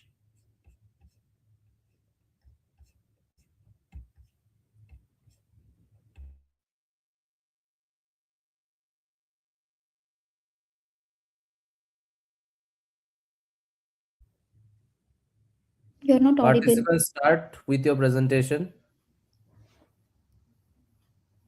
You are not audible.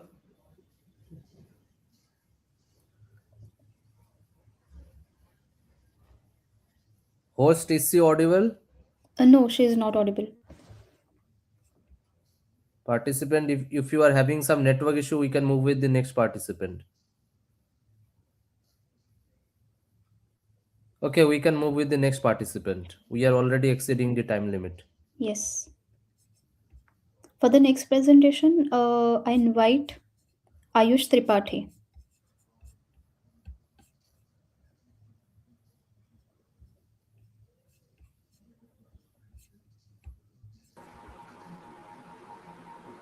Am I audible and visible? And is my slide clearly audible and visible? Yes. Yes, you can start with your presentation. Thank you so much, sir. In 2018, in Jharkhand, people began dying, not from drought, not from floods, but because a machine had decided they did not exist. The Aadhaar biometric system powering the PDS failed to read fingerprints of the elderly villagers, the manual laborers, whose poverty had worn away their fingertips. When authentication failed, ration stopped. No, there was no human override, no appeal. An Adivasi girl died. She was not an anomaly, but a preview of what was to come. Ladies and gentlemen, today I present to you my paper, The Algorithm and the Constitution, and how the automatic deployment of state action could be violative of the basic structure of India, of the Indian Constitution. The most scholarship on algorithmic governance asks whether it violates the fundamental rights under Articles 14 and 21. As we have today seen in today's seminar also, a lot of papers were focusing on whether or not automated state action would be tantamount to violating Article 14 and Article 19. This paper takes a slight detour. This paper asks a prior question and a harder one. Irrespective of whether the individual rights are violated, does algorithmic governance deployed at scale threaten a structural architecture of the Constitution itself? I argue yes. The argument runs on three tracks: the rule of law, the separation of powers, and the most fundamentally, judicial review as the basic structure doctrine. I will name the first two and develop the third one. As we know, the Constitution is based on three basic limbs: the rule of law, which comes from accountability and discretion, the separation of powers, and judicial review. In the first pillar, there is accountability, transparency, and discretion. Since Indira Gandhi versus Rajnarayan, rule of law is a basic structural element. It demands accountability. Someone must answer for the state's action. It demands transparency, a reasoning process, not a probability score, and it demands discretion. This court struck down, remember, this court struck down Section 303 of IPC, wherein people were to be hanged without any judicial discretion. The court struck that down because there was no judicial discretion. Algorithmic governance, I argue, that fails all three not incidentally, but by design. The black box produces outputs, not reasons. When the machine errs, there's no respondent. And when fixed parameters replace judgments, the state acts under dictation of technology, which is as antithetical to the rule of law as under a dictation of a superior. The second limb is the separation of powers. Now, traditionally, separation of powers is basic structure since the case for Anand Bharti. The traditional violations are very visible. The parliament outs the High Court's jurisdiction, constitutional infirmity is legible on the face of the statute. Algorithmic encroachment, however, is a different kind. It happens through a procurement tender, a contract, technical specification document, none of which announce themselves as constitutional events. The official who signs the bail order does not believe that she is making a constitutional decision, but she is off-shouldering a judicial function to avoid. By the time a court can correct, the system is entrenched. Now, coming to the most important part, the seven-judge bench has already held that judicial review is basic structure. We know everything about it. But the corollary, which has received less attention than it deserves, is that what the parliament cannot remove by amendment, the executive cannot dissolve by procurement. We have established that functional exclusion of judicial review is constitutionally equivalent to a formal exclusion. An executive that deploys an algorithm system, which is a structural consequence of its architecture, renders the meaningful judicial review impossible. Now, how exactly are we doing this? How exactly is this happening? It is happening in three limbs. First, the explainability deficit. Since S.N. Mukherjee, recording reasons is constitutionally preconditioned for oversight. An algorithm, however, produces outputs, scores, classifications. A code presented with the probability score has, in my humble opinion, strictly speaking, nothing to review. Second, the fait accompli problem. Algorithmic systems make decisions in millions. By the time a writ petition is formed, heard, and decided, the consequences have crystallized. Review means formally available review. But formal availability without practical efficacy is a constitutional illusory measure, as per Sanara Khatun we have been taught. Third, the attribution vacuum. Writ jurisdiction requires a respondent. The procuring ministry did not design the system. The designing company is a private entity and is separated by Article 12. The operating officials do not understand the logic. The formal machinery of judicial review operates against a vacancy. Now, the concept of human in the loop was suggested by some participants. It is also used as an argument for an autonomous weapon system in the drone warfare system, but we will not go there because it is out of the scope of this paper. In this paper, I argue that we need to have some safeguards. I'm not arguing that every algorithm decision implicates the basic structure. The constitutional trigger is systemic disablement, when the system itself is getting disabled. Now, what is the measure against it? The explicability mandate. No AI Participant, system kindly must be conclude, deployed. you are exceeding the time. Sir, in the chat box, it has been written that only I have 1 minute left still. Yeah, it is over. You've reached the time limit. Okay, I'll just conclude, sir. Thank you so much. I'll just read the conclusion once. In this paper, we have, as you can see on the PPT, I don't need to explain it a lot. It's explicitly mandate the human interposition requirement and judicial access guarantee. The three of them are to be there if we are going to large-scale deployment of AI decision making. The question that we must ask is who ultimately decides on the human life's values and not basically how the decisions are made. Thank you so much. Okay, thank you. I don't have any question for you. Thank you so much, sir. All right. Now we move to our next presenter, Shabnam Salim.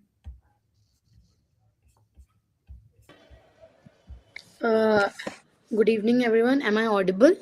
Yes. Yes, you are audible. You can start. Hello, everyone. My name is Shabnam Salim, and my co-author is Dr. Tanvi Sharma, who is also my professor. And the reason I chose this topic is I am also making a dissertation under my supervisor. So let me start with a simple question. What happens to your Facebook account when or your crypto wallet or your emails when you die?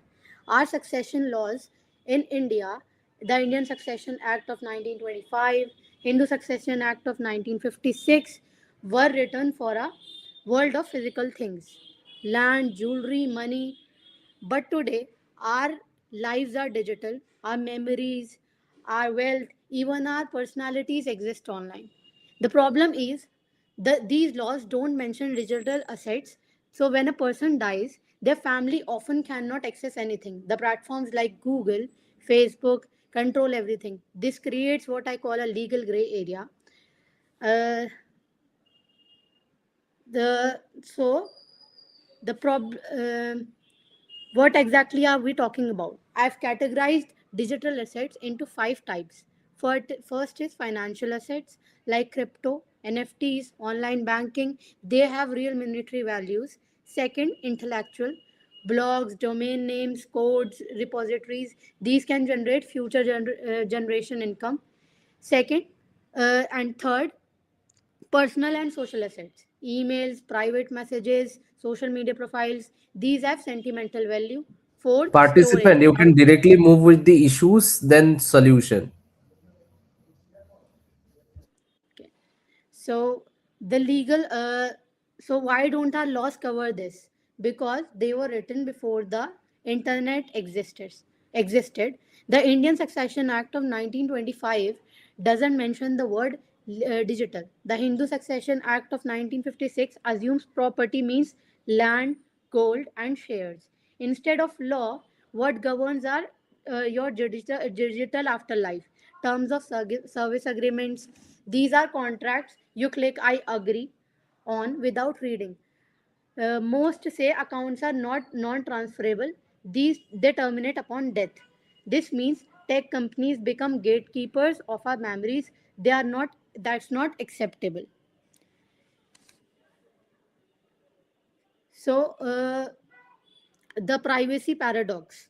So, but there's a complication. The Constitution gives us two important rights. Article 300 that says that you cannot be deprived of property without law. Digital assets have value. Denying heirs access arguably violates this. But Article 21 gives us the right to privacy. Does this right survive death? If a parent reads their child's private messages after death, is that a violation of their child's dignity? This is the privacy paradox. We must balance the heir's right to inheritance with the disease right to privacy? There's no easy answer.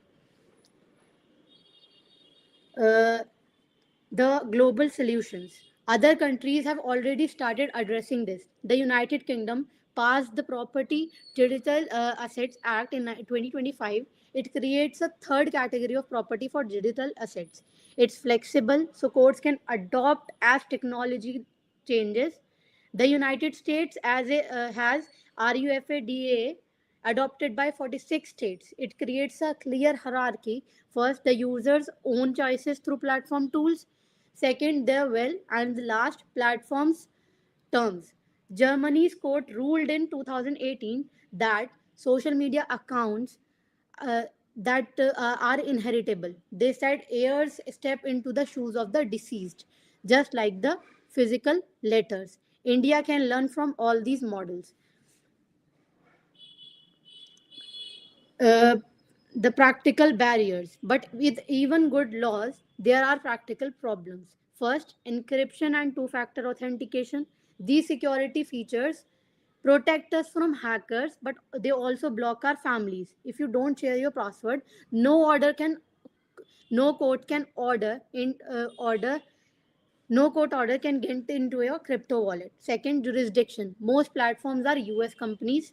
They say they must follow US laws, which often prohibit sharing data with families. Third, Sorry valuation. to How interrupt. do you value a blog with 10,000 followers or a rare gaming character? There are no general guidelines. Fourth, people don't plan. Most Indians don't have a digital will. They don't share passwords. These are barriers law alone cannot solve. Please conclude shortly. The AI Yes, challenge. time limit. Let me talk about the future artificial intelligence. We are moving beyond just storing data. AI can now take all your emails, voice recordings, social media Participant, kindly posts. conclude your presentation. So, what should India do? First, amend the existing succession laws, the Indian Succession Act and in Hindu Succession Act, to explicitly include digital assets as property. Second, consider a separate digital succession act modeled on global best practices but adapted for Indian personal laws. Third, create personhood regulations require explicit consent before anyone can create a digital twin, establish who owns AI generated content, fourth, mandate that all platforms operating in India provide legacy features, simple nomination tool like banks have. Let me summarize. First, Indian Succession Act is silent on digital assets. This creates uncertainty and justice. And Participant, please finally, stick to the reform time is limit. urgent. Every day, more people die leaving behind digital wealth that their families cannot access. The law must cross the biological veil. We need a jurisprudence for this for the digital age. Thank you. Okay, thank you, participant. We don't have any question for you. Thank you. Okay, moving ahead, I would like to invite Nayanita Rakshit to present.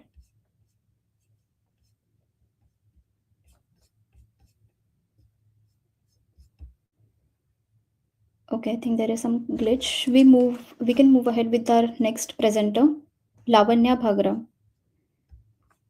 Hello, am I audible? Yes. All right. You can start. Okay. May I start my presentation? Yes. Okay, I'm Dr. Lavanya Bhagra. I'm assistant professor from Amity Law School, Haryana. And my paper is on the AI underclass, generative AI, digital divide, and the and the erosion of economic and educational rights.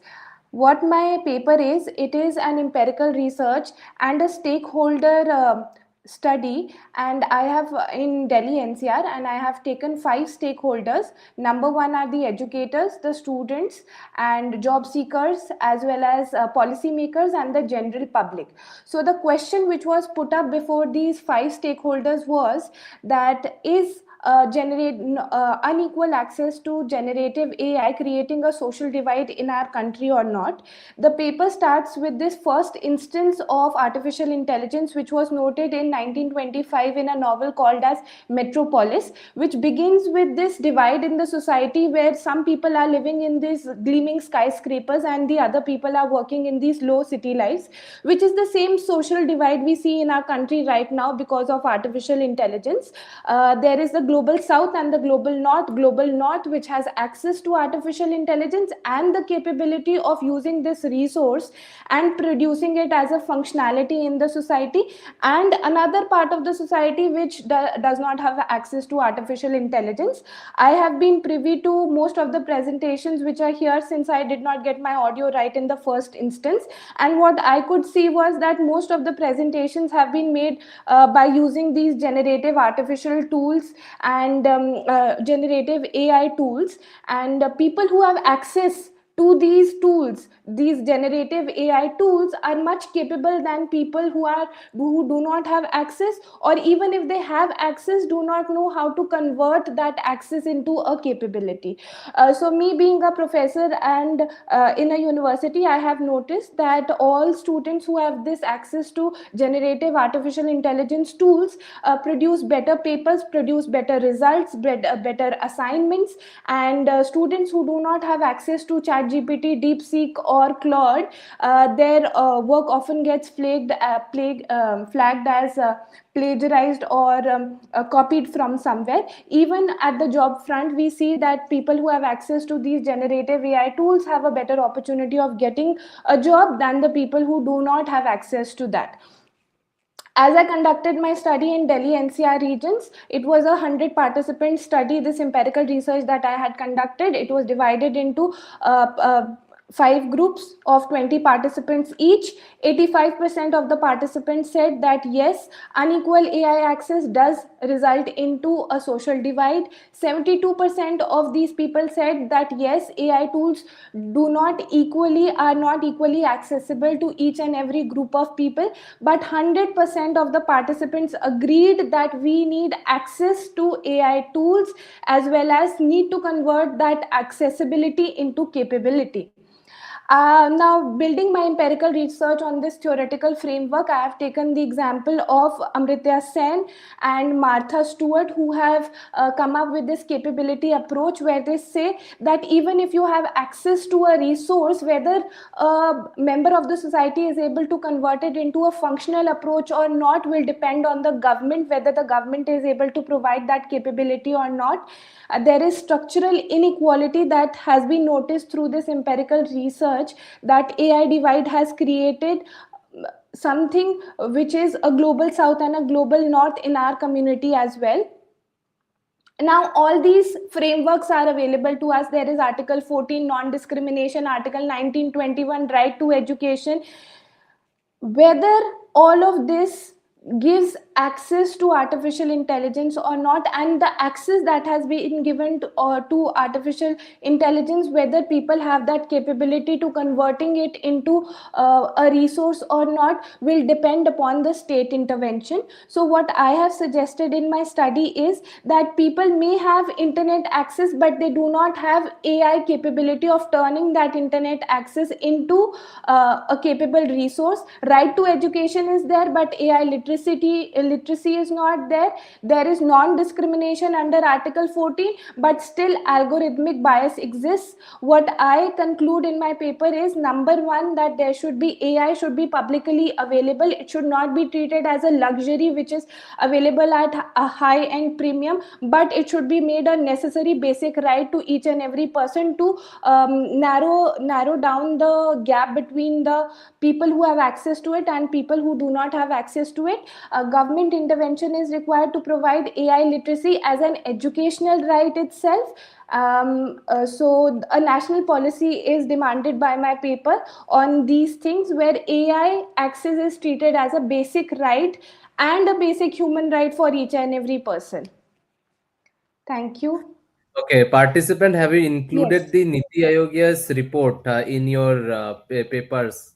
Yes, sir, I have included that report, though it is a little old now because rest of the countries like US, UK have come up with so much more. We are still lagging behind because we have just made a rough draft of what we should be including in our AI policy. None of it mentions that AI should be treated as a basic human right, should be available to each and every human. See, like last Yes. month when I attended the India AI Impact Summit, Yes, like sir. as a panelist, as a panel Yes. speaker. So I Yes, had sir. been like I was lucky enough to chair one of the technical session with one of the chairperson Yes. from Japan. Like he is chairing right now the Hiroshima 2.0 project. If you All don't know, right. Hiroshima 2.0 project is one of such project which is coming up with the global artificial intelligence regulation with Okay. OECD. Like OECD is one of the organization who is working with it. So Right. like your paper presentations is having such kind of international elements, like as you were Right. talking about the human rights connectivity and the other civil Rights rights connectivity. This Yes, all sir. are like not a state centric policy, these all are Right. international centric policy. Right, So I right, will sir. suggest you to refer, even like some of the drafts are available, you can look into Hiroshima projects Right. draft, you can look into those and can refer for better refining your Okay. findings and the suggestions. Right, sir. Right, sir. I had taken UDHR and ICSCR as my basic international framework, but what you are suggesting, I will definitely look into it. Yeah, if you simply search Hiroshima project, you will Yes. definitely have all the details. Hiroshima 2.0 right now it's going on, draft policies are going on. All right, thank Right, you. sir. Thank you so much, sir. Thank you. Thank you for your presentation. Now we move to our next presenter, Swikriti Mehrotra. Hello. Hi. Yes. Am I audible? Yes, you can start. Thank you, everyone. So, today my presentation is going to be on the topic institutional accountability for AI assisted research. So, we understand that generative AI tools, they are fundamentally transforming how research produce, analyze, and even disseminate academic knowledge. So, from literature synthesis to data analysis and manuscript drafting, AI has been involved in all of these fields now, and it's reshaping the traditional research workflows across all the disciplines. So, in my research, I have incorporated the following objectives, which include examining the current practices, identifying the governance gaps, and thirdly, propose a new framework, which has been the major focus that I have wanted to put in my paper today. So, this is based on the AI research governance model for institutional accountability and transparency. So the methodology was legal publications, scientific journals, and university regulations. While going through all these, I realized that none of the Indian databases or journals whatsoever mention any kind of use of AI or the guidelines for the use of AI. And given the fact that AI is incorporated in our research skills in the present situation, this becomes very important. Now, as I've mentioned, the current state of AI regulations state that there is no standardized disclosure requirements across the Indian research institutions. Large scientific journals provide limited guidance but lack codified enforcement frameworks. And thirdly, university policies show dramatic variation in approach to AI governance. So, this institutional void creates challenges for protecting research integrity where ethnic codes are actively enforced. Now, while we're talking about this, the critical risks include AI hallucination, academic dishonesty, authorship ambiguity, and methodological opacity. Now, since we understand that it is difficult to determine human versus machine contributions, it undermines the accountability for research accuracy and originality, which again increases and puts forward the model that I want to suggest today. Now, the responsible AI research governance model includes mandatory disclosure, authorship standards, editorial safeguards, institutional review, and policy coordination. The key governance components that have been wanted to incorporate include mandatory AI disclosure requirements. This includes that the researchers must specify AI tools used and extent of AI generated outputs in all the manuscripts, including ensuring transparency for the editors, reviewers, as well as the readers. Secondly, the authorship and accountability standards, which mentions the human researchers retain full responsibility for verifying the accuracy, ensuring originality, and maintaining academic integrity standards. Thirdly, the editorial and peer review safeguards. This includes the journal policy requiring AI disclosure statements and prohibiting AI use during confidential peer review process. Lastly, university level ethics committees providing oversight for AI use in research projects, especially with sensitive data. Moving ahead, the implementation pathways would include immediate actions, which include establishing university level AI ethics committees, develop mandatory disclosure templates, they create acceptable use guidelines, and fourthly, implementing peer review training programs. Now, further, we also have long term strategies, which include developing standardized AI governance frameworks across the institution, so there is a kind of uniformity as well. Secondly, create cross disciplinary oversight coordination. Thirdly, establish national AI research integrity standards. And lastly, implement continuous policy evaluation mechanisms. Since these are strategies which would require a time bound for on the part of the institutions to conduct the following strategies, that is why I believe that the immediate action should be given more importance, which includes the following. And with this, I would like to conclude my presentation for today by saying that there is an urgent need for governance.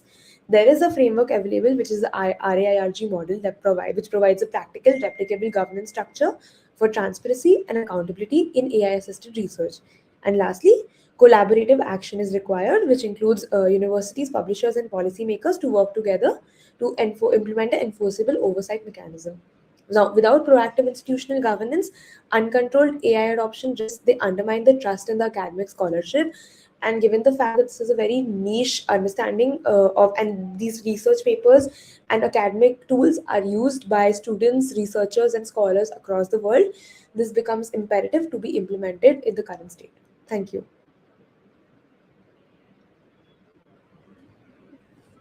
Okay, I don't have any question for you, participant. Thank you. Thank you. Thank you for your presentation. Now I invite Retika, Ramesh, and Kavya to present.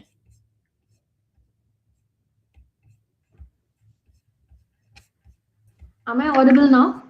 Yes, yes. Yeah, thank you. Yeah, can you able to see the slides? Yes, yes. Okay. Thank you so much. So good evening to the respected chair and those joining us live on LinkedIn. So my paper titled Regulating the Algorithmic Trading in AI-Driven Securities Market, its Liability and Governance Framework, along with my co-author Kavya. So today I'll focus on a key issue that there's a growing gap between how the modern financial markets function and how the securities law regulate them. So before going into the topic, we just need to understand what is algorithmic trading and what is AI-driven algorithmic trading. Algorithmic trading is basically using the computer program to automatically buy and sell the stocks or shares based on the rules. For example, if the price falls by 2%, then buy. Or if the volume increases, then sell. So instead of the human deciding, the algorithm decides and executes instantly.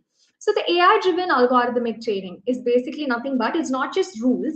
It learns and adopts using the artificial intelligence and machine learning. It learns the patterns and take decisions through the data-driven algorithms. So this algorithmic trading and AI-driven algorithmic trading creates a serious concern as to the market integrity, investor protection, and also the liability attribution. So the research problem would be is the AI-driven systems are fast, opaque, and autonomous. So, but the security laws that exist throughout the jurisdictions assume the human control and the human intent.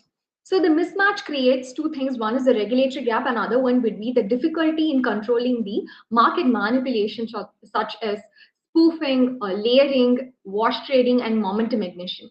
So the laws are regulating the machines using the laws that are designed for humans.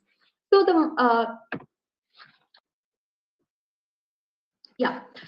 my research is guided by 4 questions. So first would be how different countries regulate the algorithmic trading, and second one would be the liability attribution, and third one with respect to whether India's framework is sufficient, and fourth one would be the what reforms we need. So comparative framework taken United States, European Union, and India. In United States, it's basically the reactive model, and European Union is preventive model, and in India, it's a balanced but a weaker model. So in US, they have a strong surveillance and enforcement by the Securities Exchange Commission. And in EU, the EU Markets and Financial Instrument Directive 2, they have the strict pre-approval of algorithms to prevent in order to prevent the harm. But in India, the focus is only on the growth and the basic safeguards that is there, but lacks the transparency testing and audit. So India is still in the evolving stage. So with respect to the liability attribution, who is responsible when something goes wrong? The possible actors are the trading firm, brokers, software developers, and then the stock exchanges. So responsibility is spread out, but there's no clear accountability. The control is shared, but the liability is very unclear as to this actor is liable for the algorithmic collision or the algorithmic trading that is having an adverse effect in the market, securities market. The law cannot identify the mind behind the trade. So key challenges includes autonomous decision making. The machines, they do not have a real-time human control and intention. There's a difficulty in proving the intent. And then there's a black box issue, which is basically we just know the input and we just give the input and we just receive the output, but we actually doesn't know what is happening within the AI, what is the AI is actually accessing to. And the final one would be the accountability gap. There is no clear liability that exists. The technology has moved ahead, but the legal concept like intent are clearly not. And moving on to the market impacts, we have both positive and negative impacts. The positive would be the better liquidity, faster transactions, and efficient price discovery. But on the other side, negative side, we have flash crashes, sudden volatility, and retail disadvantages. So efficiency is increasing because of using the algorithm in the trading, but the stability becomes biggest issue, and it is very uncertain, which is why there should be a policy to regulate the algorithmic trading in the market. So moving on to the algorithmic collision. So algorithm coordinate. So different firms design different profit maximizing algorithms, and algorithms, what they'll do is that 5 different algorithms, they will learn the similar strategy, that is they coordinate without any agreement. So this will result in the price fixing like outcome. And collision happens through learning, not conspiracy or any sort of communication between the algorithms that are created by different firms. Now my co-author will continue with the policy recommendations and the conclusion part. So am I audible? Yes. Kindly conclude in next 1 minute. You had exceeded the time. Kindly conclude in next 1 minute. You had exceeded the time. Okay. So this paper clearly demonstrates that there is a. I'm hearing my voice again. It's echoing.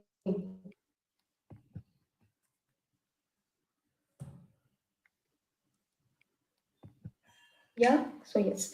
So this paper throws light on the fact that there is a clear structural gap. So this paper throws light on the fact that there is a clear structural gap between the.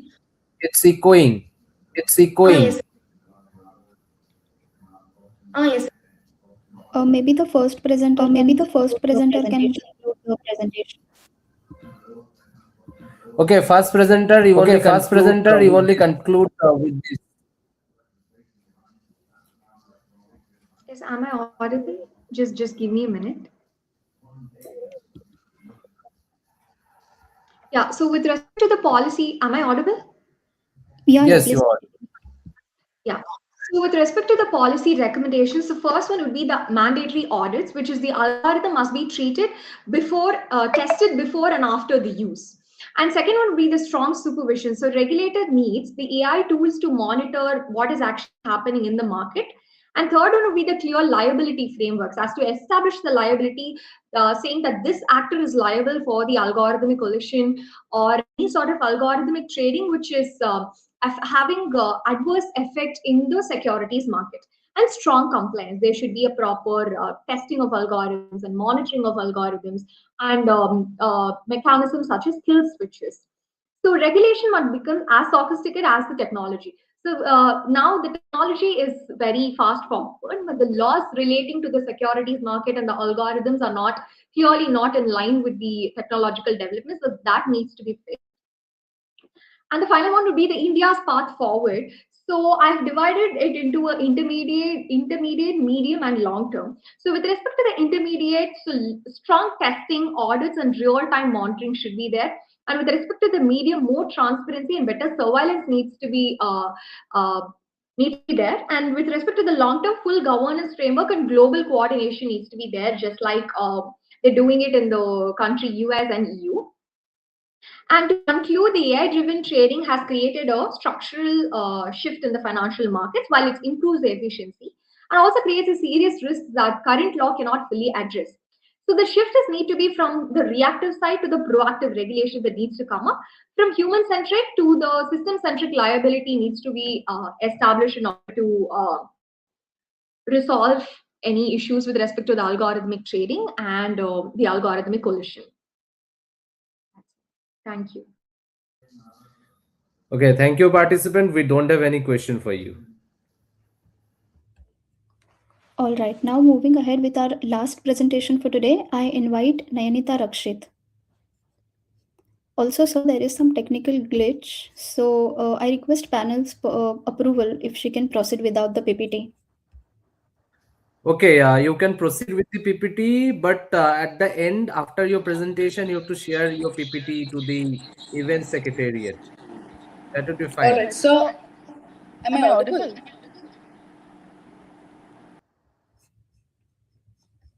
Yes, you are audible. Panel and the moderator for considering. I just figured out a way in which I can carry out my PPT, because the PPT I've made is extremely visual, because my paper is dealing in the aesthetics aspect. So if I can please turn the back camera and then. Yeah, yes. Is it visible? Yes, it is visible. You can start now.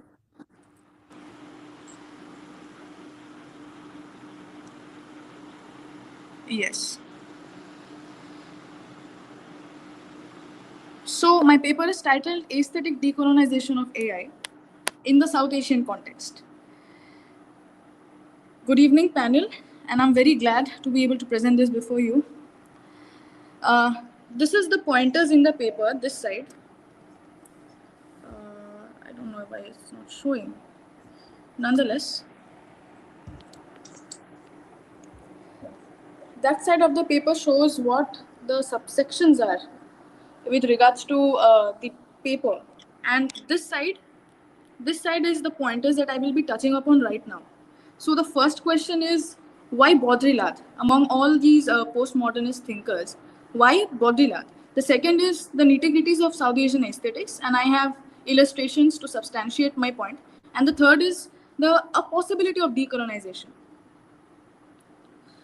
So Baudrillard specifically talks about a concept that is about hyperreal and the imaginary. Basically a fabrication of what is and what one thinks is. That is, it's a sort of a falsified mechanism to depict the lack of something that exists by creating something else in the likeness of the original object. As a result of which, what happens is the real does not remain real, and at the same time, what is created amounts to becoming hyperreal. And this entire process repeats itself, and it naturalizes itself through movie posters and through political caricatures, through music, through absolutely anything that one can think of in terms of the kind of data and the constant information that we are exposed to, the constant visual, the constant sounds that we're exposed to. Therefore, now the real exists only as a myth, and it is bereft of all contents in a hyperreal world. And it is within this theoretical framework that I am positing my study with regards to South Asian aesthetics. Because South Asian aesthetics, it's not just art, but it's a matter of individual and collective identity. It is a slow and careful social production of cultural memory. And I say memory because it stays on, and I'll substantiate why I say that. The first picture, respected panel, is of the Persian rugs, and definitely it comes from Afghanistan. The second picture, as you see, is from Maldives, and this is called coral carving or coral sculptures. It is for ecological reasons. It is definitely banned in the current times. But even then, the best example that I can provide right now at the very moment is that even as I'm talking, even as I'm presenting my research work, I am referring to this coral carving as something that is symbolic of Maldives heritage, of Maldives culture. So therefore, I say that art production in South Asian context specifically has always been about a form of cultural memory. The next picture, as you can see, this picture right here, it is of the Raksha masks, and they come from Sri Lanka. Well, if one really zooms into it, then one will find that the same kind of Raksha masks are also found in parts of Tamil Nadu, in parts of Kerala, which are in India. And the last bit is from Bangladesh. This is the Dhakai Shari. This is a certain kind of weaving technique. My next illustration is this set of 3 pictures. At one glimpse, we all can agree that this is something we all know. It is called Zardozi. Zardozi is a very famous embroidery style. It's very famous all throughout the subcontinent. While in a very loose manner, we can just look at the 3 pictures and tell that this is Zardozi. It is actually not. Because if you can see, the first picture is Kora, the second is Dabka, and the last one is Zardozi. And these are intricately different. Kora has an overlay of threads. There is excess of thread. In case of Dabka, there is more of wire work. And in case of Zardozi, one will find an equal emphasis on thread work, on sequins, pearls and small little beads, and also of wire. Contrasting to this, what AI does, how does AI produce image? How does AI produce aesthetics? Which Baudrillard, in fact, would argue that AI does not do at all, because all that AI does is create surreal duplicates of the reality, and thereby rendering the reality as useless, and also the surreal duplication of it as something very superficial. What AI does is, it data destructs. So it loops a very primitive, very noisy and grainy picture of, say, any image. Say over here it's a cat, but we can give any prompt that we want to AI, isn't it? So AI loops it in a very in a very rapid manner until the image is solidified and cleaned, and what we finally see as our generated result is a very fresh, a very surrealistic, very colorful and very oddly gathered picture of a certain thing, to the extent that Sorry AI to can interrupt. even... We request you Sorry? to conclude shortly. All right. And contrasting to that, here is how artisans create Zardozi work, since we were talking about Zardozi. And this is another illustration that I in fact talk about in my paper. I've added it in the paper, is the Mangal Kavya. It's a didactic narrative storytelling form which was prevalent in Bengal, 13th, 14th century work. This is the original Mangal Kavya from the original Pat Chitra, how Mangal Kavyas were actually drawn onto palm or bamboo leaves. And on the other side, this is the AI generated that I have intentionally, just to supplicate the other argument. This is the AI generated Mangal Kavya. So when I send across the mail of my PPT to you, one will be clearly able to see that how the distortions, they also shape the public's, like the people's understanding of what actually contributes the aesthetics of South Asia. So talking about decolonization, well, in 2 words, decolonization can definitely entail rediscovery and reclamation.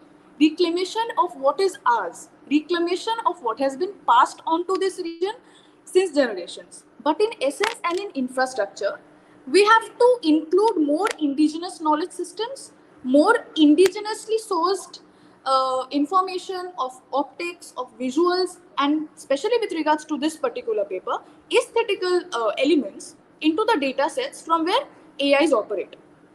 And we have to set better standards of sourcing and acknowledging. We have Gyan Bharatam. It's a very recent initiative by the government.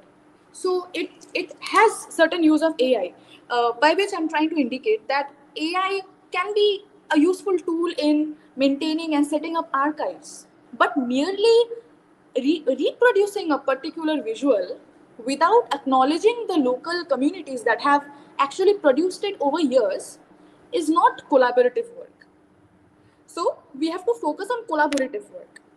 Next is we have to reduce the exotic gaze. All of the AI centers, the institutions, the agencies that control, that manufacture, in fact, AI tools, they are based in the global north. We have to bring the narrative from the global north towards the south, towards the global south, and we have to resist the homogenization, especially with regards to art. Because if today I ask AI to create a Zardozi, an Indian Zardozi picture and a Pakistani Zardozi picture, it will probably show me the same result. But that is Okay, not the case. participant, kindly conclude. Come up with your short conclusion. So this is a part of the conclusion. So we have to reduce the exotic gaze and we have to pull the narrative from the global north, both in ways of essence and in ways of infrastructure towards the global All right. south. All right. Participant, I have a short question for you. Specifically, Yes, sir. when we looked into the global artistic copyright, or you are looking forward towards the protection where the credits are provided to the creator. So in that tool, in an international framework, we are having Creative Commons. I don't know Yes, whether sir. you are aware of it or not, but Yes, Creative sir. Commons are doing such thing, like there are share likewise or share alike, that like these are having various categories of the Creative Commons. So have you studied the Yes. Creative Commons regarding the aesthetics of the artistic work? Yes, sir, definitely. But my paper is more theoretical. It is more theoretical in the sense that I am trying to focus on how layered labor is. The entire process of production is. It's a very Marxist way to look at this, to be honest.